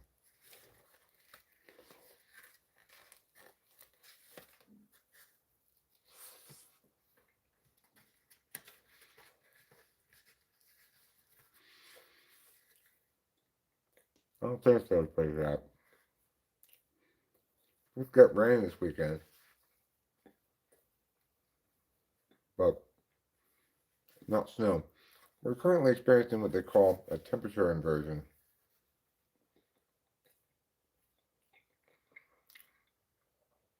where in the valleys, Merced and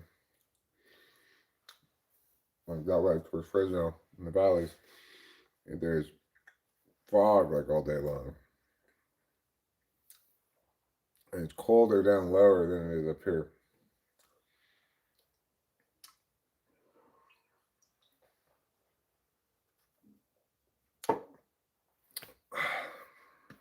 Well, I mean, I think in this case, the strategy is more I'm going to defame him in ways that hopefully, from his perspective, cause people to doubt, to question whether or not I'm a horrible criminal or something.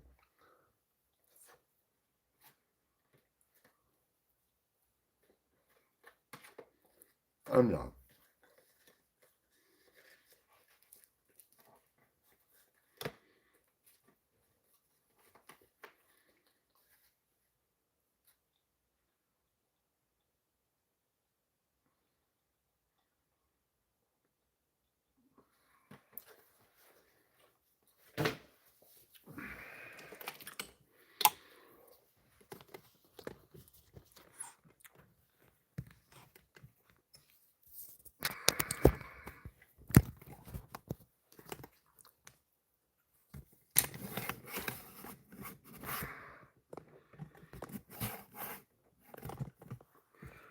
Okay, well, I ate those sandwiches. That's a pretty good job.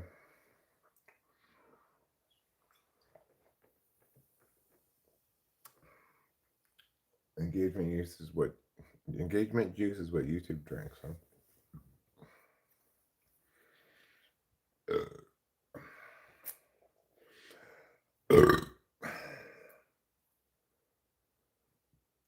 I've not seen any bears lately, no.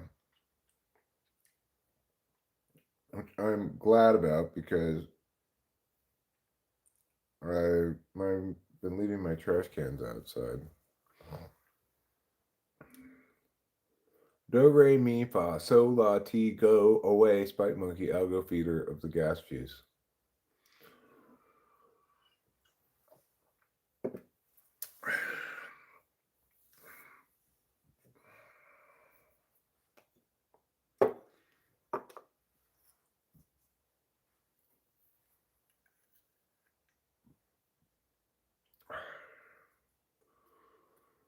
I guess I'll pull one more bowl before I go outside. So I got my sticks burned today. That was good. Did some cleaning up in the kitchen. That was good. I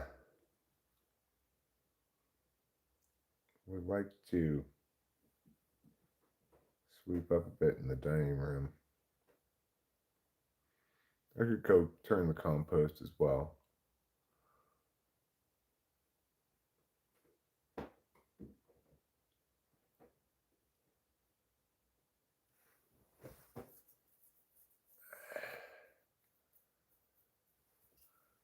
Yeah, well,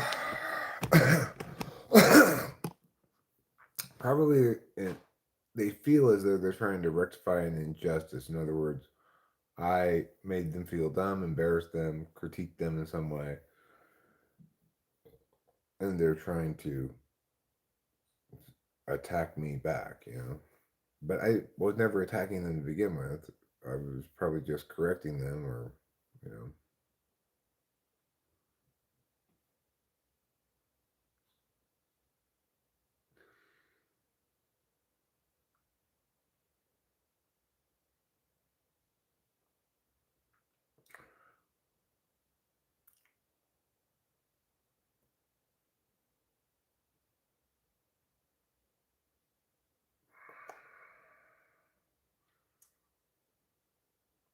No, I think he's saying, he's issuing the command, come back.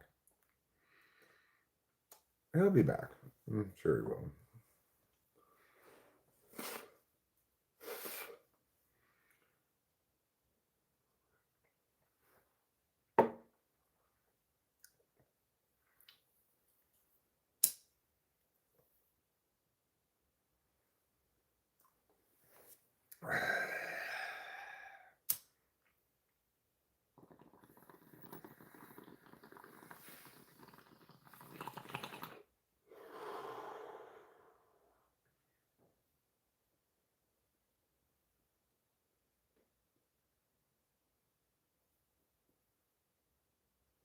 The topic makes me feel weird because I don't like thinking about this stuff, but I've dealt with predators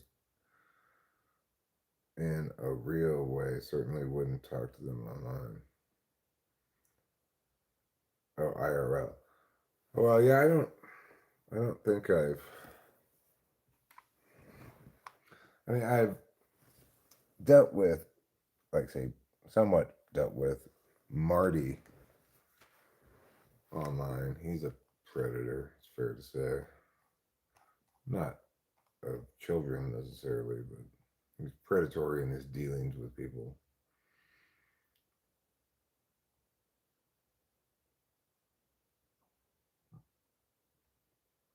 Yeah, those are the rules. I mean, that's just a rule for all of the civilized world. Don't defame people with false accusations and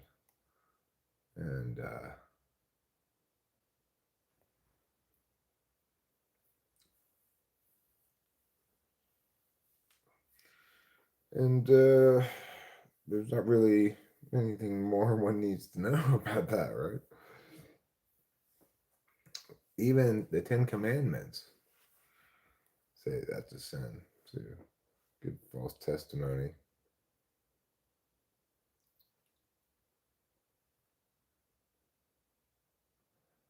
Like you say Tom Cruise is a pelvis abductor or whatever. He might be. I don't know, but I don't think he is. I don't think he abducts pelvises.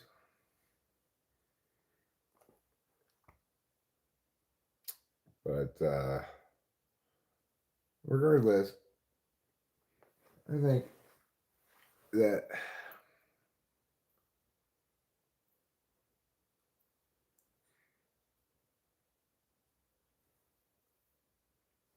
people should be responsible with their words. It's not appropriate in any sense of the word to falsely accuse people of things and defame them in that fashion. And it doesn't matter how much you don't like somebody, you're not justified in doing that.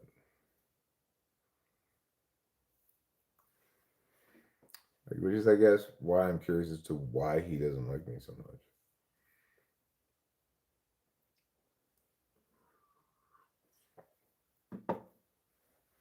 He probably doesn't even know himself why he doesn't like me so much. And there are plenty of things about me that are not particularly likable, maybe, and plenty of reasons one might find me off-putting.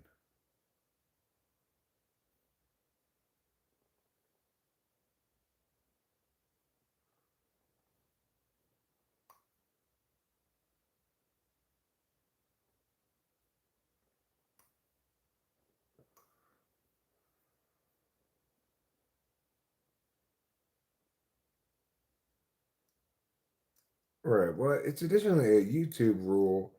You can't impersonate people. So it's kind of nice to have that as a thing to check it when you're reporting. You don't have to try to explain something that's wishy-washy in any way.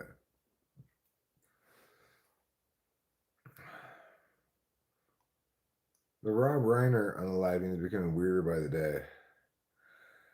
I'm like, what is Trump thinking with his comments about Rob Reiner not liking Trump and somehow that linking to his death?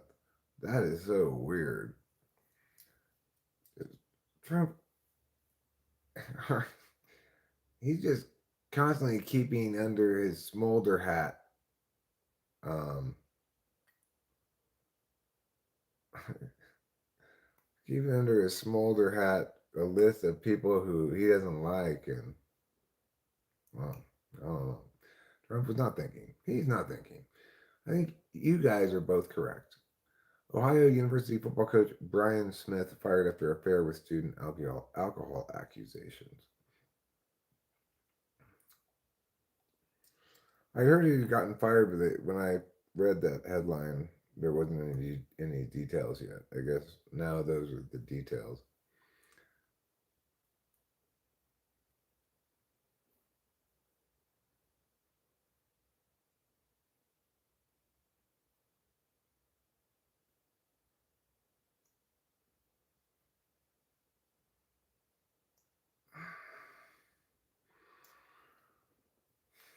Winston's mom,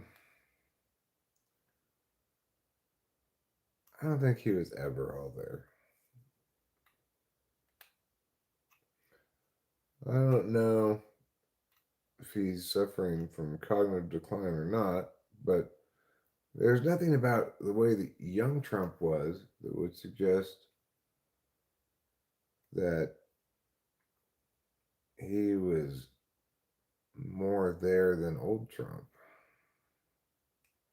The autopen plaque made me lol. If he wants to put plaques under pictures of presidents, that's the kind of thing the next president can just take away as soon as he feels like it.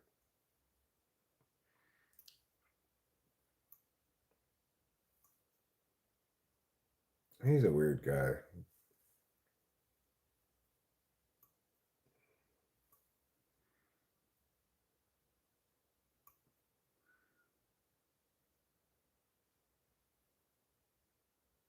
Yeah, I agree. I haven't really seen what I would call telltale dementia stuff from him, but yeah, petty. Petty is certainly a good word for that guy. He is incredibly petty and like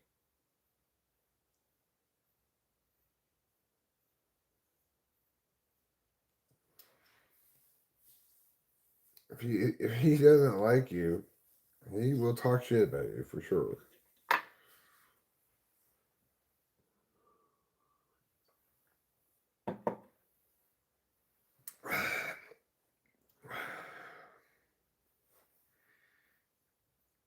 He's very much like a teenager or something, like a middle schooler.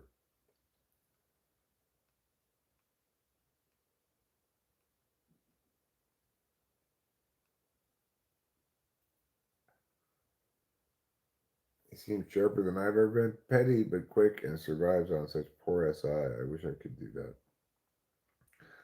I mean, what he has is the advantage of one of the advantages an ESFP is always going to have. He knows very clearly how to kick anthills, make everybody run around. Then, before anybody really can do anything, he kicks another anthill. 4 hours of sleep and 12 Diet Cokes per 24-hour period. That's pretty impressive, yeah.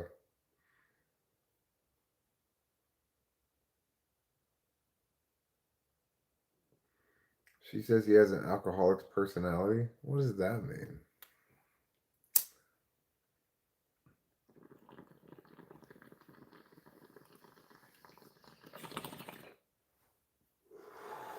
Alcoholics come in all shapes and sizes.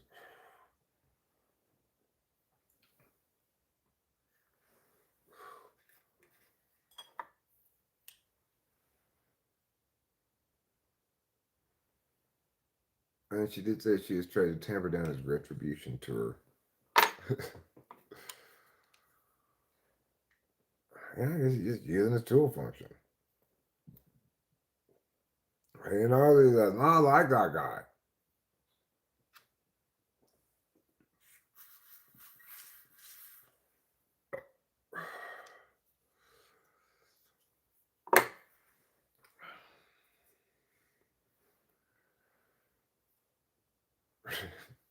I see him more as a disgrace and an embarrassment than I see him as a big problem, you know?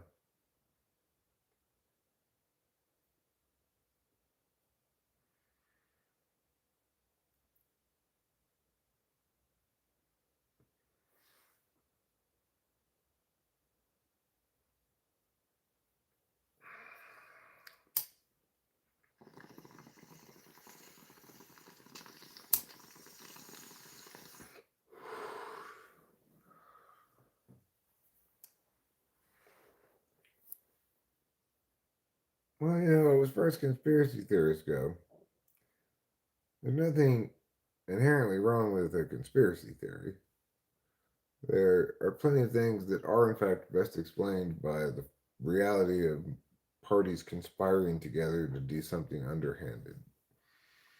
That does happen.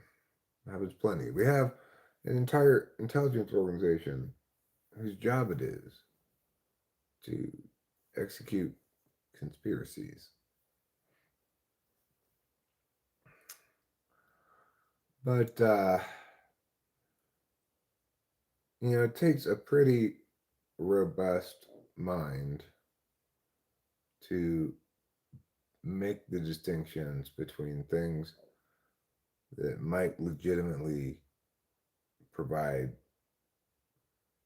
explanations that include conspiracies and things that could not possibly provide legitimate explanations because of how they include conspiracies. And there are examples of both kinds of things, you know. But most people aren't very good at, you know, they're going to either be overly inclined to see conspiracies where they aren't, or they're going to be under inclined to see conspiracies where they are. I'm a little more likely, I think, to be under inclined, but I try to be as much as the sweet spot as possible. Building 7 is a good example. If somebody's not taking seriously a conspiratorial explanation for 9/11, then they're under inclined towards conspiracy explanations because that's a perfect example of something where it it already did comprise a conspiracy even at the official narrative, right? And the idea that the CIA, for example, would never be involved in either making 9/11 happen or potentially in exploiting its event to do some other stuff that they wanted to do and blame that on 9/11. You know, to write that off as a possibility, given Building 7 and given the kind of stuff that was in Building 7, um, it's hard to. They self-identified.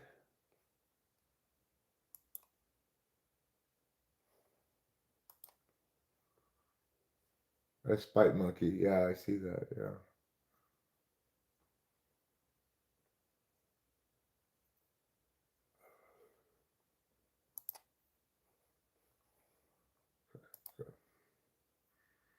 Yeah, spite monkey. Well,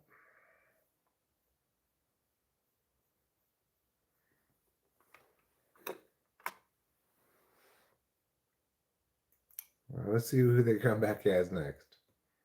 We'll all get to find out together.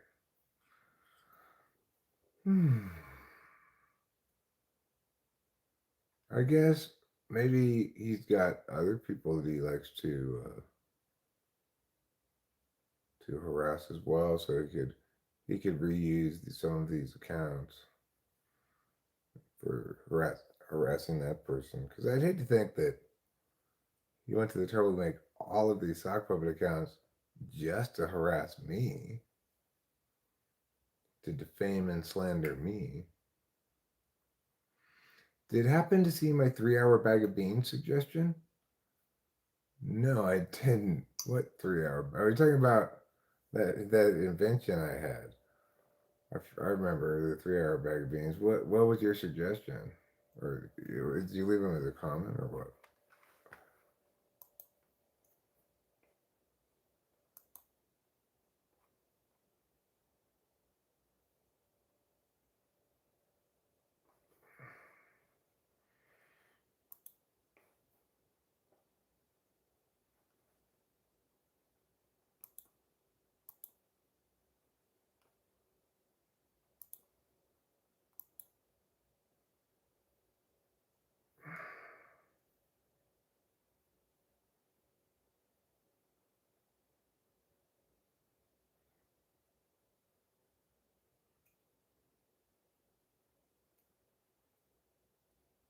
Um,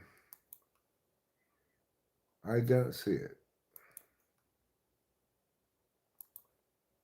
Yeah, it is the most Gen X story ever. I stand up in the bus.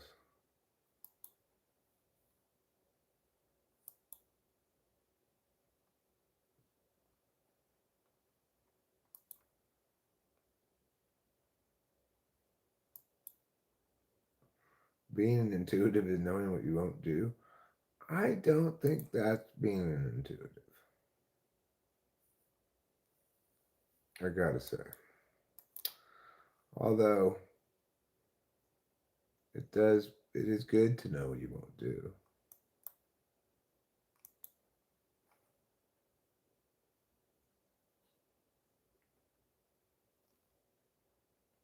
I cannot see it, Acacia. I looked and looked and I cannot see it. You're just gonna have to tell me again or whatever. I don't know. I wish they came in faster. I want it to be a live chat management game. Pew pew, hide on hide, send them a message or hiding. Eric, Ruben R stole my pancake mix. Should I retaliate and how? Well, I think you should kill him with kindness by making him a tall stack of pancakes.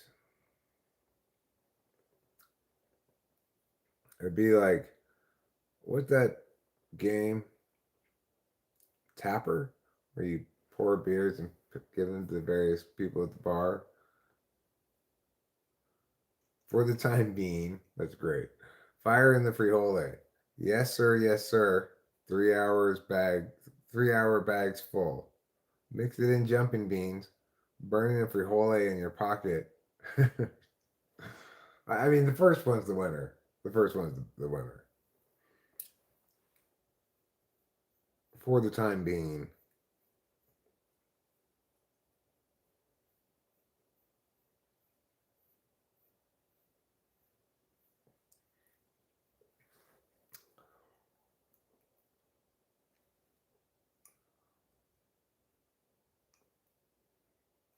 There's some good names. 3-hour beans. How long does it normally take to cook beans? Does it take more than 3 hours? I think it does. But I don't really know. I guess it would depend on how hot you cook them at, too. The hotter you cook your beans, the faster they'll be done.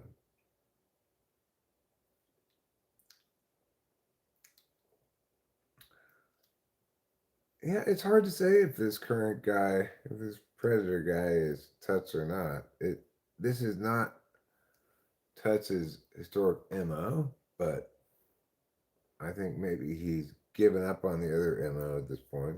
Possibly shifted gears, but really hard to say. Depends on whether the beans are dried or not. If they are dried beans, you will cook them longer or soak them first. I see. It's some lapsed chatter who's having a weird day. Okay. But it's somebody that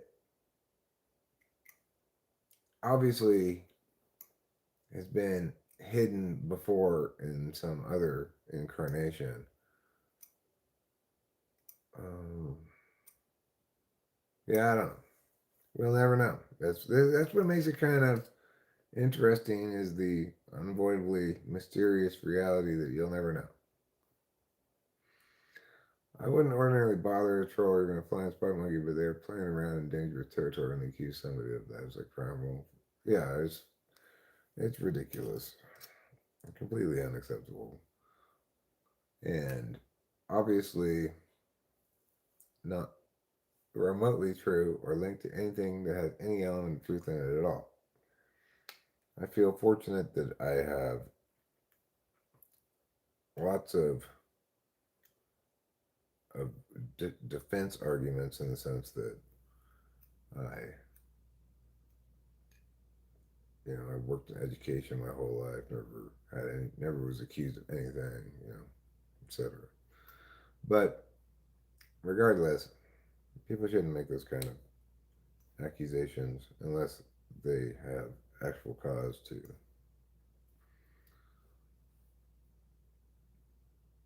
And it is the sort of thing that, somebody could easily enough get sued for. That definitely qualifies as defamation.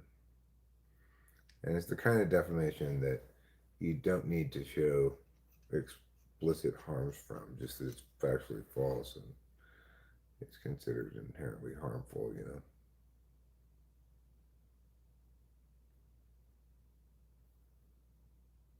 Right. 10,000 hours of live streaming daily live streaming would clear you quickly. They'd be hard pressed to manufacture a date and time where I couldn't establish an alibi. How good do you remember? Do you remember when I sent you mushrooms? Yes, I do. Remember that? Show me, yeah.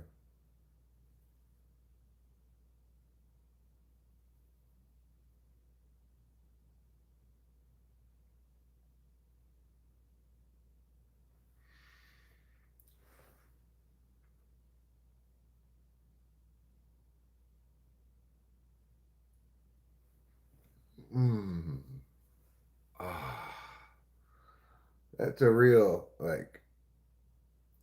chills inducer. Like you're trying to get a little bit of a gentle scratching inside of your ear. It'll give you the wiggly woos.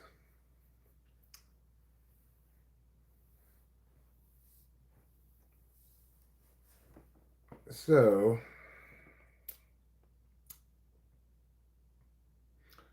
time is it 4:30? I guess. What am I gonna do now? What kind of task am I gonna complete? Well, I could clean up the kitchen after making that food. I might have a little cleaning up still to do. Then I could go outside and I could turn the compost. I need to do that. That's long overdue.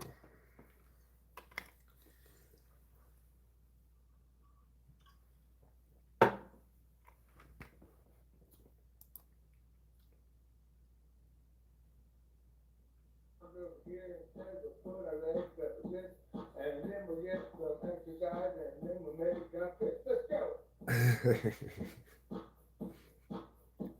Work out and learn to be healthy. Over here instead of the foot our legs, that was it. And then we'll get some exercise and then we'll make it up. Let's go. Well, that's a great clip. I like this clip a lot. Work out and learn to be healthy. Over here instead of the foot our legs, that was it. And then we'll get some exercise and then we'll make it up. Let's go. Work out and learn to be healthy. And learn to be healthy. What's been the topic of late? Earlier we had some conversation about.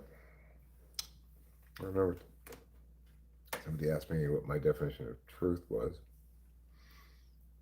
We've discussed the burning of sticks, and we made a tuna melt. We've talked about Spite Monkey, mused about his possible motivations.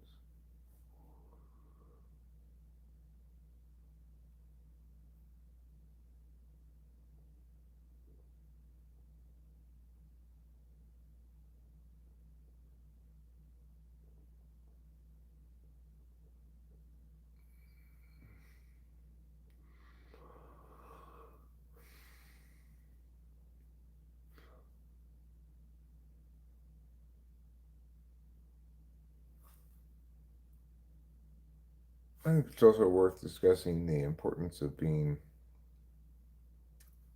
calm, self soothing, doing some sort of paying attention to things that may be significant in terms of managing the ups and downs of Adderall. Getting enough sleep being high up on the list of important things. I've not been doing a terrible job of sleeping lately, but I still just feel just generally tired, running on a sleep deficit. It's fine. Try to get a lot of sleep again tonight.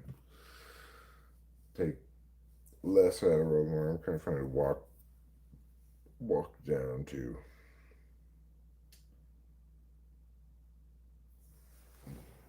ease the crash part. Here's my poker.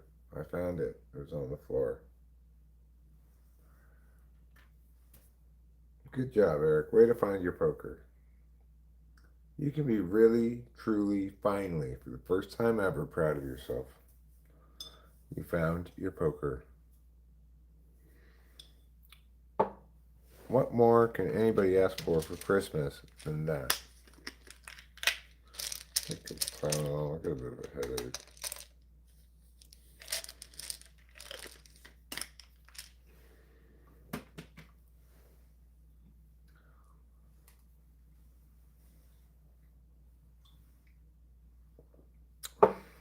And learn to be healthy.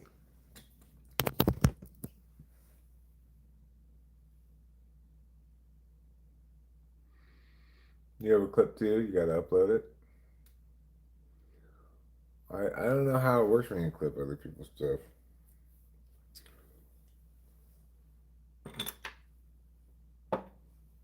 I know how it looks on the back end.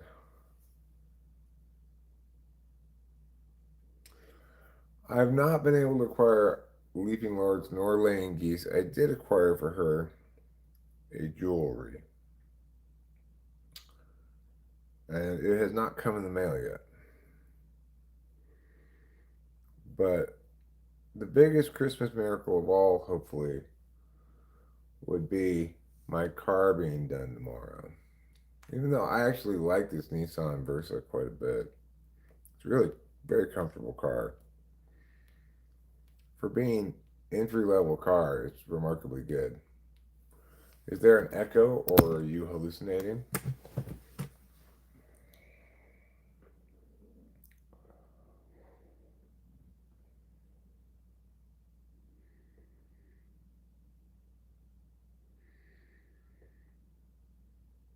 Princess OGs.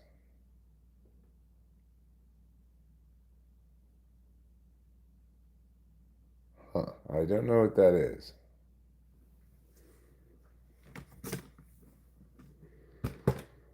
Is that a strain of weed?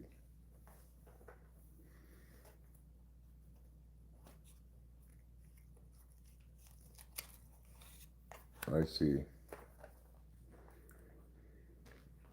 You were two-tabbing it. You were being a two-tabbing Tommy.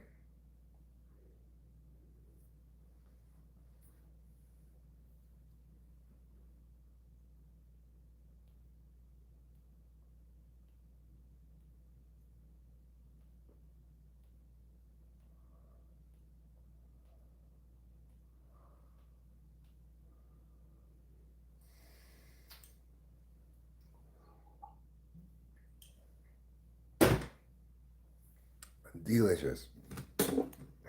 Delicious like fishes. Alright, let's put this ketchup back in the fridge. With our pudding hand.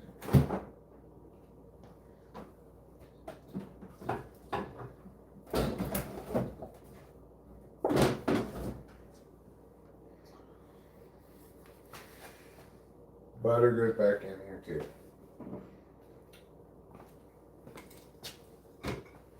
Close this up.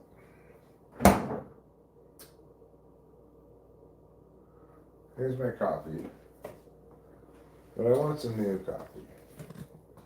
Let's make a new cup of coffee. I need to get.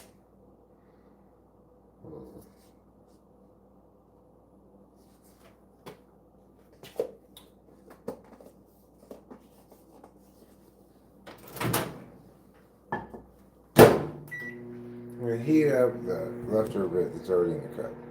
And I might add more as well. Eric Cantona.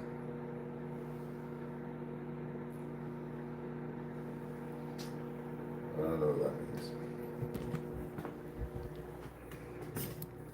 I'll get my glasses.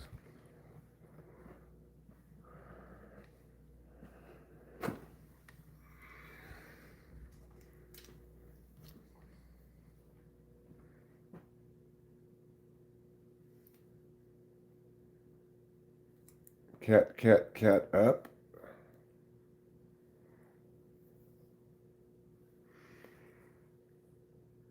I don't know what cat up means either.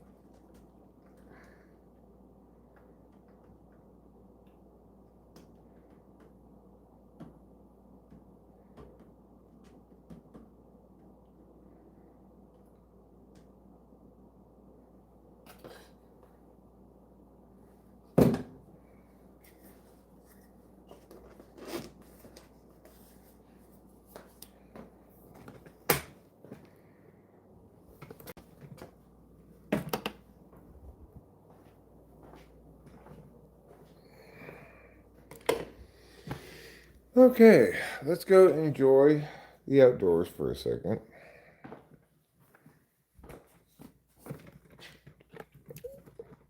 You guys want to pretend to go camping?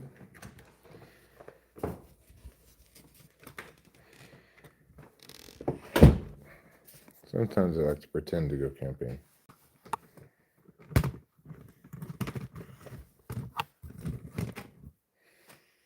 What does it entail? Well, warming my hands by a make-believe fire.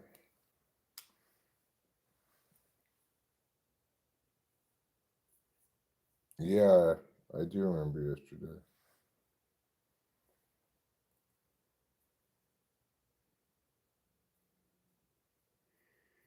Did you ask me what the green thing behind me was? I don't know. I don't think there was any green thing behind me. No, John Madden, I don't have any recommendations regarding that. Because I don't have any recommendations about that at all.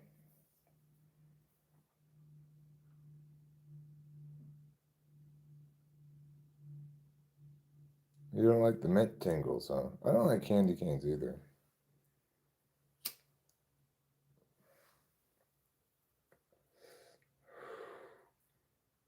Poutaines de junkie vous responde jamais Oaks questions. Well, I don't know what that means.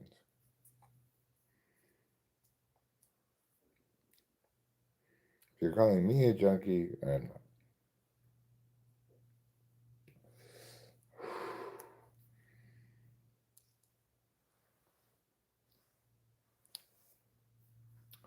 Those were really good mushrooms, I gotta say. You're from France. Congratulations. I remember a person from France. Hot dog, Pringles, and tomato. You want a hot dog, Pringles, and tomato sandwich? Did I like the Matrix movies? Yeah, I guess so. I remember liking the first one when I saw it, and I think I went and saw the second one in the theater. Third one, I'm not sure I've ever seen. Jeremiah Fix, welcome, and may all your Christmases be bright.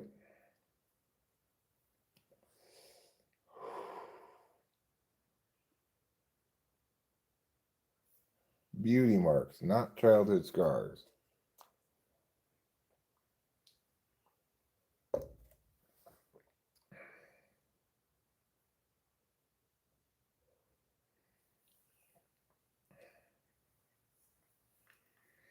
I miss the 100 Spike viewers.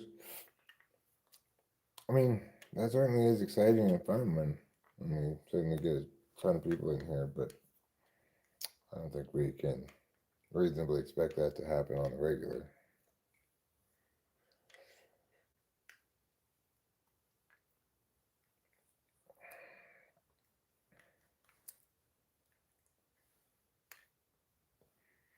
Did you know before you got together and you met her in person, Ruben and Acacia had a wooden leg? Or did you find that out when you first saw her in person? Is that the sort of thing you'd expect somebody to disclose in advance? I appreciate the fact that she's got a wooden leg. She doesn't have a modern prosthetic. She's got an old school pirate wooden leg, you know.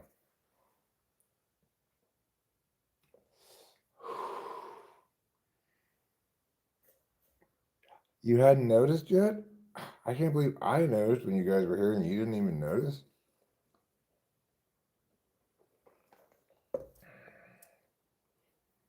You know, she's got shipworms in it as well. That's where they're boring holes through her wooden leg. She's gonna have to get it replaced eventually. Yeah, I figured you realize by now too. But you know, that just shows how much he loves you, Acacia. He loves you so much that he never looks at your legs.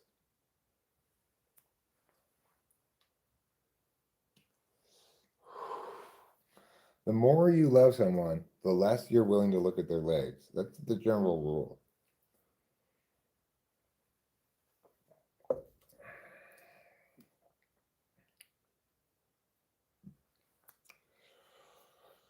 You shaved your head yesterday like Britney Spears?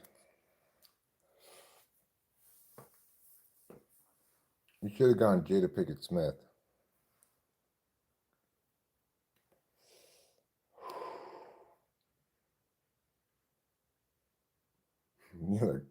or sharing. Are those I guess they are mutually exclusive. Once you've shared, you're presumably done pondering. I guess you could try to argue that sharing is a form of pondering. Sharing could be a form of pandering if you were just sharing something to pander to somebody's expectations. Jada Pickett Smith, meow, meow, meow, meow, meow.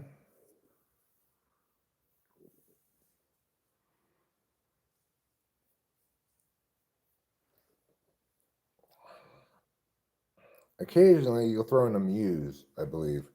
You're going to share, ponder, share, muse, ponder, muse, share.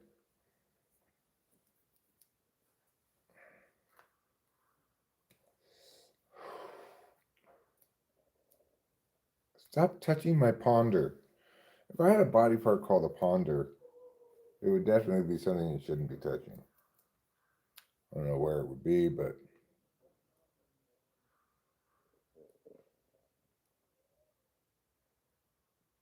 yeah, maybe. Maybe, Zero Media. Maybe. You look like a Gringo Gang member. The Gringo Gang. We're a bunch of white amigos and we're heading down to Mexico. We are the Gringo.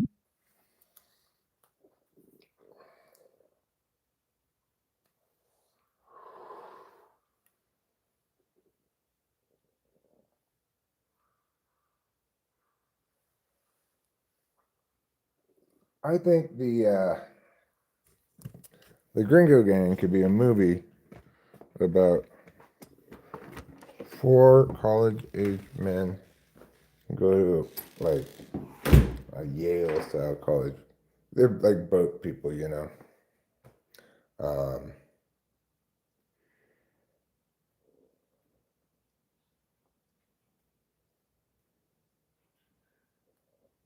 boat people, I mean, like with Sperry topsiders and sweaters and their collars popped up. Those kind of boat people. Anyway, they go down to Mexico to have a spring break of some sort, you know. But they are shocked by how dirty it is. And the next thing you know, they're conscripted into the Mexican Navy. Fast forward, and what are you on about, Mr. Man?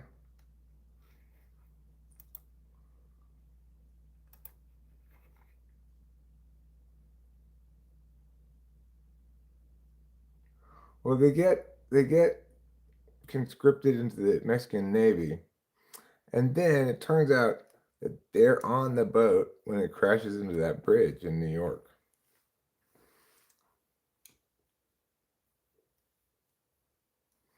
And then that's how they were able to escape and go back to Dartmouth or wherever they're from. And they learned a valuable lesson that day. If you get too drunk in Cancun, you may end up in the Mexican Navy.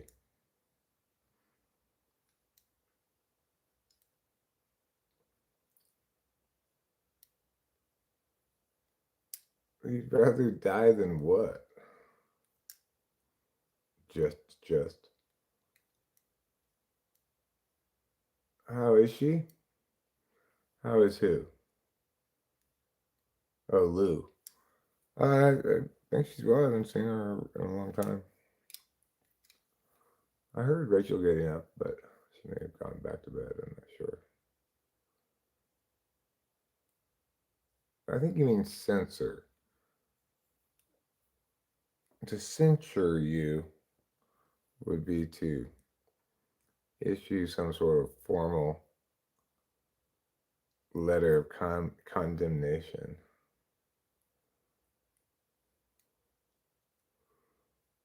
Maybe you want him to censure you.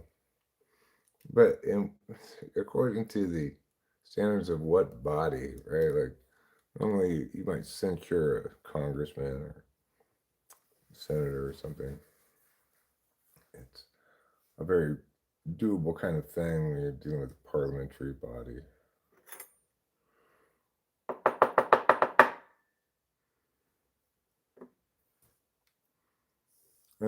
I'm not sure what you're on about is the thing. I'm getting pretty sleepy too. I'm gonna probably be heading in for a nap for too long.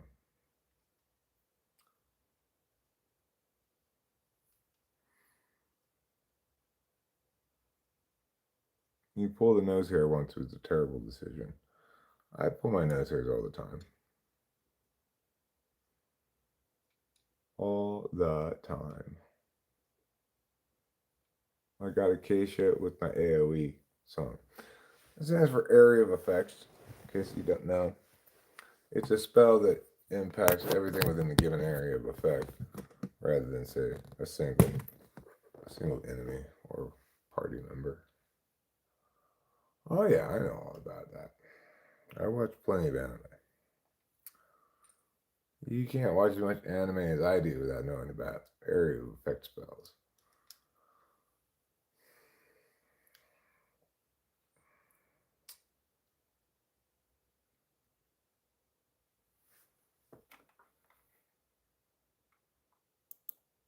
I do plan to actually maybe cut some cuts from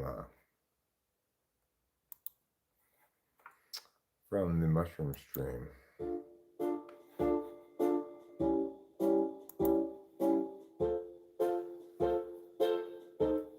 So is Rachel.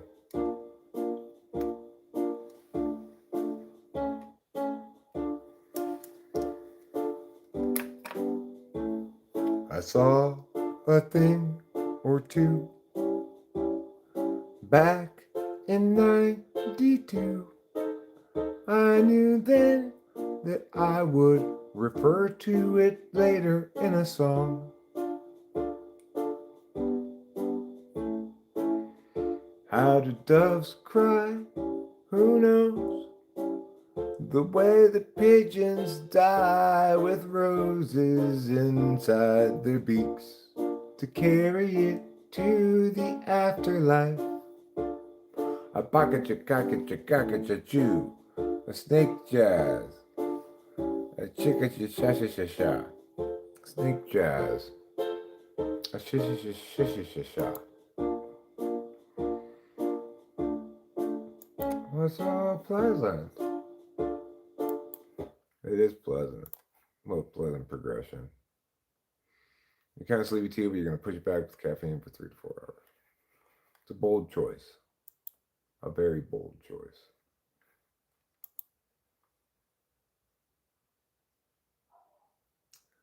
Ravens, not pigeons.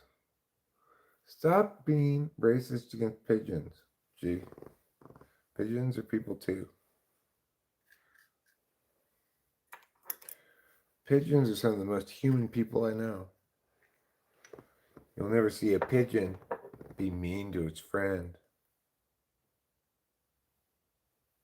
Sometimes friends are mean.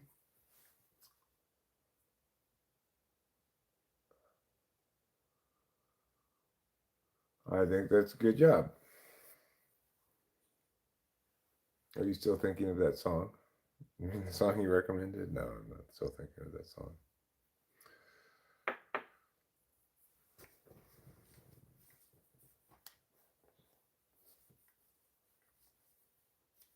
You hate pigeons with a passion, huh? Well, you know what? Maybe they don't like you that much either, G. You thought about that? Maybe if you weren't so hostile, you could find some common ground with the pigeons.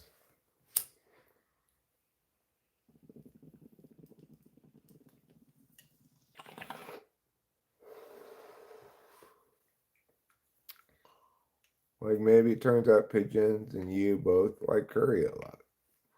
I bet pigeons in India eat curry just fine.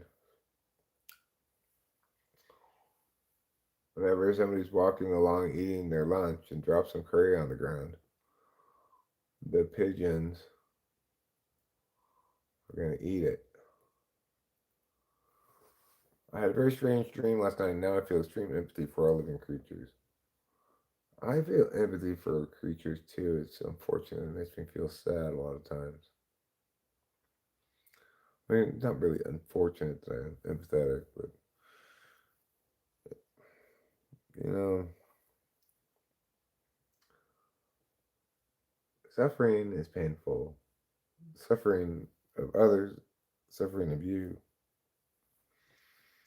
it's painful and distressing. And the future is a nightmare. And there's nothing that anybody can do about this.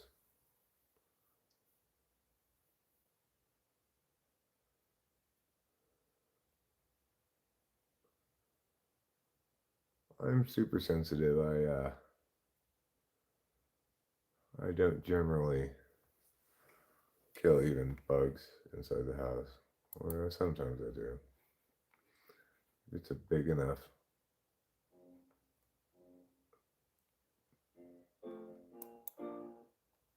Ben Keller, how it should be. Let me listen to this.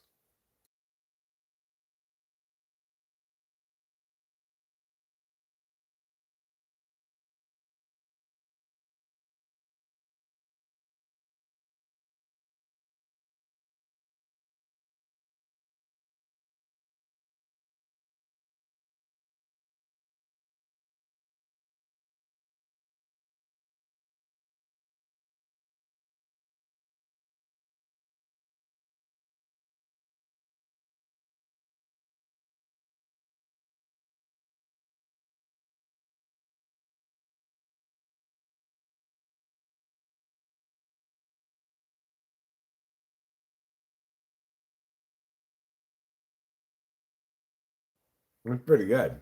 That's pretty good. I don't want to listen to the whole thing right now, but that's pretty good. Have I ever listened to Ben Lee? No, I don't think so.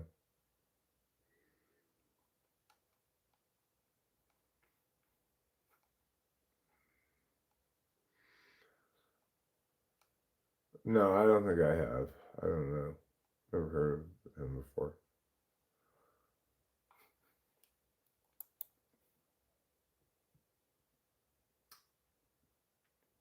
Okay, so we're gonna try to squeeze in another little task before Rachel gets up. And I could, I keep saying I'm going to, and I should, and I could sweep the dining room. It's a small task, not too daunting.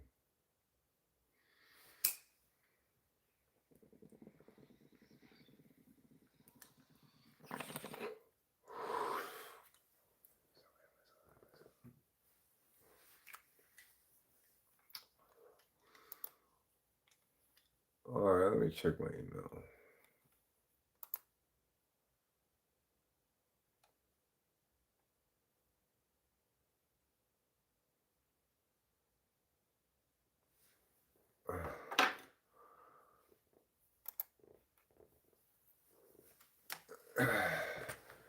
Yes, it said it would be delivered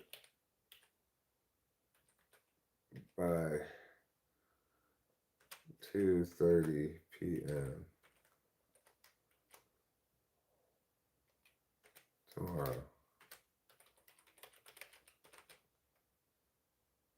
As early as maybe 10 a.m. I don't remember exactly what it said.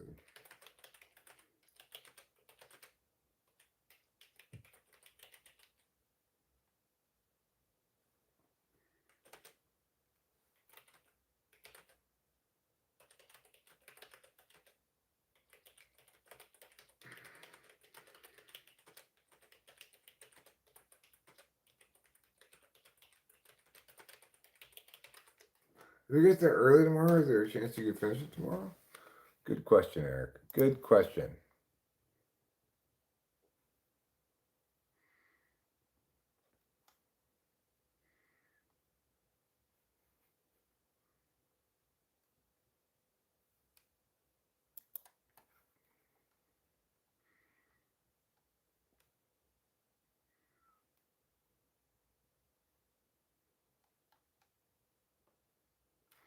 Bite monkey came back, huh? Shocking.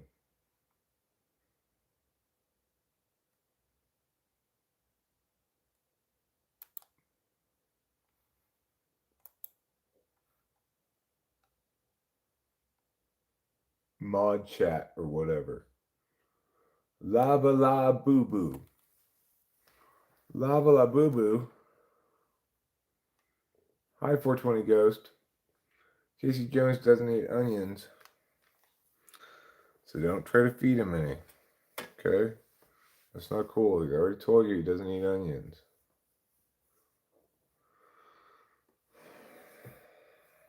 They stink your armpits, huh?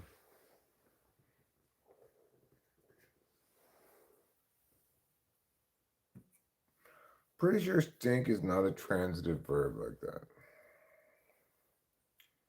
But I like that you used it as such anyway. I approve.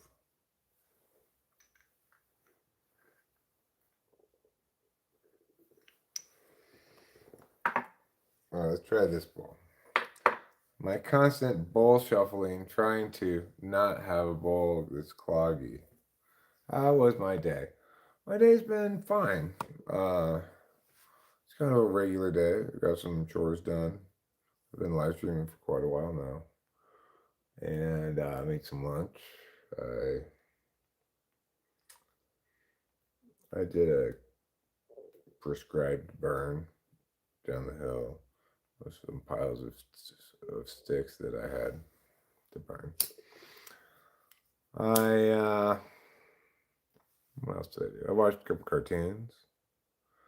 I watched a couple of YouTube videos, maybe just one. I watched most of Steve's video from yesterday from Sidetrack Adventures. He puts out video every Wednesday.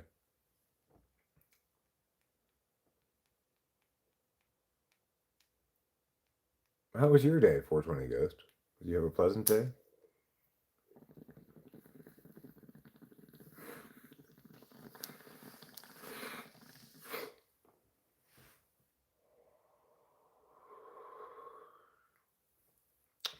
I call that the ghost of Christmas past.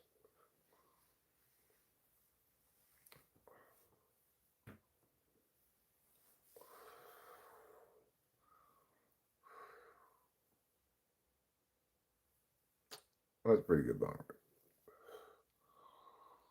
That's the kind of bong that makes you go, indeed.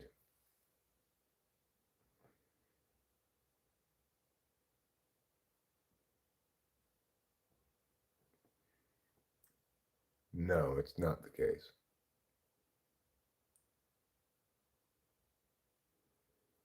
If some things that smell like onions are Funyuns, and your armpits smell like onions, is it necessarily the case that some of the time this morning your armpit smells like Funyuns? No. Because the things that smell like onions that are Funyuns does not mean that necessarily everything that smells like onions is sometimes a Funyun. Because generally speaking, of course, things retain a single identity over time. Like your armpits are never sometimes something else.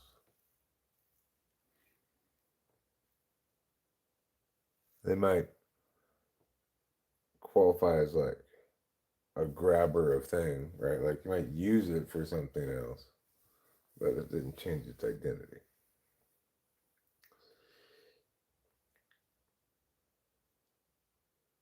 I'm not TI polar. I mean, I've been wrong about my type this whole time.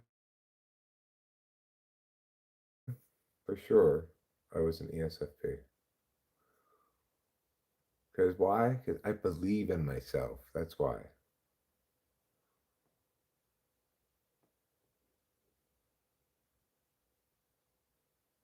When Funyuns cease being fun, do they simply become yuns?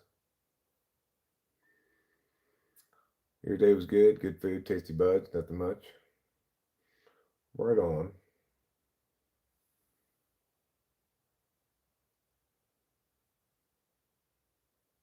If a pomegranate was a man, would he live in Japan and drive a Chevrolet? Yes. Definitely yes. He would he'd drive a Chevy Volt specifically. Challantly, so they become yuns. Chalantly, as opposed to nonchalantly. So, what do you think chalantly would mean? I don't know what nonchalant means. Would chalant mean formal, with pomp and circumstance?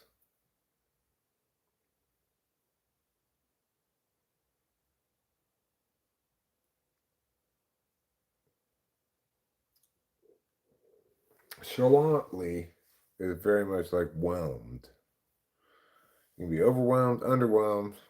Nobody's ever seems to be whelmed. You can be nonchalant, but nobody ever seems to be chalant. No one knows why.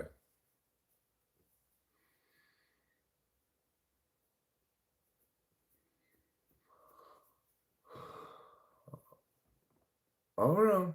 No, he wasn't nonchalant about it. He was very chalant about it. But I wanted more than just chalantness. Chalantery.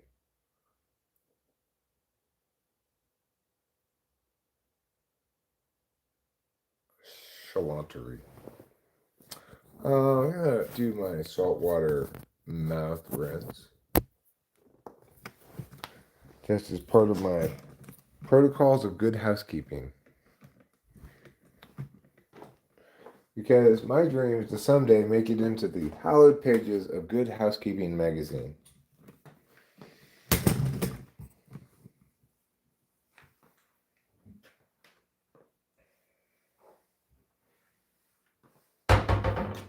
This is my salty water cup.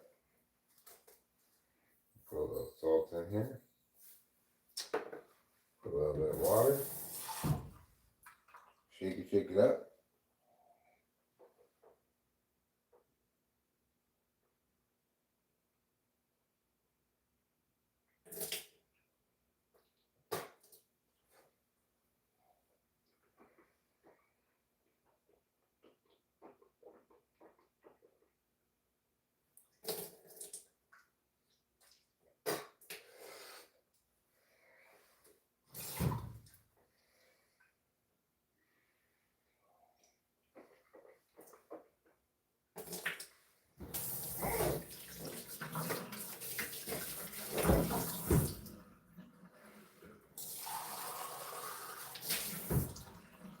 There.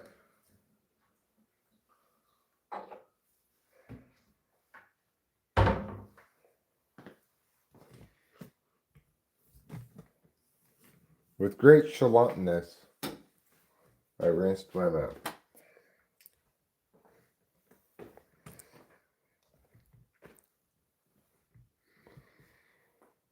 If Chalant was a man, would he live near Niagara Falls and drive a cabriolet? Um, yes. New Yorker magazine, huh? That seems pretty fancy. Now a second round of salt water just for fun. I did several rinses there. It should be adequate. Huh? I walked into the party. I was very chalant, despite my efforts to appear. Huh?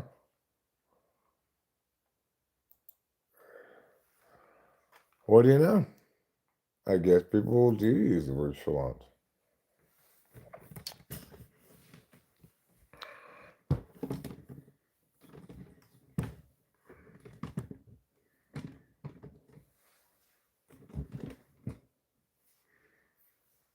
I think when it's spelled that way, though, without the non, it should be pronounced challenge,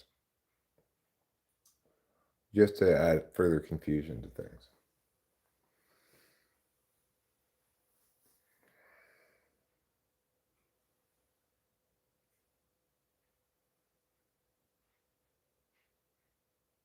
Well, it was a story written with unpaired words, like beknownst.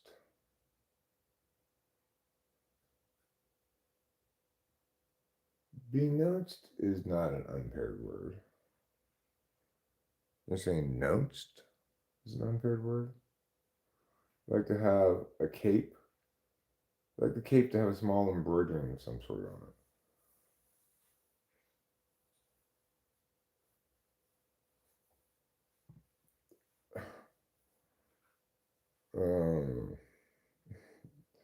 I don't know how to answer your question, Media. Unbeknownst sounds the why. If Yogurt was a man, he would live in Australia and drive a Model T.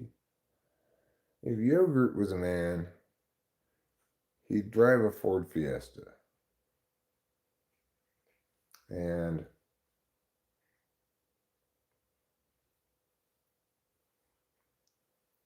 if he was going to live in Australia, I'd say he'd be in Melbourne. Melbourne, Australia. I think you'd find the story a bit fun. The story you linked to, it kicked me out. It paywalled me. I couldn't look at it. I could just read it for a second and it kicked me out.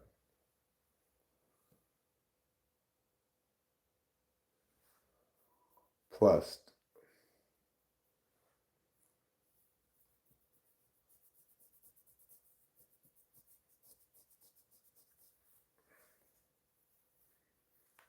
he was plussed.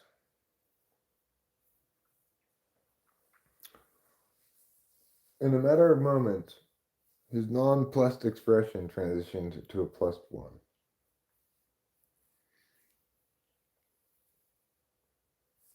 Oh no, I'm plussing, he said. All because my boat's not yar.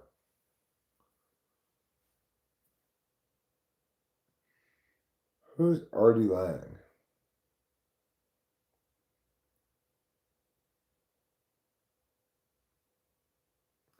I was furling my wieldy umbrella for the coat check when I saw her standing alone in the corridor. She was a descript person, a woman in a state of total array. Her hair was kempt.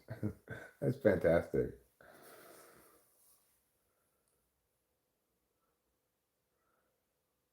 Yogurt and chalant? Can you come to the front of the class, please? Yes? Yeah? What?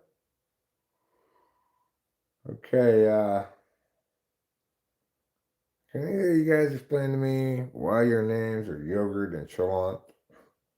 No, my mom and dad named me that. Alright, go sit down. If Sandwich was a man, he'd be the Earl of Sandwich, and he'd live in the Earldom of Sandwich.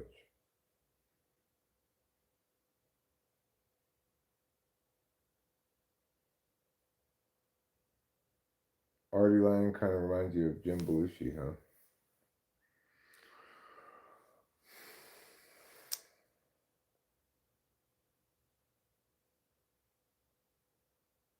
Jim Belushi.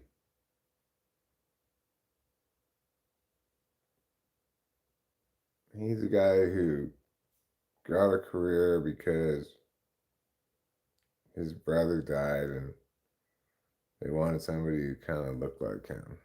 As far as I can tell. That's why he has a career.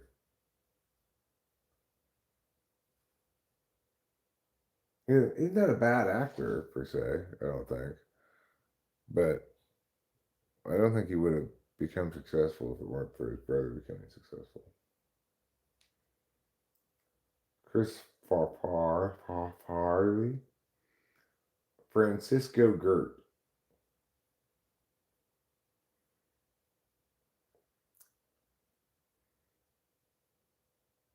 Gertie.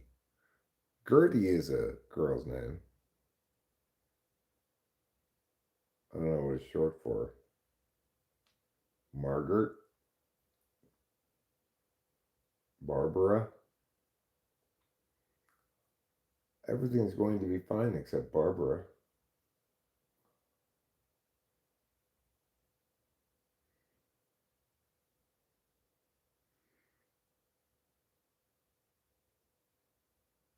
What time it is? 5:13, huh? If that is your real time.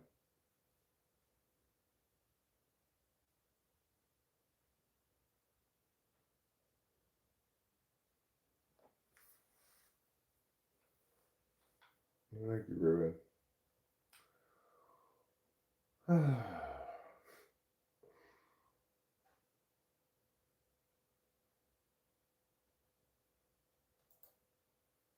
Yeah, Margaret.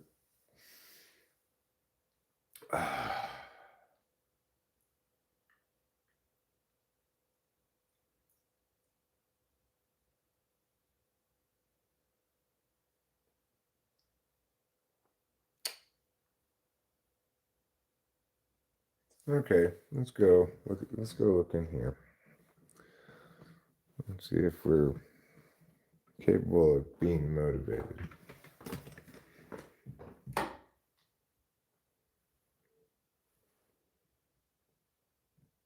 Well,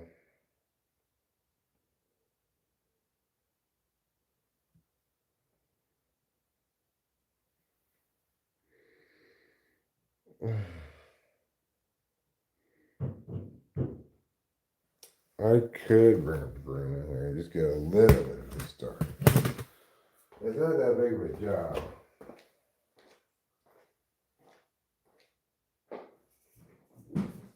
I'm just being like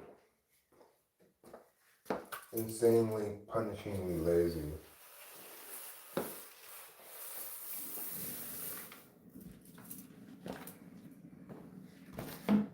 Don't try to hold the dustpan when you're sweeping. That's pro tip number 1.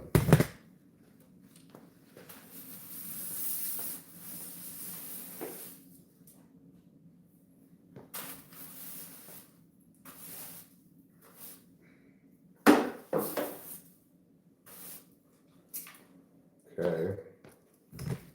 Let's see. I'll put you up here so you can see me sweeping. So you won't be scared.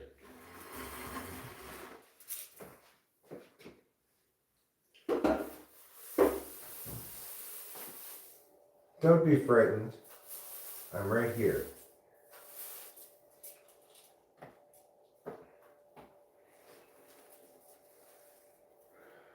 I'm tired as a witch's tit.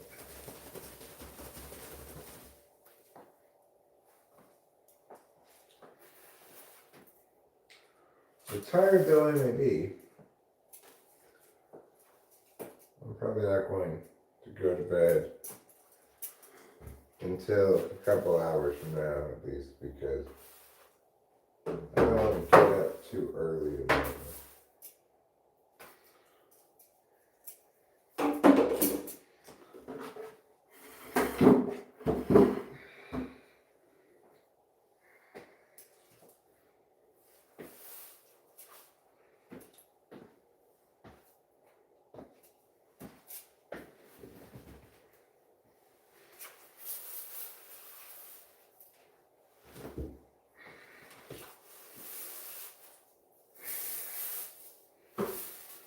And if the mechanic emails me back and says, yes, there is a chance that he can get it done tomorrow, then I'm gonna have to,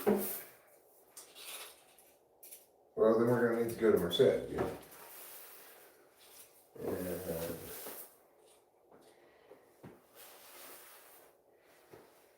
I'm still gonna have to get at least one more day of rental car. It's not gonna be done by the time I'm supposed to return it. So that's one thing I gotta do tomorrow, no matter what, is get at least one more day of rental car. Depending on what he says, maybe through the weekend and Monday even, you know. Could be another 3 days, but you can't do it tomorrow. I'm assuming it's not open on the weekend.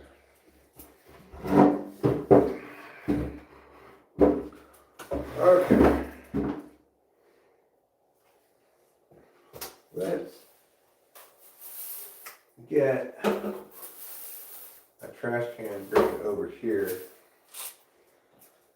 to scoop up the pile of weed into.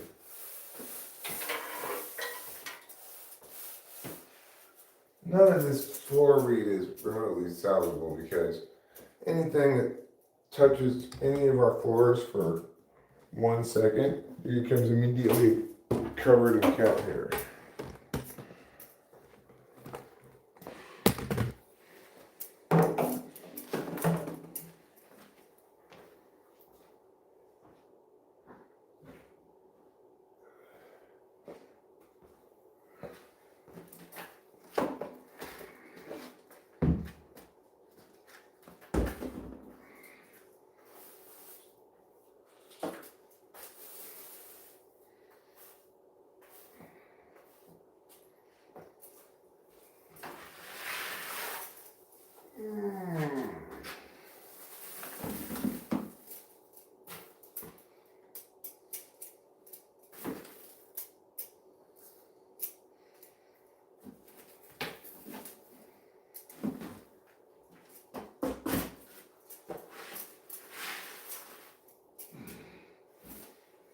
Okay.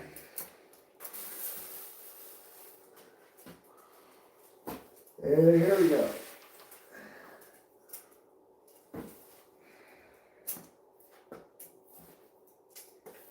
Well, that's a start.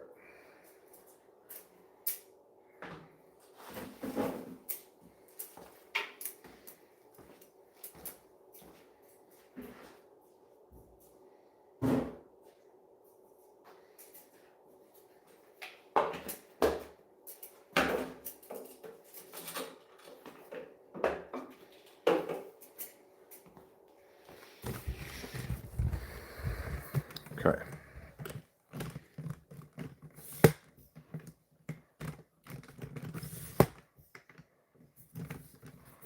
Thanks, Speed Maxima.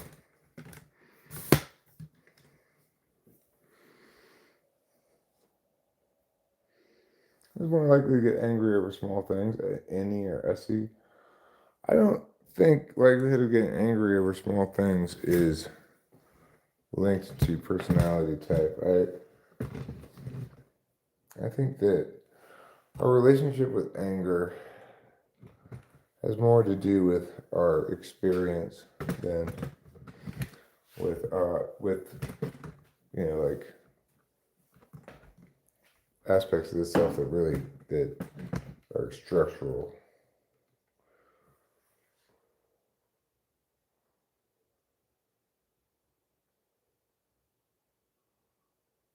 Are you okay, Shiva?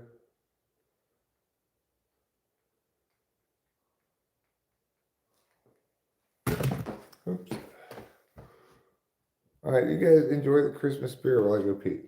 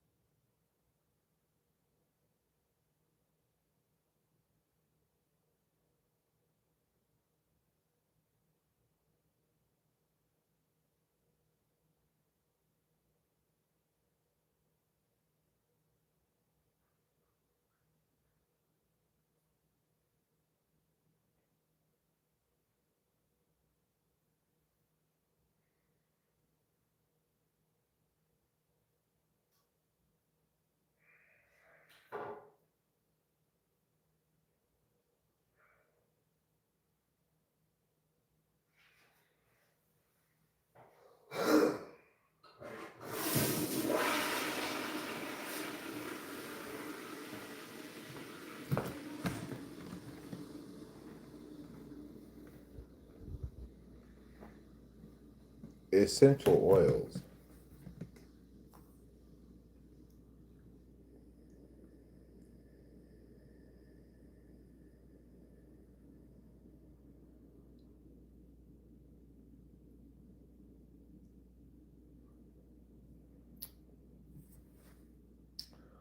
Well,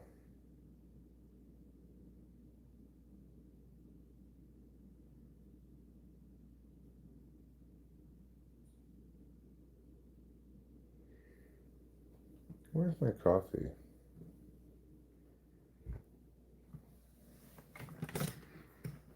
Where did I leave my coffee? Meow, meow, meow, meow, meow, meow, meow, meow, meow. I put it out on the table here? Oh, is it outside? It's probably outside.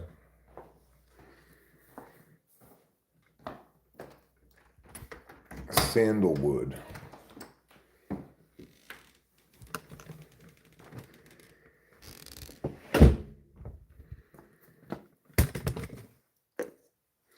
Oh my gosh, is this sandalwood?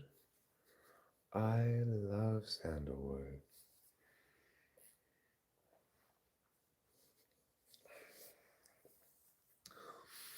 Sandalwood and hickory. Oh my gosh. Those are my favorite two wood smell combinations.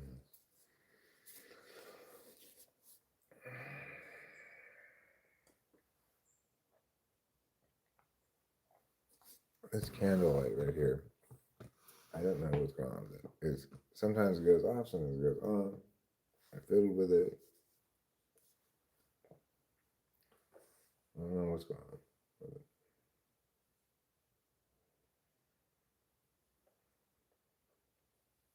It's on now.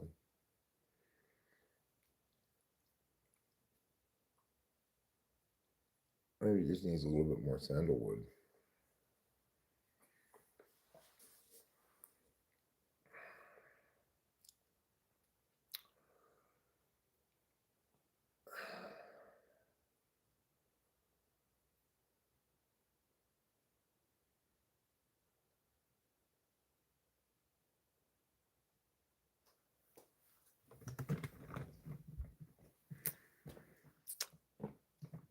Why?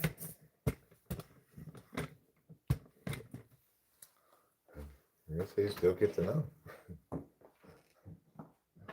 I'm just curious as hell. Like, what did I do to make that guy so mad at me? I don't know. And I'm just never gonna get to know.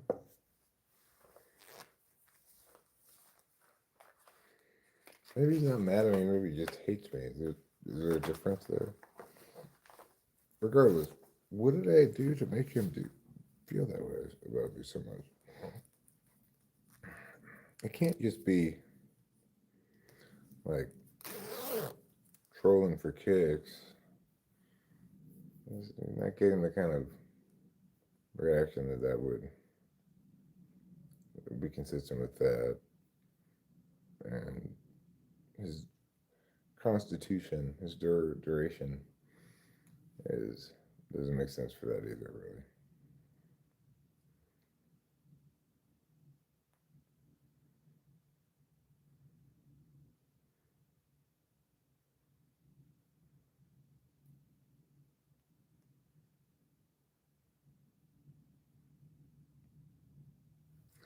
So I mentioned this thing that I was talking about a while back yesterday. Um, Reminding me of it. You know, that plant, right? There's this plant that does mimic the leaf shape of plants near it. And it mimics that leaf shape even if it's a fake plant. I do not understand how a plant could be able to do that. What is conceivably the mechanism by which it accomplishes that? If it's a fake plant, it's not like it can pick up some sort of chemical signal from the roots of the plant that indicates what its leaf shape is. How can it see what the leaves look like? I don't get it. I do not get it.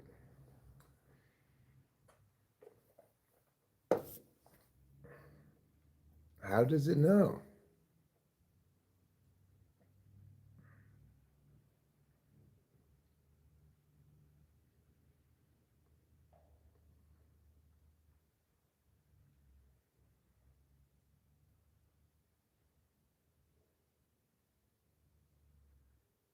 Oh yeah, the problem is with me specifically, and they're just throwing out the worst accusations you can because they want to defame, slander, do me harm. So that's what makes me curious as to like if I could know what the actual honest answer was, like what did I do that made that guy so anti-Eric? What did I say or do?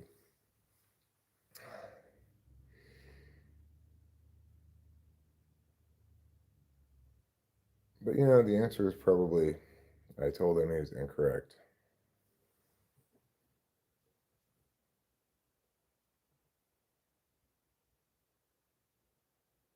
Yeah, I reported him twice on two of his accounts that imitated me for imitation. I wasn't gonna I'm gonna bother reporting him all day long. I guess that's the advantage that unhinged people have. They have more perseverance.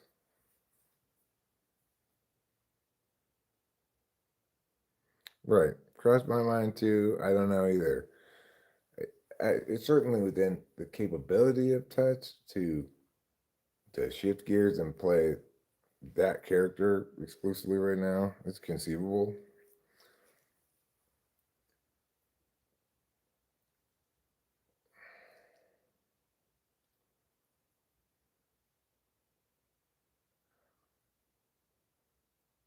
But even with him, I still wonder if he has any idea why he hates me so much.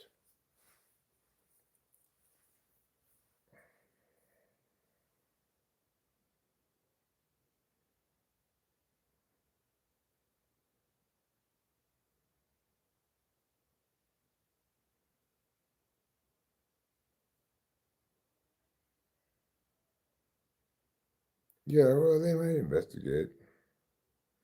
There's a lot of mental illness on the internet. I knew people that have contacted FBI over internet threats. Who is Jeff Shaw? Jeff Shaw's tuts.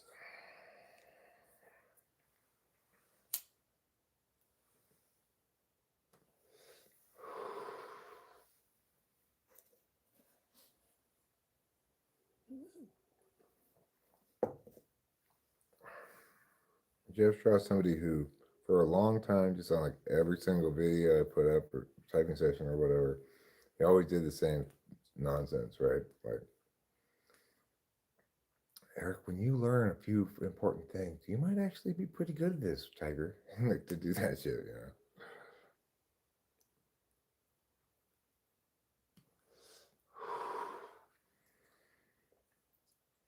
But generally, I avoid things that I don't like. I'm not sure what the mindset behind seeking out something you don't like again and again is.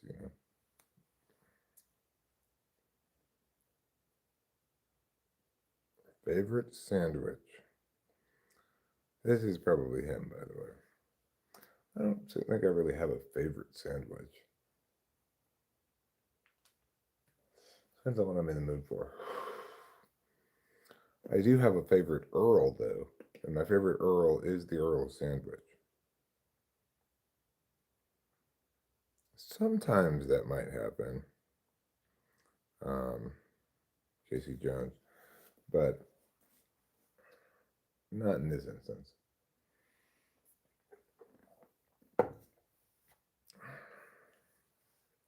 This guy is rather wildly and antipathetic towards me.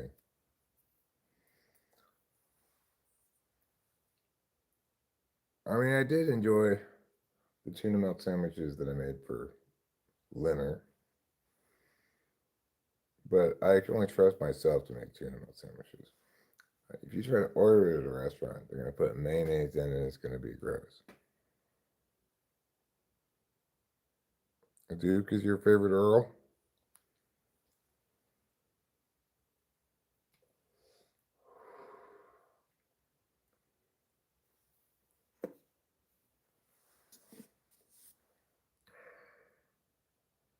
Bit of salad,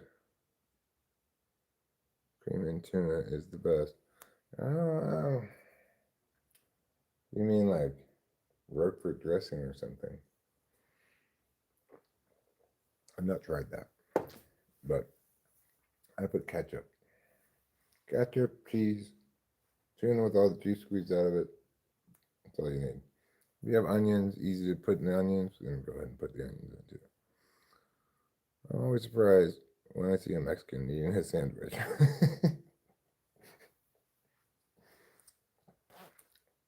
I didn't know you guys know about bread.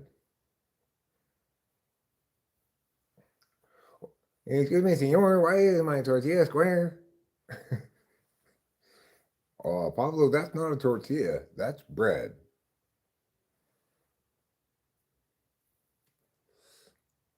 Water. Tuna and water. Never in oil.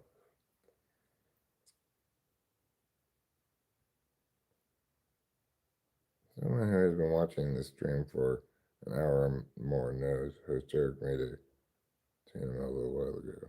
No, I'm aware that that's who that person probably is.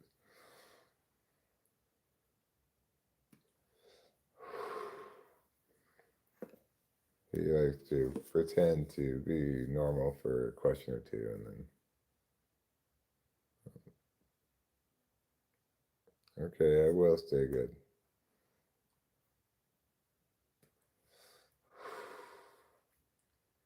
Stay golden, pony boy. No, I'm sorry. It's stay gold. Should be stay golden, I guess. I'm not sure. Maybe stay gold is fine. Remain gold.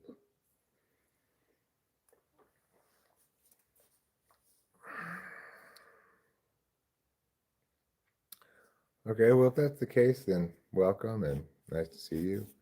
We have had a very persistent visitor who has come in and pretended to be a normal person multiple occasions. So it might turn out to be that again, or it might not. Who knows?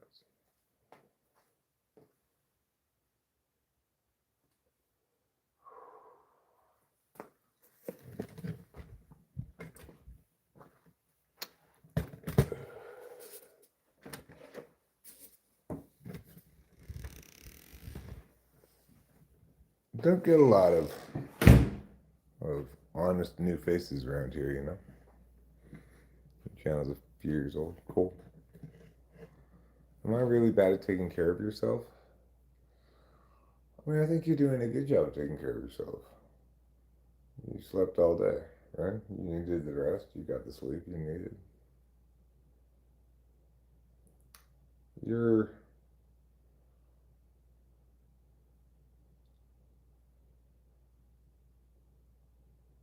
I mean, frankly, Rachel, you prioritize yourself all the time.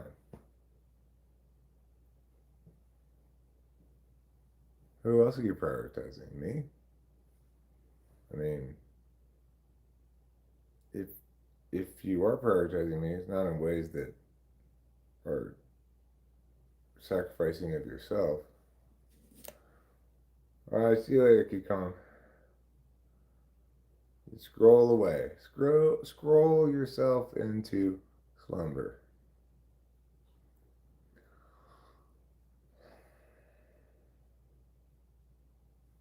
If you actually think about what that question means, people who don't prioritize themselves enough are like Boy, I really need to get some rest. But then Judy calls, can you come over and help me with Mia? And they're like, I can't say no, and then they go do that, etc. But you don't do anything like that.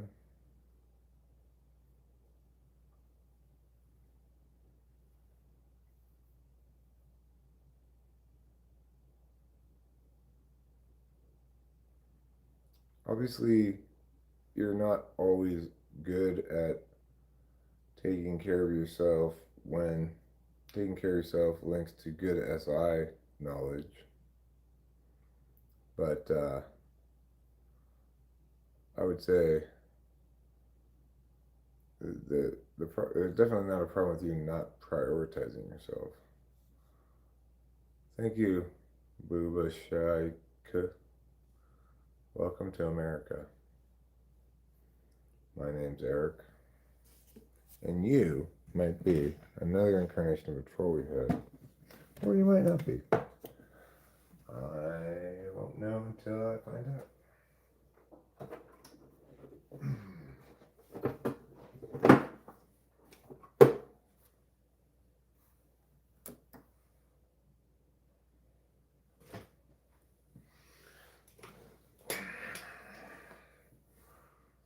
Prioritize.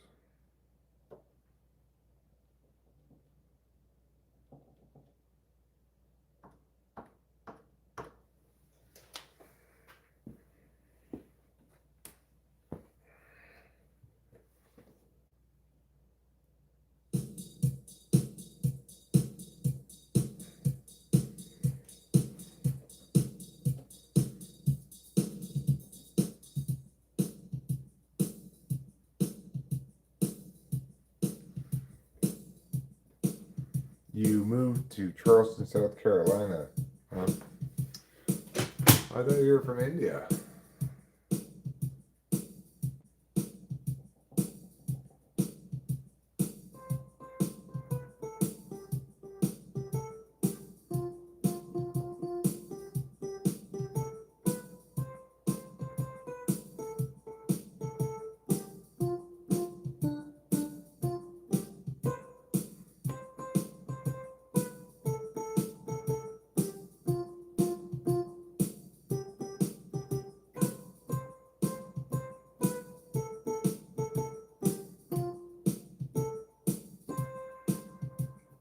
I'm from India. No, I'm not. I'm from Charleston, South Carolina. I'm from South America. I thought, wait, no, I'm from South Carolina.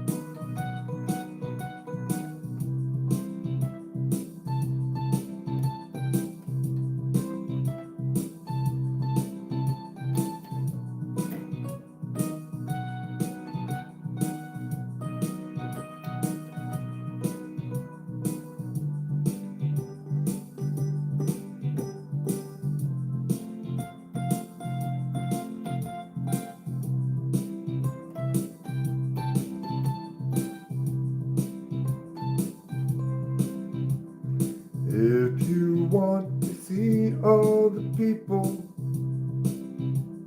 all the people in South Carolina,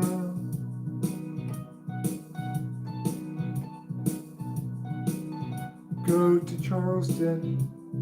That's the main place there is in South Carolina. Don't deny it. No one will believe your denial. And if I ever go to South Carolina, I'll be sure to stop by Charleston. I'll do the dance named after their city. Can you guess what it's called? It's called the Charleston.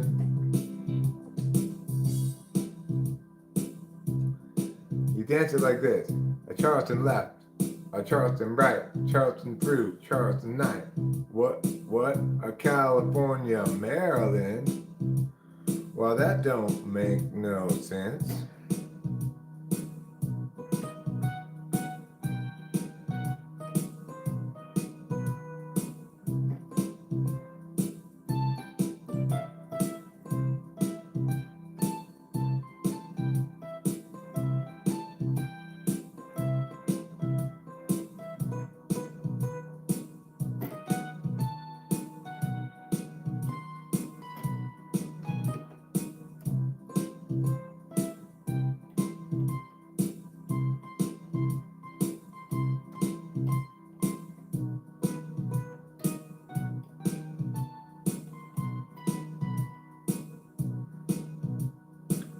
C.H. Arleston, South Carolina's the place where everybody gets up in your South Carolina face and says, welcome, welcome to South Carolina.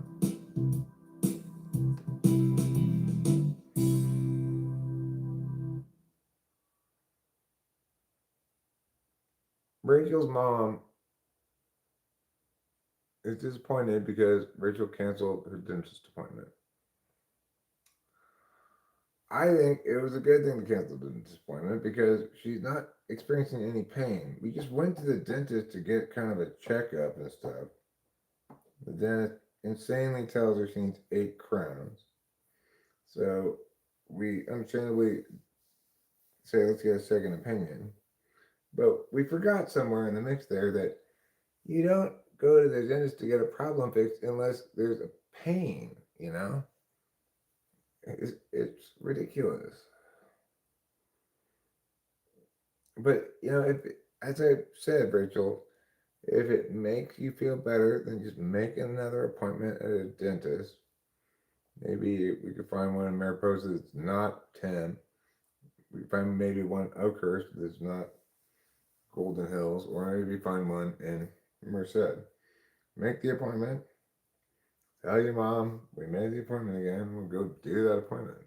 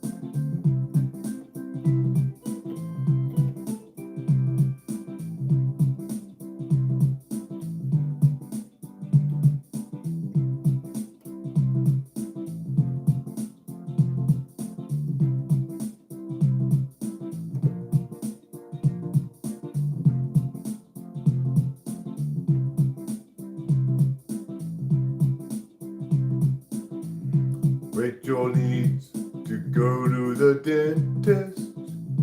No, she doesn't, but that's not the point.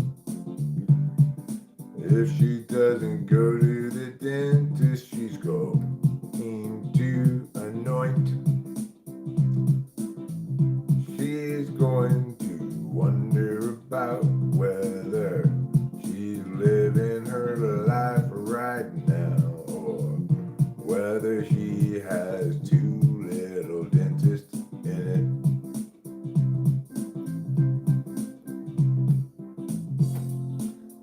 I would rather she go to the dentist than have to have her experience distress.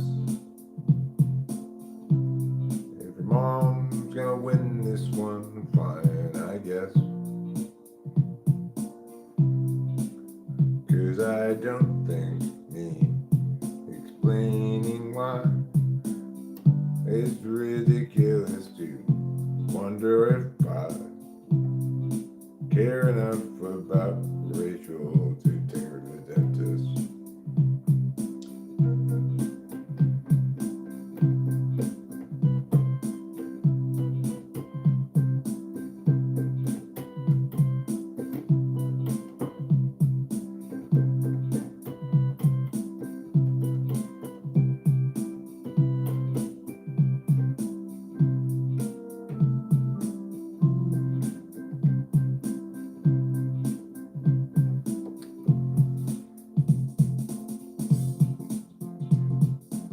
Dentist can do more x-rays, even though you just got x-rays done.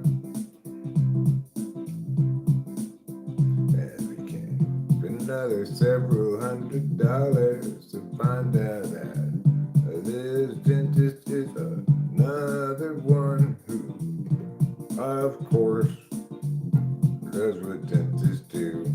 Recommends procedures for you, whether or not you currently actually need them.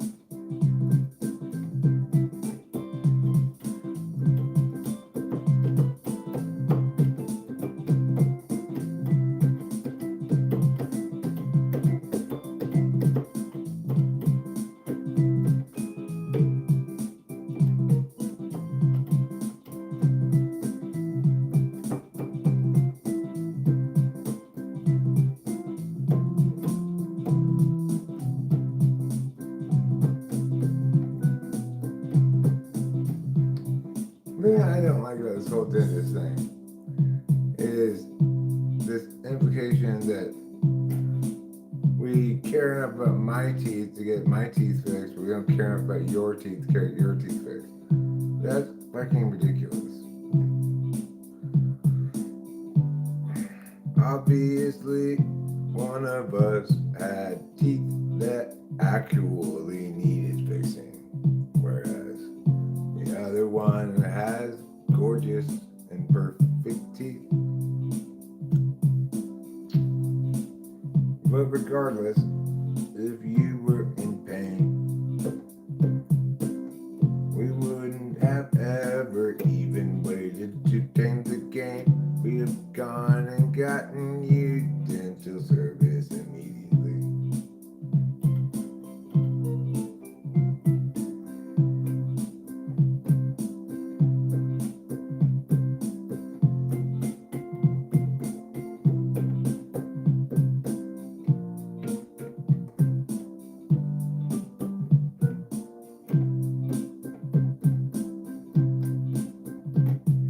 Yeah, your mom's got good judgment about some kinds of stuff, 'cause she's ESTJ, and that's surely enough for her to know the best way and best place, for example, to get a Christmas tree. But she does not conceivably know what's best for your dentistry, though. And again, we're ignoring the elephant in the room, which is why go to the dentist if you're not in pain?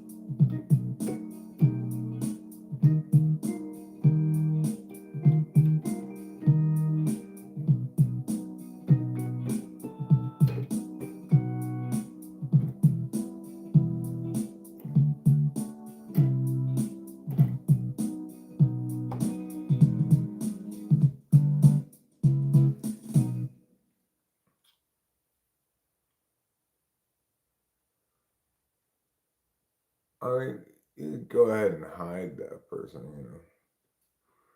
Yo, my gang boy, the Intergalactic Fentanyl Federation is pulled up for the shard inspection with Slimey's on route. Well, it's fine, I'm not sharded.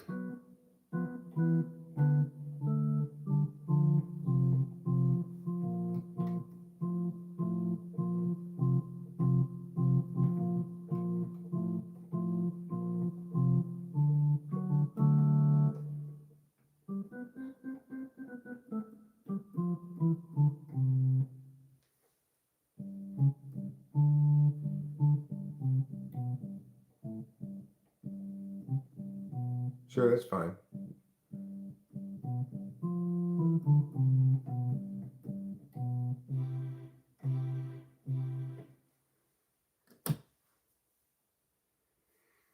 So, yeah, I mean, my position is you should just make an appointment. Then, obviously, we can't go to the dentist we just had an appointment with because we canceled last minute. But, well, we can find a different dentist. I don't know.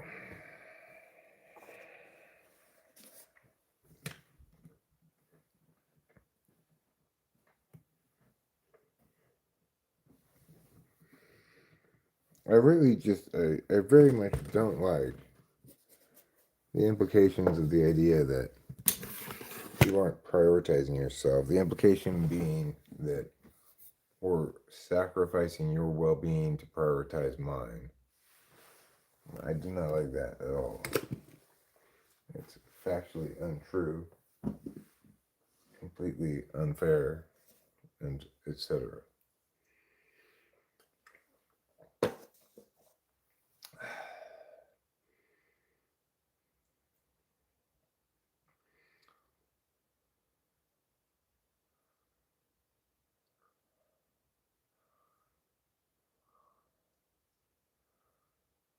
$5.59, huh?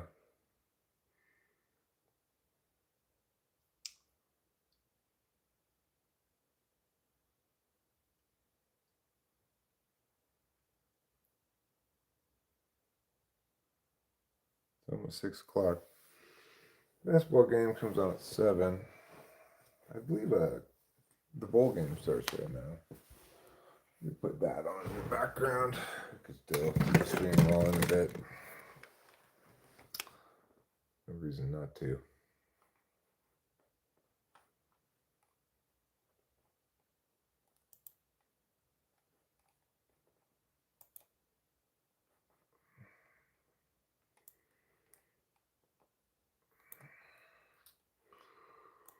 Put this on live chat. And then we'll make this like so.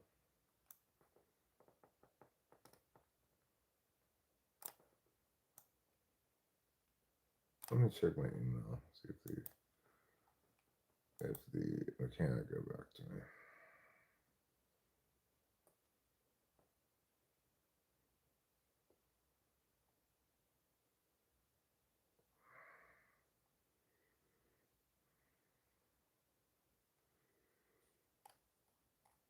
No, he has not gotten back to me. Okay, I'll call it in the morning. What exactly would you do if the slime boy pulled up with his shins in tow? I don't know what that means.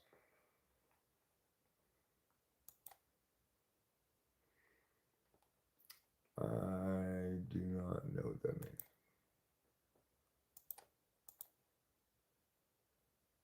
Accordingly, it's impossible for me to answer the question.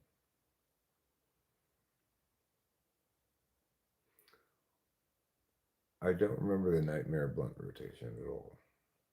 So the answer to that question is no, I don't remember that.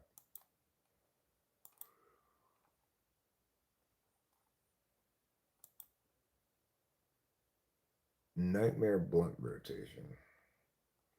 What's the difference between a nightmare blunt rotation and a dream blunt rotation? One of them is scary, whereas the other one is not scary. Maybe the answer is 6-7. Seems likely now that you mention it.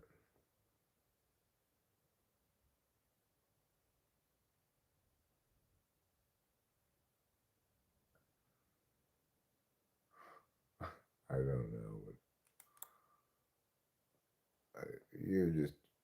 You're speaking with volumes of nonsense. Oh yeah, I love mushrooms. I ate a bunch of them the other night. Well, I mean, I had an eighth of them. They were very strong. I was pleased, impressed.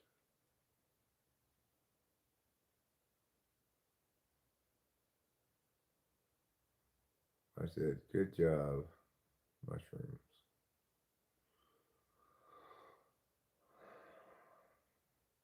Thank you, Mr. Mushroom, for getting me high.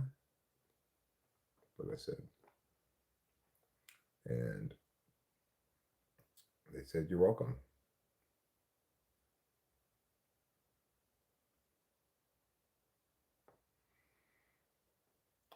So we've got Missouri State, Arkansas State. Butch Jones is the head coach of Arkansas State, I think.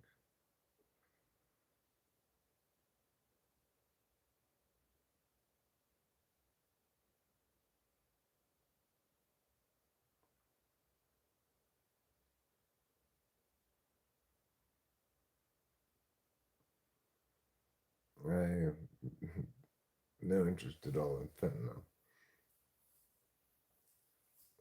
Not my kind of drug.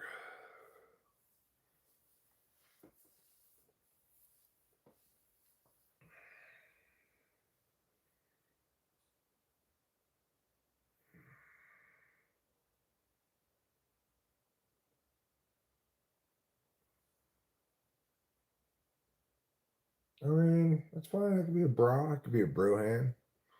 It could be a broski, Brasonovich.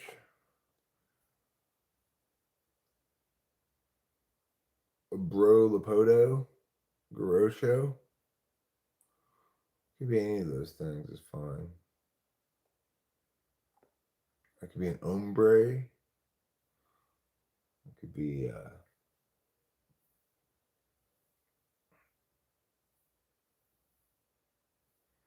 it could be El Guapo.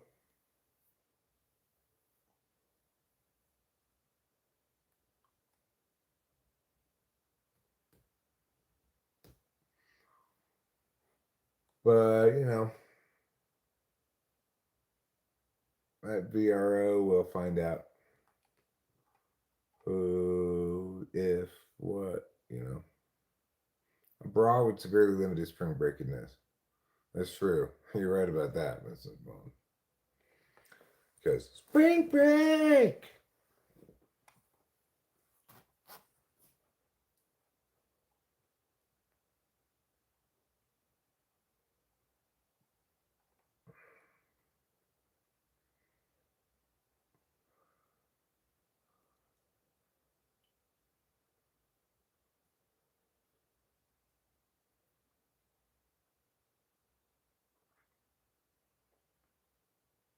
Down, nope.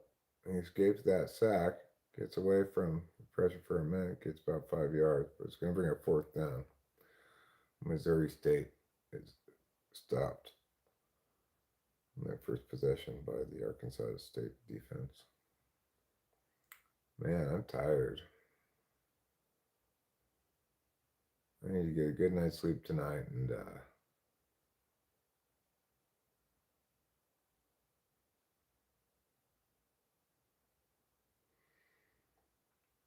on folk, the Muslim warlords pulled up with the slang terms on the slime gang. Cool. Is that who delivers slang terms? They're the storks of slang terms.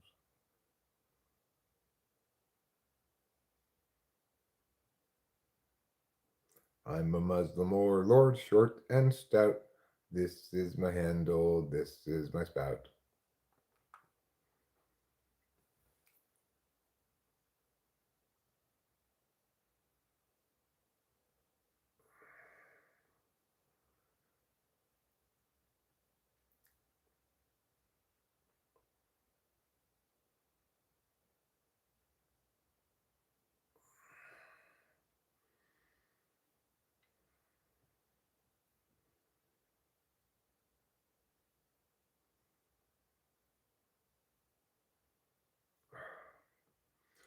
I hope the car's ready tomorrow.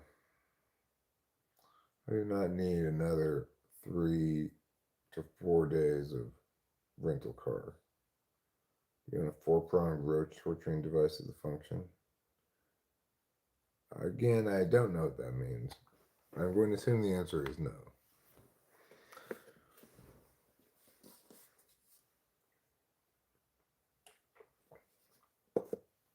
I guess I'll take a bit of scissor.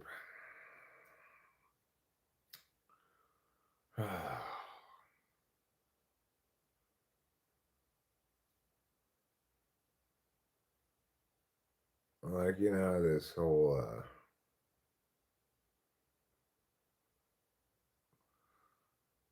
not particularly. Do I remember you? I mean, I've seen the name before, but I don't have anything in particular attached to that name as a memory.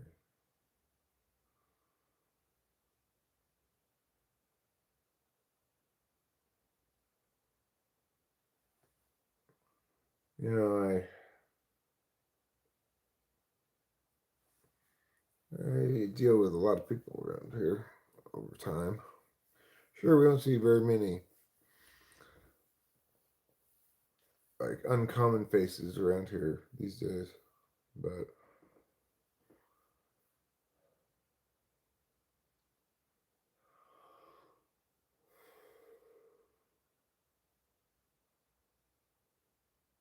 lots of stuff I don't remember.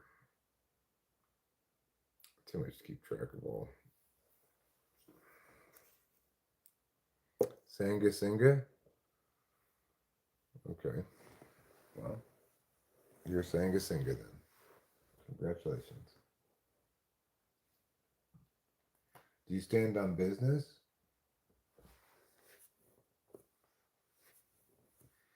Are you tracking? Do you stand on business?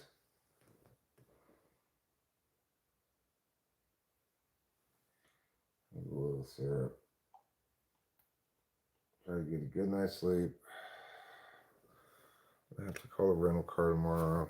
Coming tomorrow.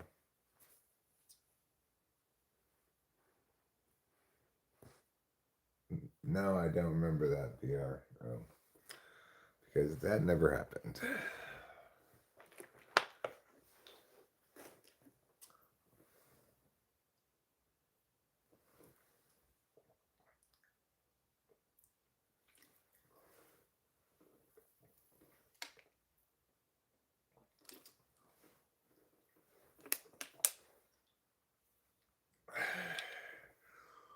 Well, Arkansas State strikes first. Touchdown here.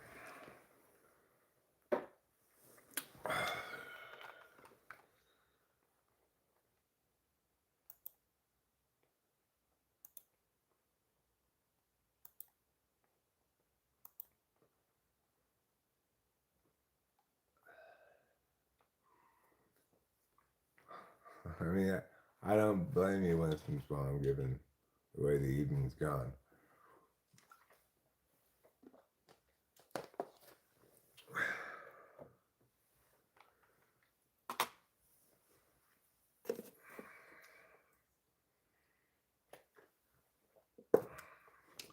So far, Arkansas State coming out of the gates with their pants on fire.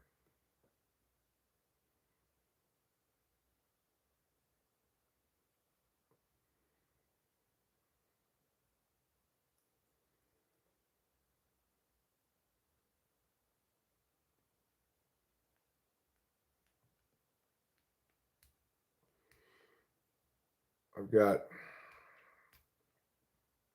4 more thousand to pay on the car repair, approximately.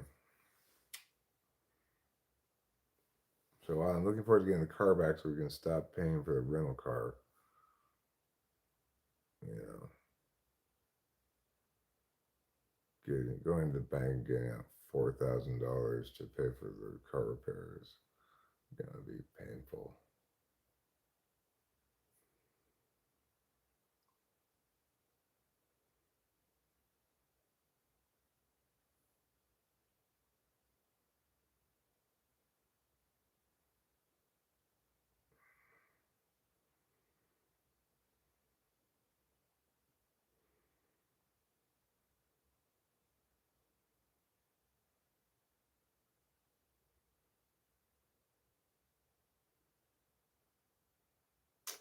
Well, you know, life's hard sometimes. It gives us unpleasant surprises sometimes.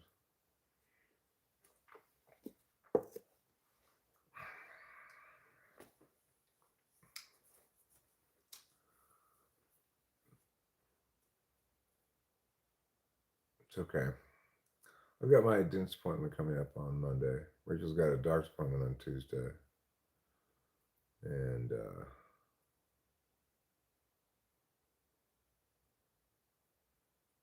then at that point, we're into Christmas. Because 23rd is Tuesday. 24th is Christmas Eve.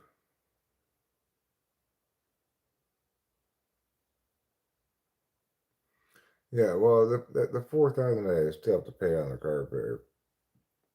That does not include the $1,200 and some dollars that I spent on the part as well.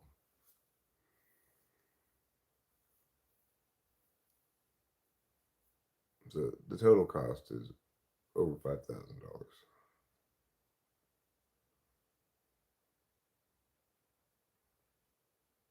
Which I get, that's what these things cost, right? It's like the kind of thing that went wrong with my car, that's an expensive repair. When you factor in the car rental, though, we're looking at like $6,000. So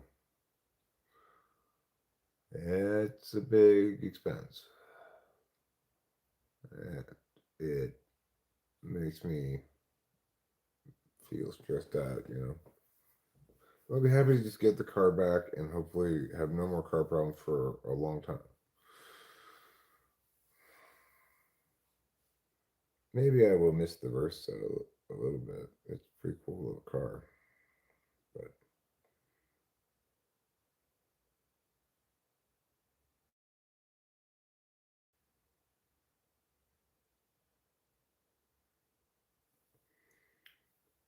not nearly as cool as not buying another car and making the one we have last as long as possible.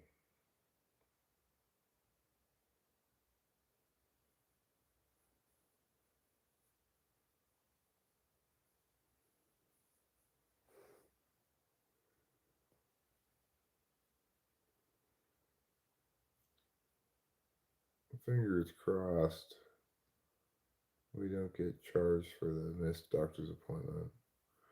Rachel slept through her doctor's appointment and hopefully he doesn't charge us for it. If he does, it's not like I'm gonna be mad or blame Rachel or anything. It's very easily something I could do as well, and have done it before. I missed an appointment with him once before. You know, it's me and Rachel being intuitards, not doing a good job with keeping track of schedules and stuff. But it's also linked to like Adderall, making it difficult to know when we're gonna get up and when we're gonna go to sleep and stuff like that.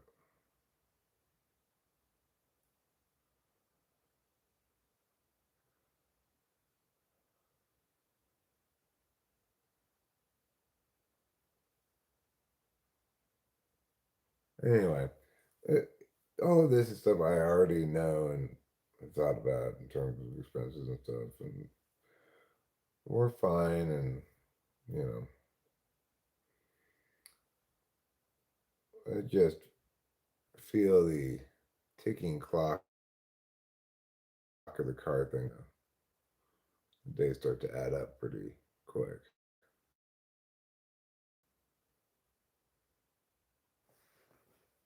Like if you can't finish it tomorrow, then I'm looking at. I mean, I'm looking at another $80 no matter what. But if you can't finish it until say Monday afternoon or something, then I'm looking at an additional Saturday, Sunday, and Monday,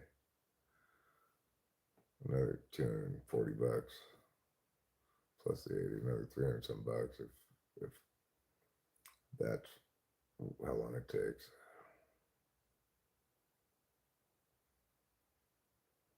But I do believe he's gonna finish it before Christmas, so it's what it is, you know. Nothing I can do about it.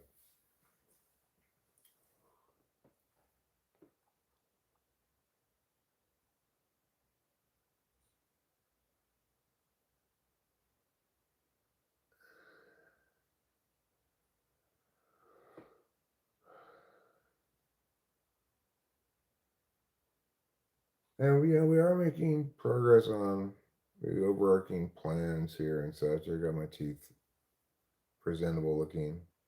I could move forward with getting a job. I'm not gonna do that till after the holidays, but um,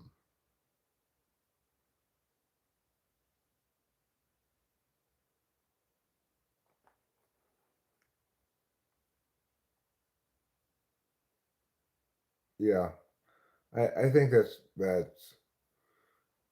that's very much going to be the case.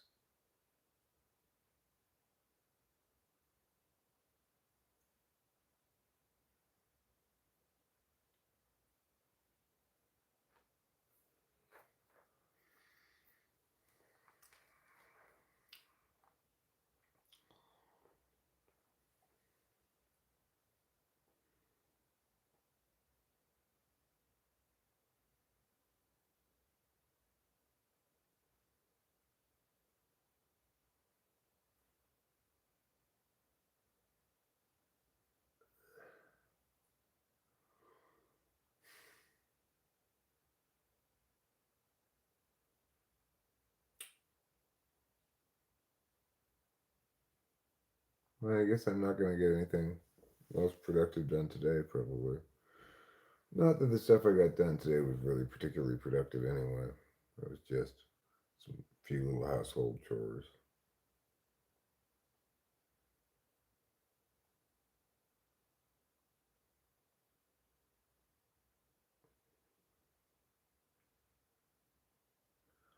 I just gotta kind of settle into an ordinary kind of day to day routine here.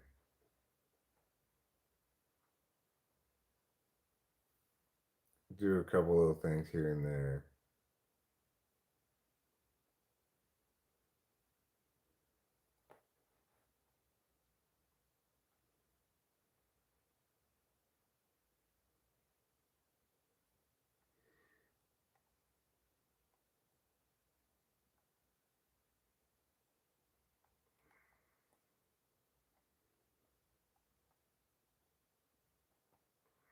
I'm sorry for feeling panicky. You don't need to be sorry for your feelings. Um,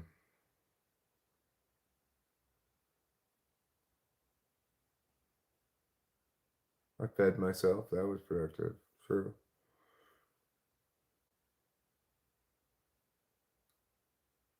Picked up cat poo, opened the cutlet bar, checked your email.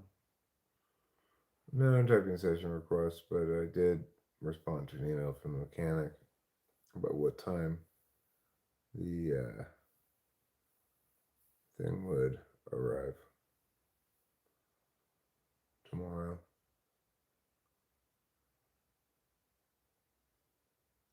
He has not replied to my reply, but that's fine. Nothing's gonna happen until tomorrow, regardless. So I'll call and talk to him tomorrow.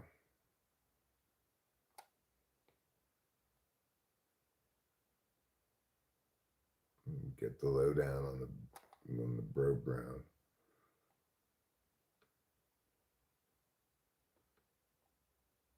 I didn't know you were really feeling panicky. I'm not sure what I thought you were feeling, but I know that your mom's response to you about that stuff was distressing, but I didn't know it's causing you anxiety.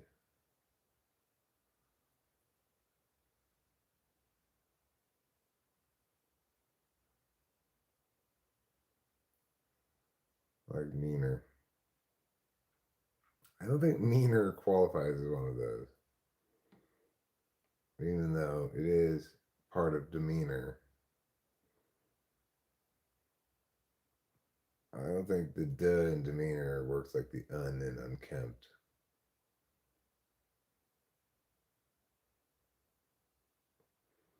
FDA approved treatment for wet whatever.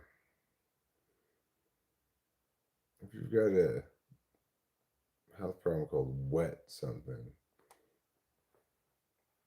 that's not good.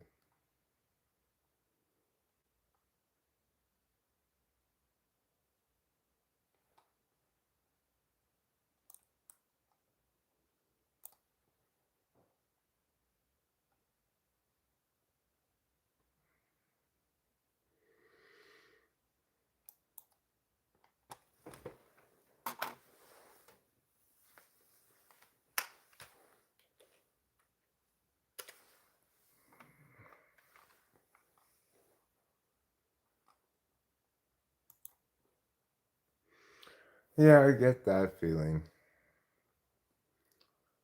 You know, I totally get that. I felt irresponsible too because we were having party day and then I wasn't really paying attention to my dental health or anything. Maybe I went a little hard. It's hard being a grown up, you know?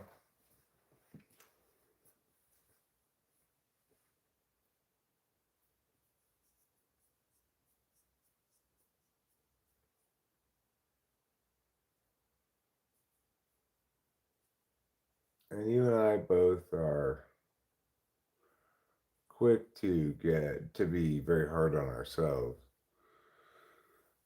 You know,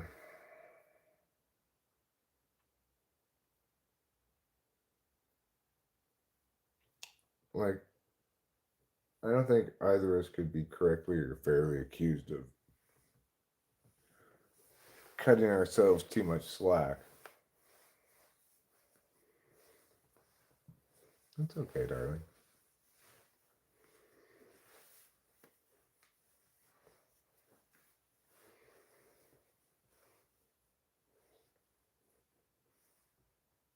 It's not a big deal. Probably Ingram won't charge us for it.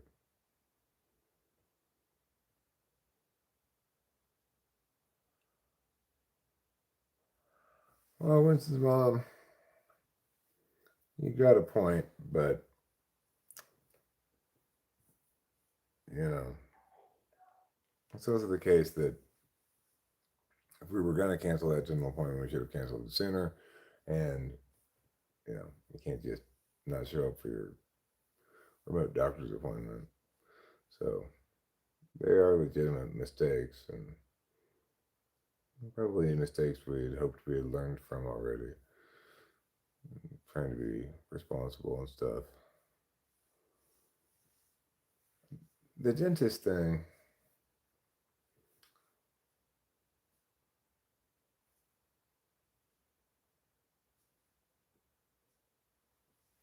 well,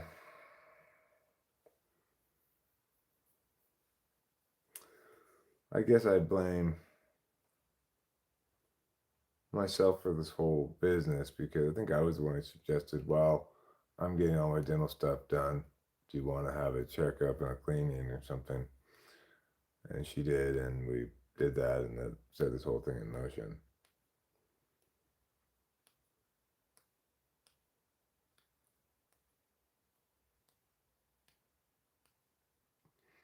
I think it's mostly just caused Rachel a lot of distress rather than done anything other than that.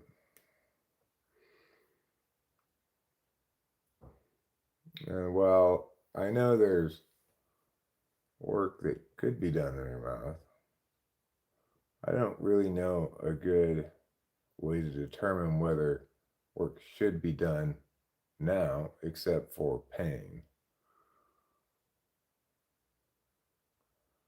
Pain is a good reason to get work done now.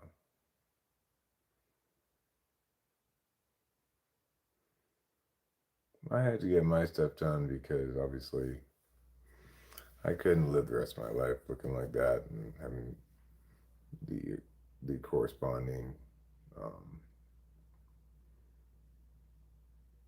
debuffs.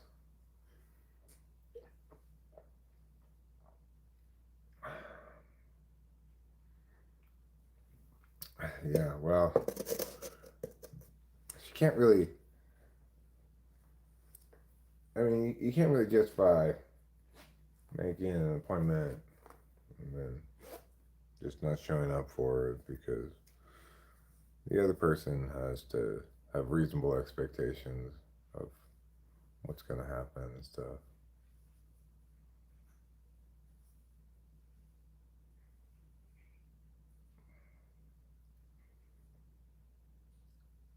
Right, Alec T. Sure, it is true that that Rachel has some kind of decay that is not yet developed into a painful problem.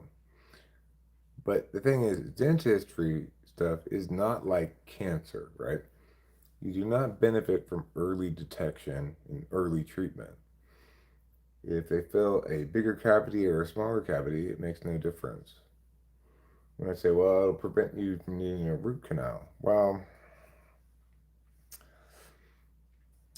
maybe, maybe not. You know,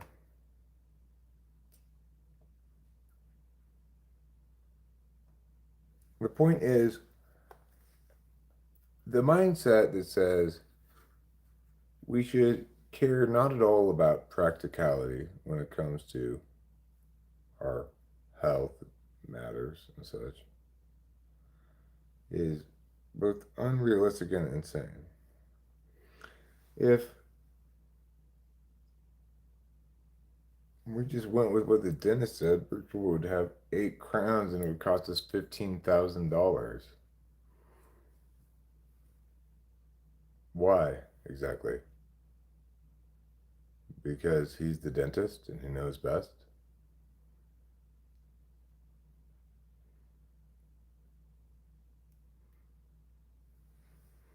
Like, you kind of can't have it both ways, right? If you're gonna defer to the dentist regarding what should be done, then you can't use your subjective data to determine what should be done. You have to just trust that he knows what's best for you and your teeth.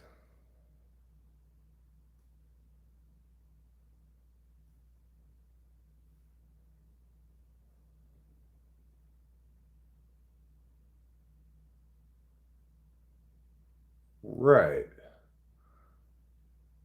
and we did that. We went and got her X-rays and a cleaning and a consultation, and they ridiculously recommended 8 crowns. So we decided not to do that, right? Get, we're like, let's get a second opinion. But my first opinion is that's not a sensible way to deal with dental problems. If your cavity is bad enough that causes you pain, then go get it filled and get your whatever needs to be done. Economics are a reality, you know. We don't have 15 grand to be wasting on unnecessary, unwanted dental work.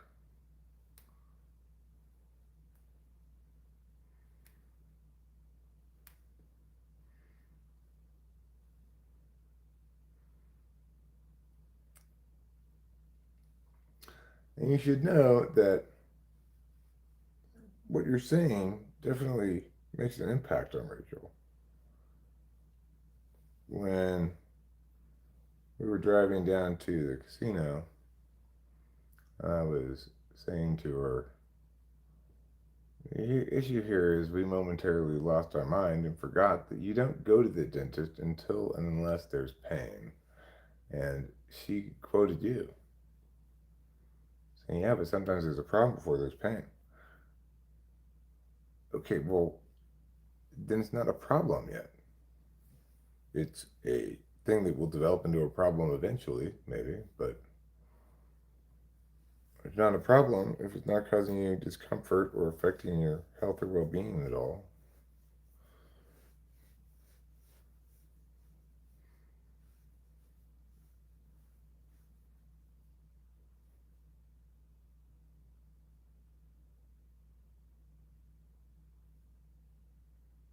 I mean, it's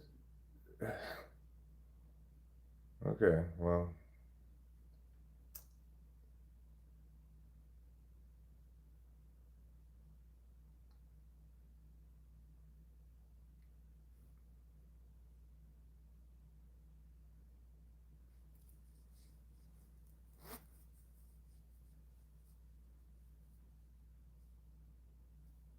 yeah, we can see it differently, but you're not going to pay for it, right? And it's neither of our mouths.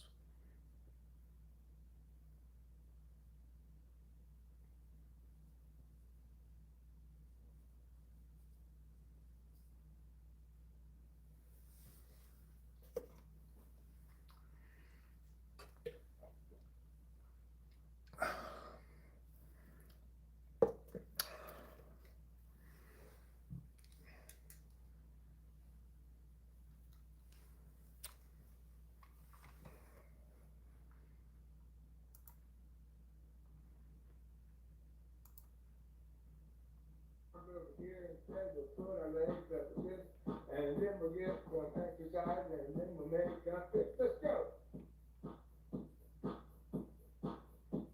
Work out and learn to be healthy. Let's come over here. No, you said that there are problems that might precede you feeling pain. Well, we already got a diagnosis of those problems. She already got x-rays. The doctor said there was decay. So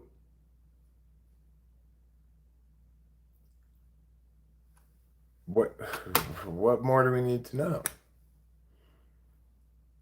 How does one determine if, in fact, this decay actually ought to be treated with some sort of dental treatment right now or not?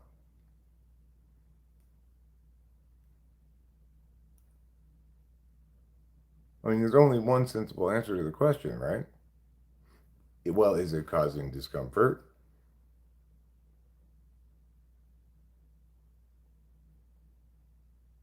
Yeah, we took her down there. She got x-rays, she got a cleaning, she got a checkup consultation with the dentist. We've already done that. Why do we need to do that again? Well, because the other dentist will say, you need to get these things done. And it might be different than the first dentist said. But, you know, only rich people go to the dentist when they don't have a problem.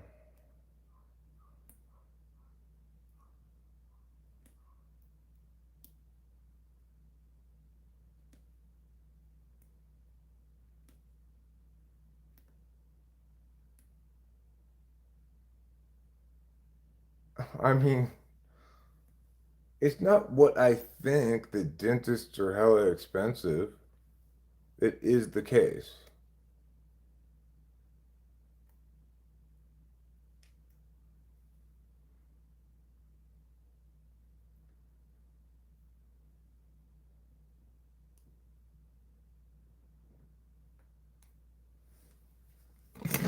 You're living in some first world fantasy land where everybody can afford to have pointless dental appointments, to have the dentist do for you what you can do at home just fine, clean your teeth, etc.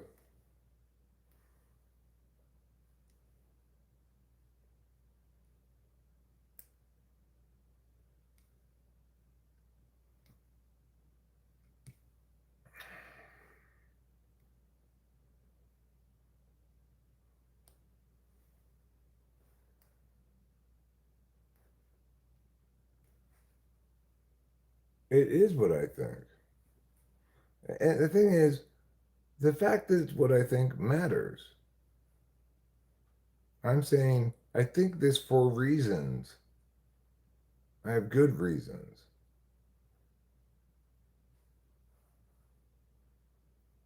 From information you were given by dentist, it seems as if he was advising what he was advising wasn't necessarily pressing in terms of health. No, I don't think it was necessarily pressing at all. I don't even think it was the appropriate treatment for whatever problem that she actually does have. I didn't even hear the word cavity at any point, just decay.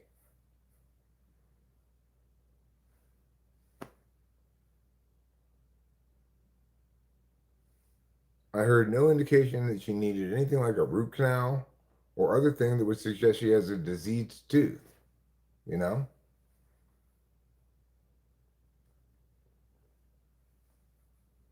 So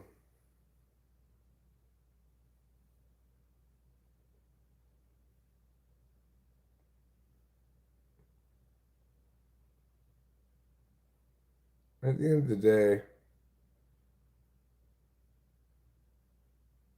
it's up to Rachel. You know, I'm not going to be the one who prevents her from getting dental work.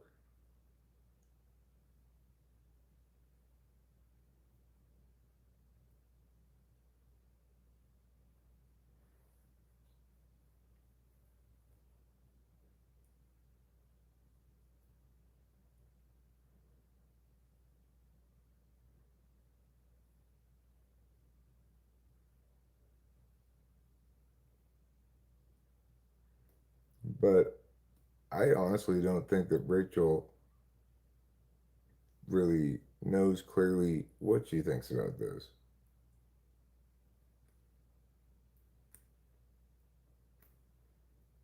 So accordingly, it makes sense to explain what I think about it.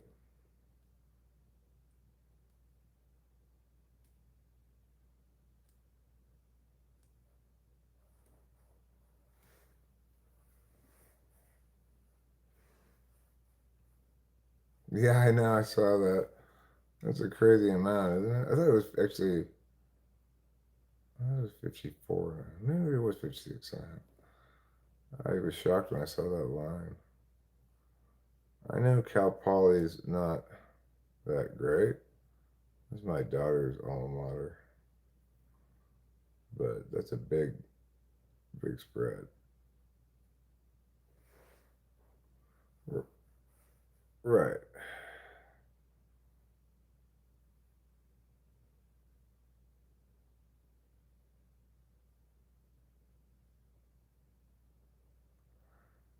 Like I said, if she decides she wants to do that, then that's what we will do. I mean, we're not going to do it all at once, regardless of what she wants to do. We're not going to shell out 15 grand to get 8 crowns. But if she wants to make another appointment, get another evaluation, and get pitched a plan of treatment that deals with things one at a time in terms of order of their pressingness, then that's what we'll do. And the reason we'll do that is because I don't want it to be said that I prevented her from getting dental work she wanted to get done.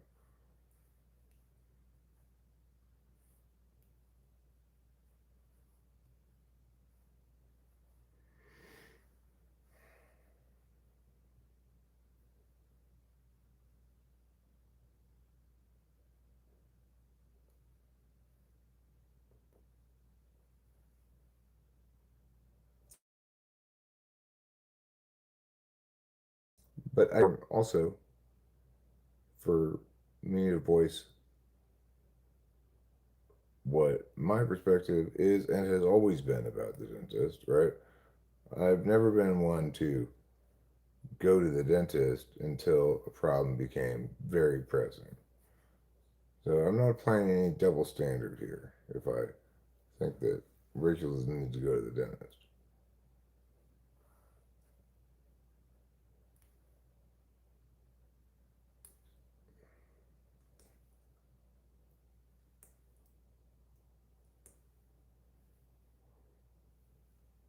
Well, she can make the decision. I'm not gonna judge her. You know, it, she has a perfectly good reason to make an appointment again, which is she her mom doesn't like it. And when Rachel's mom is upset at her or something, and Rachel is very upset, and it's certainly not worth those consequences.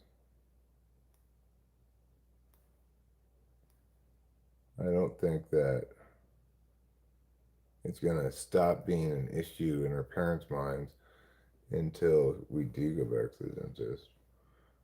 And I don't want to be accused of being willing to pay for my necessary dental work, but not hers, right? The fact that I don't think it's necessary is not relevant in how those arguments play out anyway.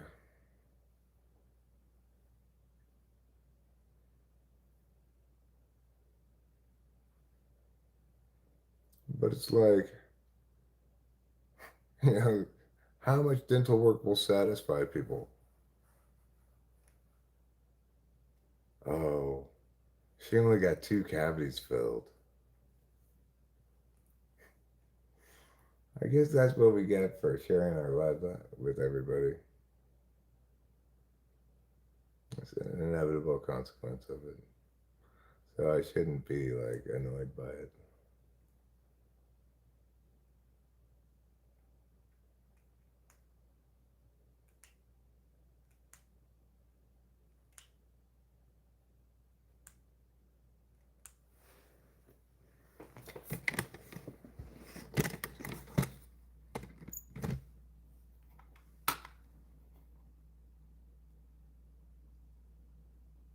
The other thing I think that's important to remember in this whole equation is that it's what I said, and Rachel confirmed that she doesn't really know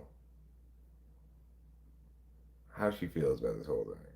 But she says, I'm hoping to get cavities filled, not a new mouth. Feels so extreme. Fair enough. Let's go get some cavities filled.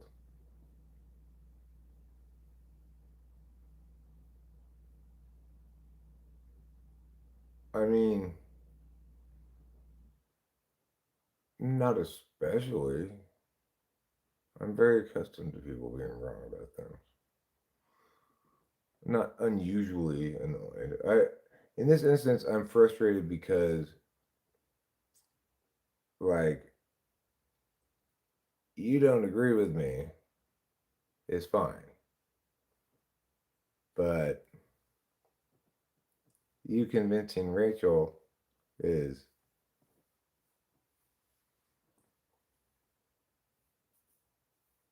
it's also fine, but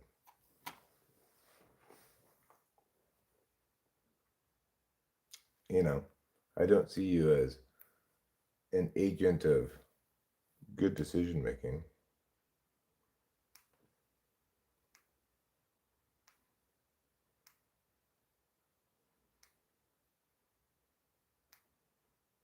And who are these people that don't agree with me?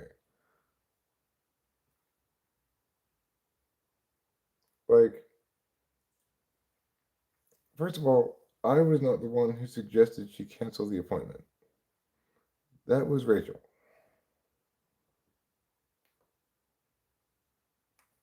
I agreed with her that yes, that was a good idea.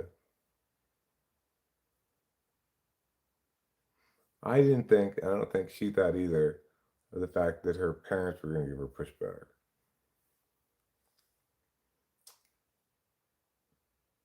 Now it's become this big thing where it's like they're going to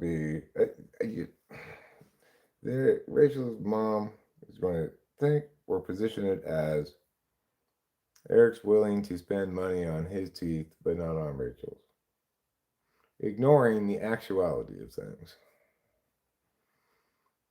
So when you say, well, I don't agree with you, Eric, I mean,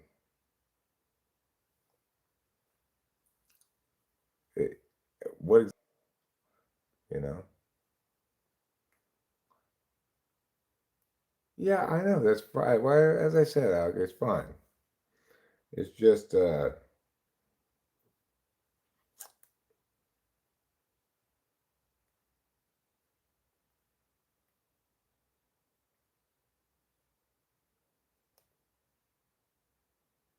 your position is that problems get worse over time.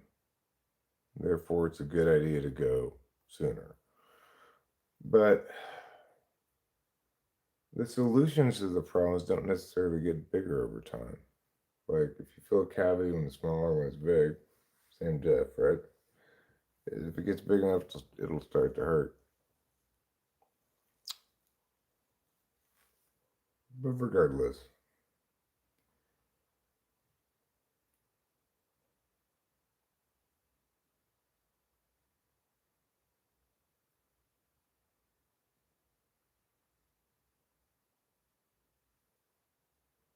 I guess I see this as an issue of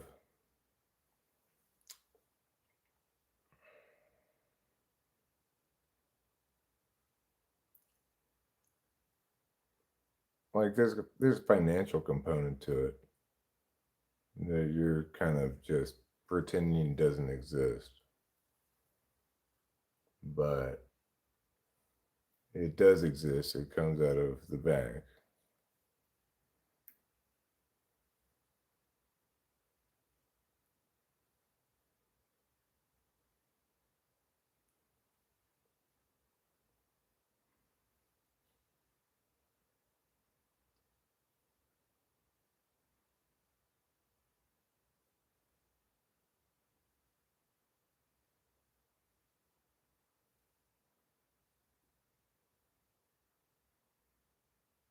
And again, we've already taken her to the dentist to get a checkup slash x-rays and everything.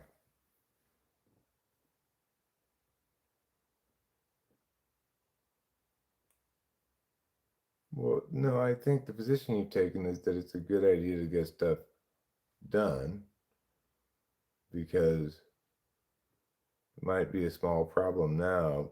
You can't feel it, but there still be a cavity there between your teeth or something.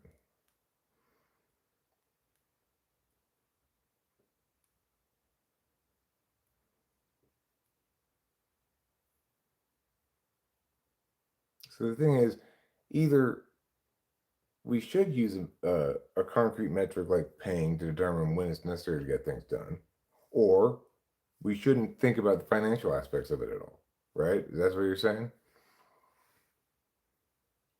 Like, if in fact your position is it's a good idea to get things taken care of early, then what you're saying is it doesn't matter what the financials are. If it does matter, then that's not your position. Your position is something that has to be determined on multiple factors.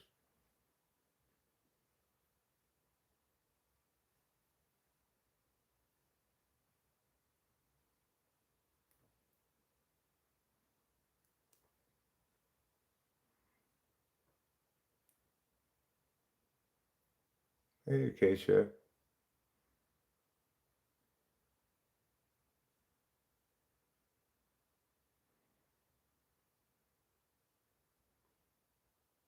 discovered a free, fancy highlight message. And the thing is, I'm fine with us having to spend the money on Rachel's dental stuff as is necessary, you know. But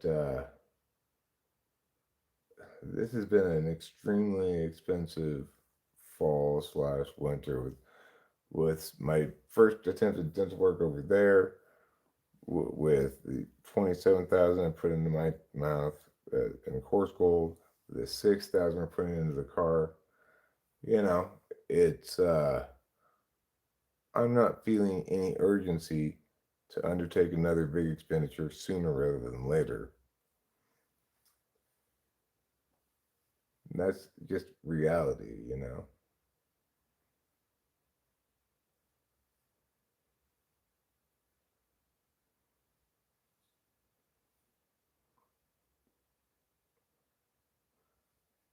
Well, even if it does require a bigger or more complicated solution later on, um,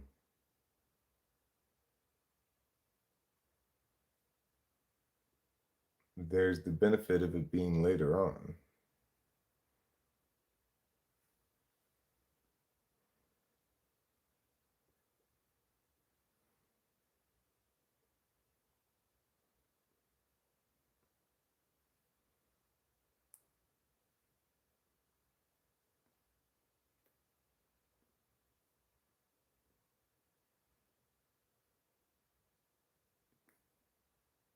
Rachel's ultimately going to have to decide what she wants to do because um,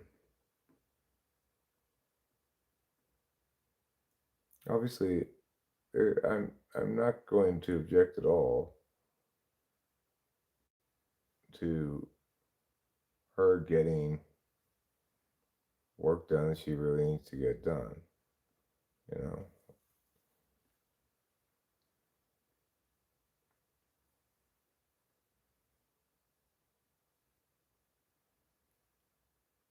and I'm not going to object to all at all to her to getting whatever she wants to get done done. If we have to get it done, we gotta get done. You know.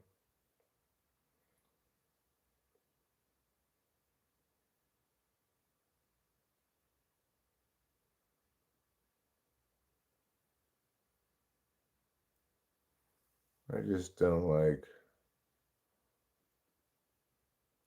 the way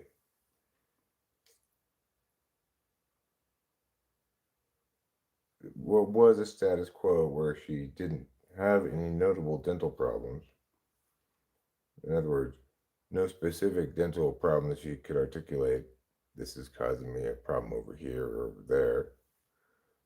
Just, I haven't been to the dentist in a long time. We went from that to hearing $15,000 and 8 crowns was quite a shock to the system.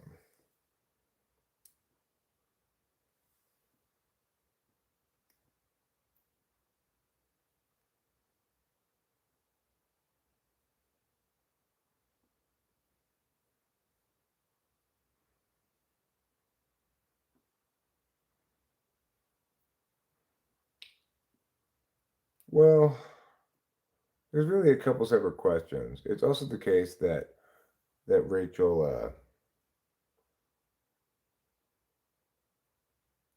Rachel questions herself a lot about.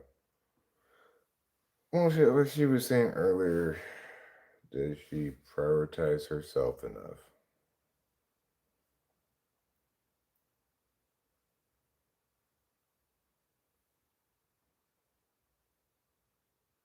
I don't know. I don't know what that's meant to mean. She's very easily influenced by outside voices. I'm not saying you did anything wrong either, Alec. Like I said,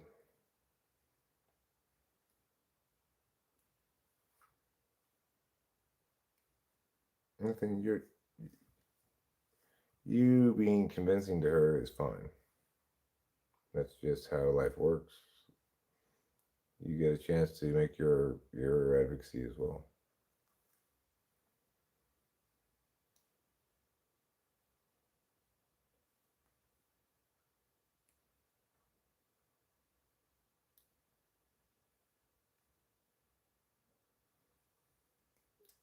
Yeah, I probably didn't, but that's neither here nor there because by talking about it, that means I consent to it being commented upon.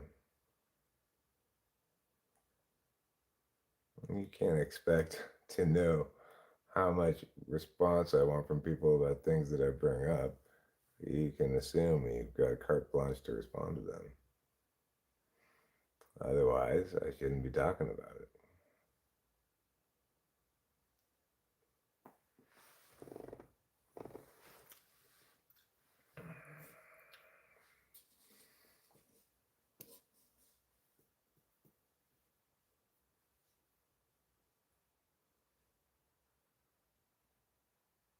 The thing anyway. The things I don't like about this whole thing have nothing at all to do with you, Alex. I They have to do with the fact that I don't like two specific implications here. One being that um, the I guess it's really just one thing. The idea that we're willing to pay for my teeth but not for her teeth because we're prioritizing me over her. I don't like that at all because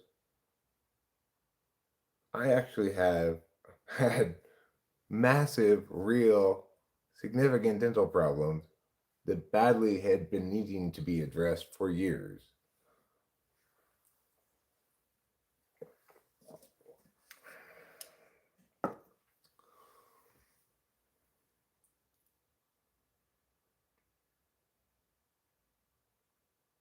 I guess the other one being that I'm somehow applying a double standard, which is kind of the same thing. But the reality is, the standard I applied to myself was I was never going to go to the dentist unless I really had to.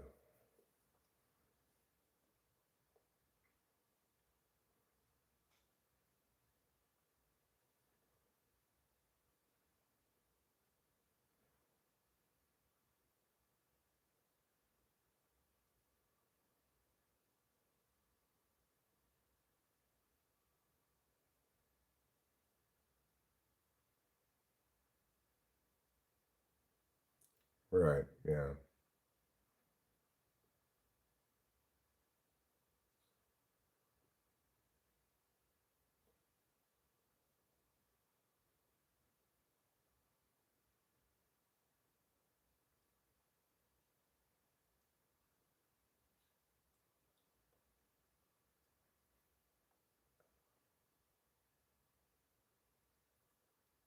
Again, the dental expenses with I will sell my kidney for Rachel's crowns, then I'd be a bit more sympathetic to Angel is. Well, we're definitely not going to go with Dr. Geyer um, for Rachel's stuff.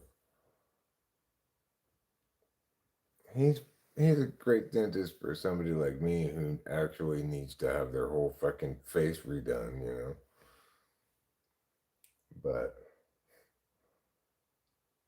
it cannot conceivably be the best course of action to grind down that much natural living tooth and replace it with crowns. It cannot be.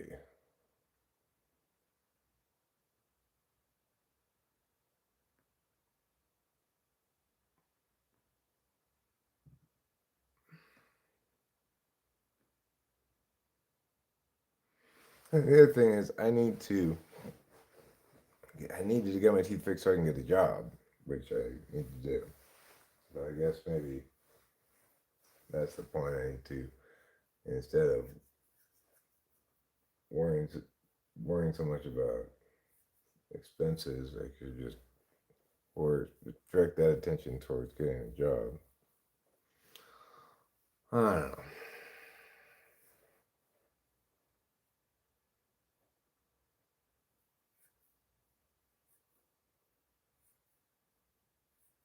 It's all a bunch of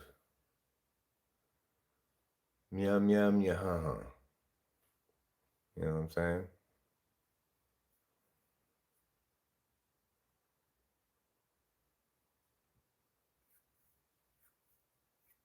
Yun yun yahun yun. That's what it is. In some ways, it's been a good Christmas season.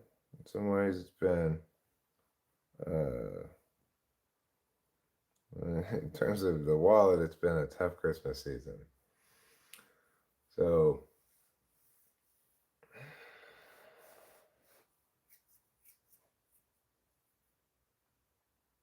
but Rachel and I have enjoyed some holiday movies. Got our Christmas decorations up.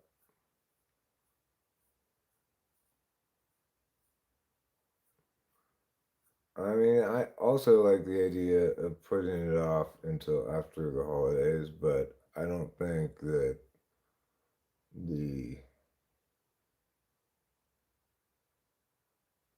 think that Rachel's gonna feel like the problem is solved until she makes an appointment so she can report to her mother that she did that, you know? There's just no good way this plays out otherwise. It's like you can just imagine the conversation between Rachel and Rachel's mom, where Rachel explains that Eric doesn't think that she needs to get any dental work done until she's in pain. And see how well that plays. That's not gonna play well. It's gonna make me sound like I don't care about her or something. And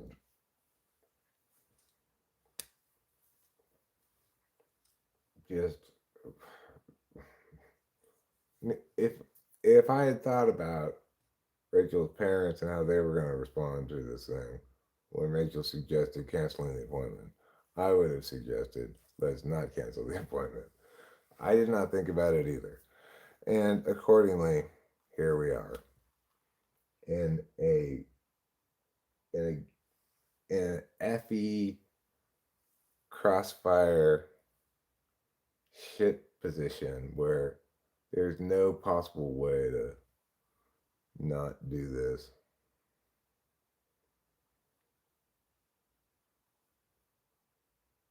We have a Google meet up with your mom and your sister. Well, that's cool. When is that?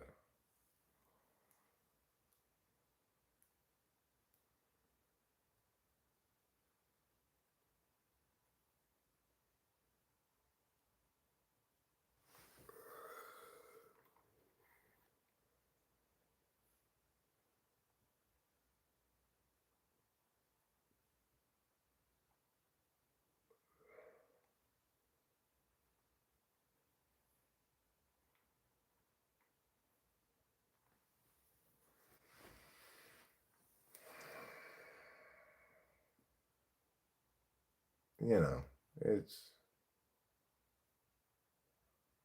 it's fair to say that I should have anticipated this.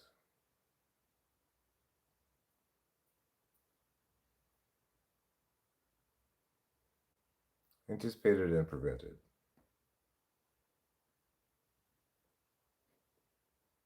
But I once again did not think about how other people are gonna, yeah. Criticism kills love.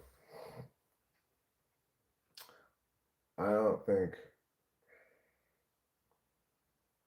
think her mom would correctly interpret that as criticism.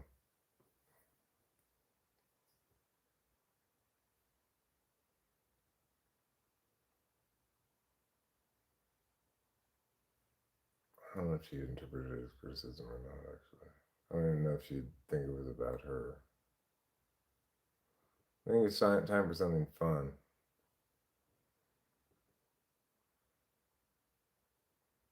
Yeah, I guess so.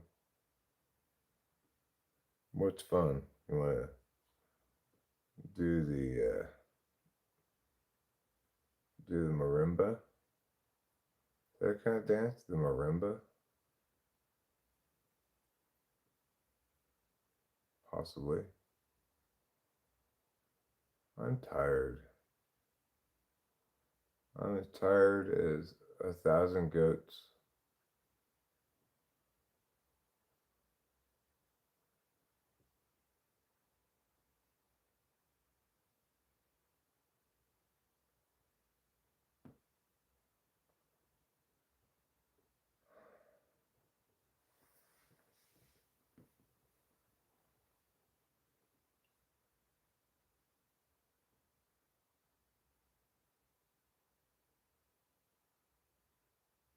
Well, I don't know. I'm too tired to think about this. I can barely even think about stuff that's not tiring to think about.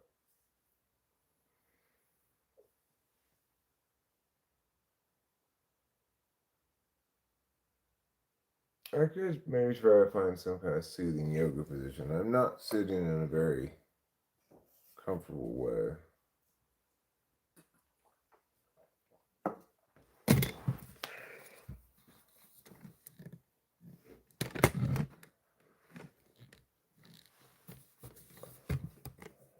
What's the stand-up special?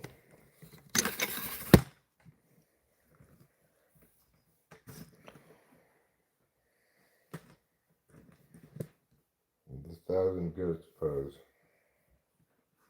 I'm as tired as 1,000 goats. This is the pose right here.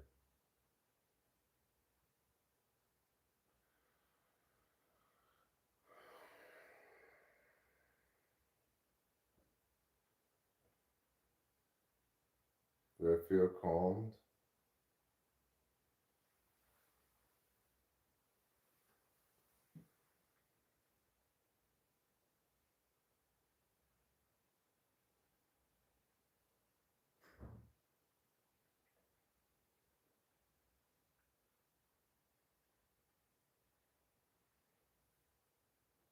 You believe that every baby goat should wear pajamas, huh? I think the SC game should be on. No. I really need to go to bed, but I shall watch the Blues game first. I think I'm ready to wrap it up. Hi, darling. Hi. Mom just texted me and say she's not going to be there for the Zoom. She's not? No. Why not? Because she's upset. That's how she is. Because she's upset about your dentist thing? Yeah. I guess. She just texted me to say I won't be on the Zoom Sunday, no need for any t-shirts. I don't know what that means.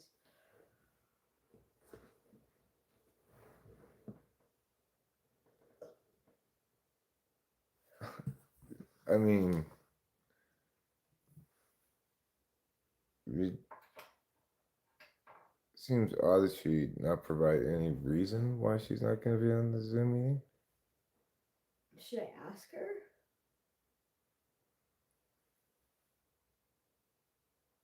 I mean, I would, but What should I say? um,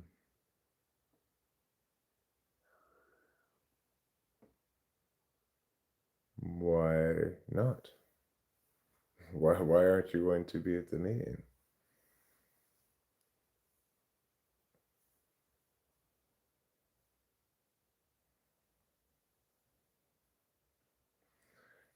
That seems like it could not possibly be because of the dentist thing, could it?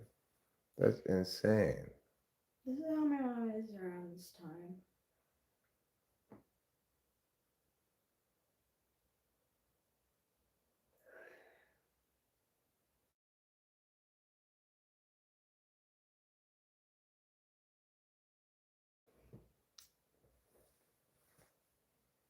Like, if she is in fact trying to punish you for canceling your dentist appointment,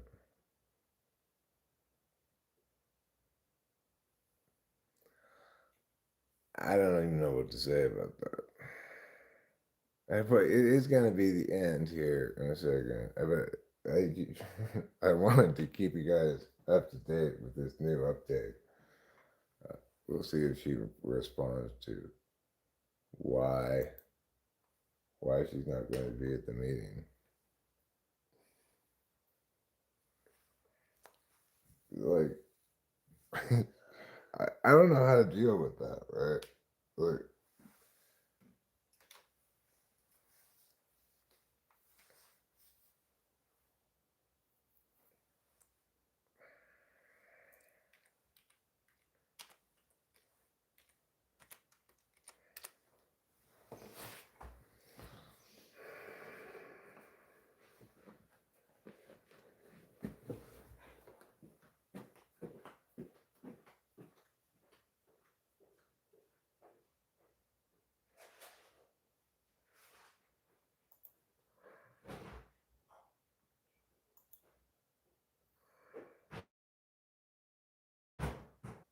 yes, this is what I want to watch.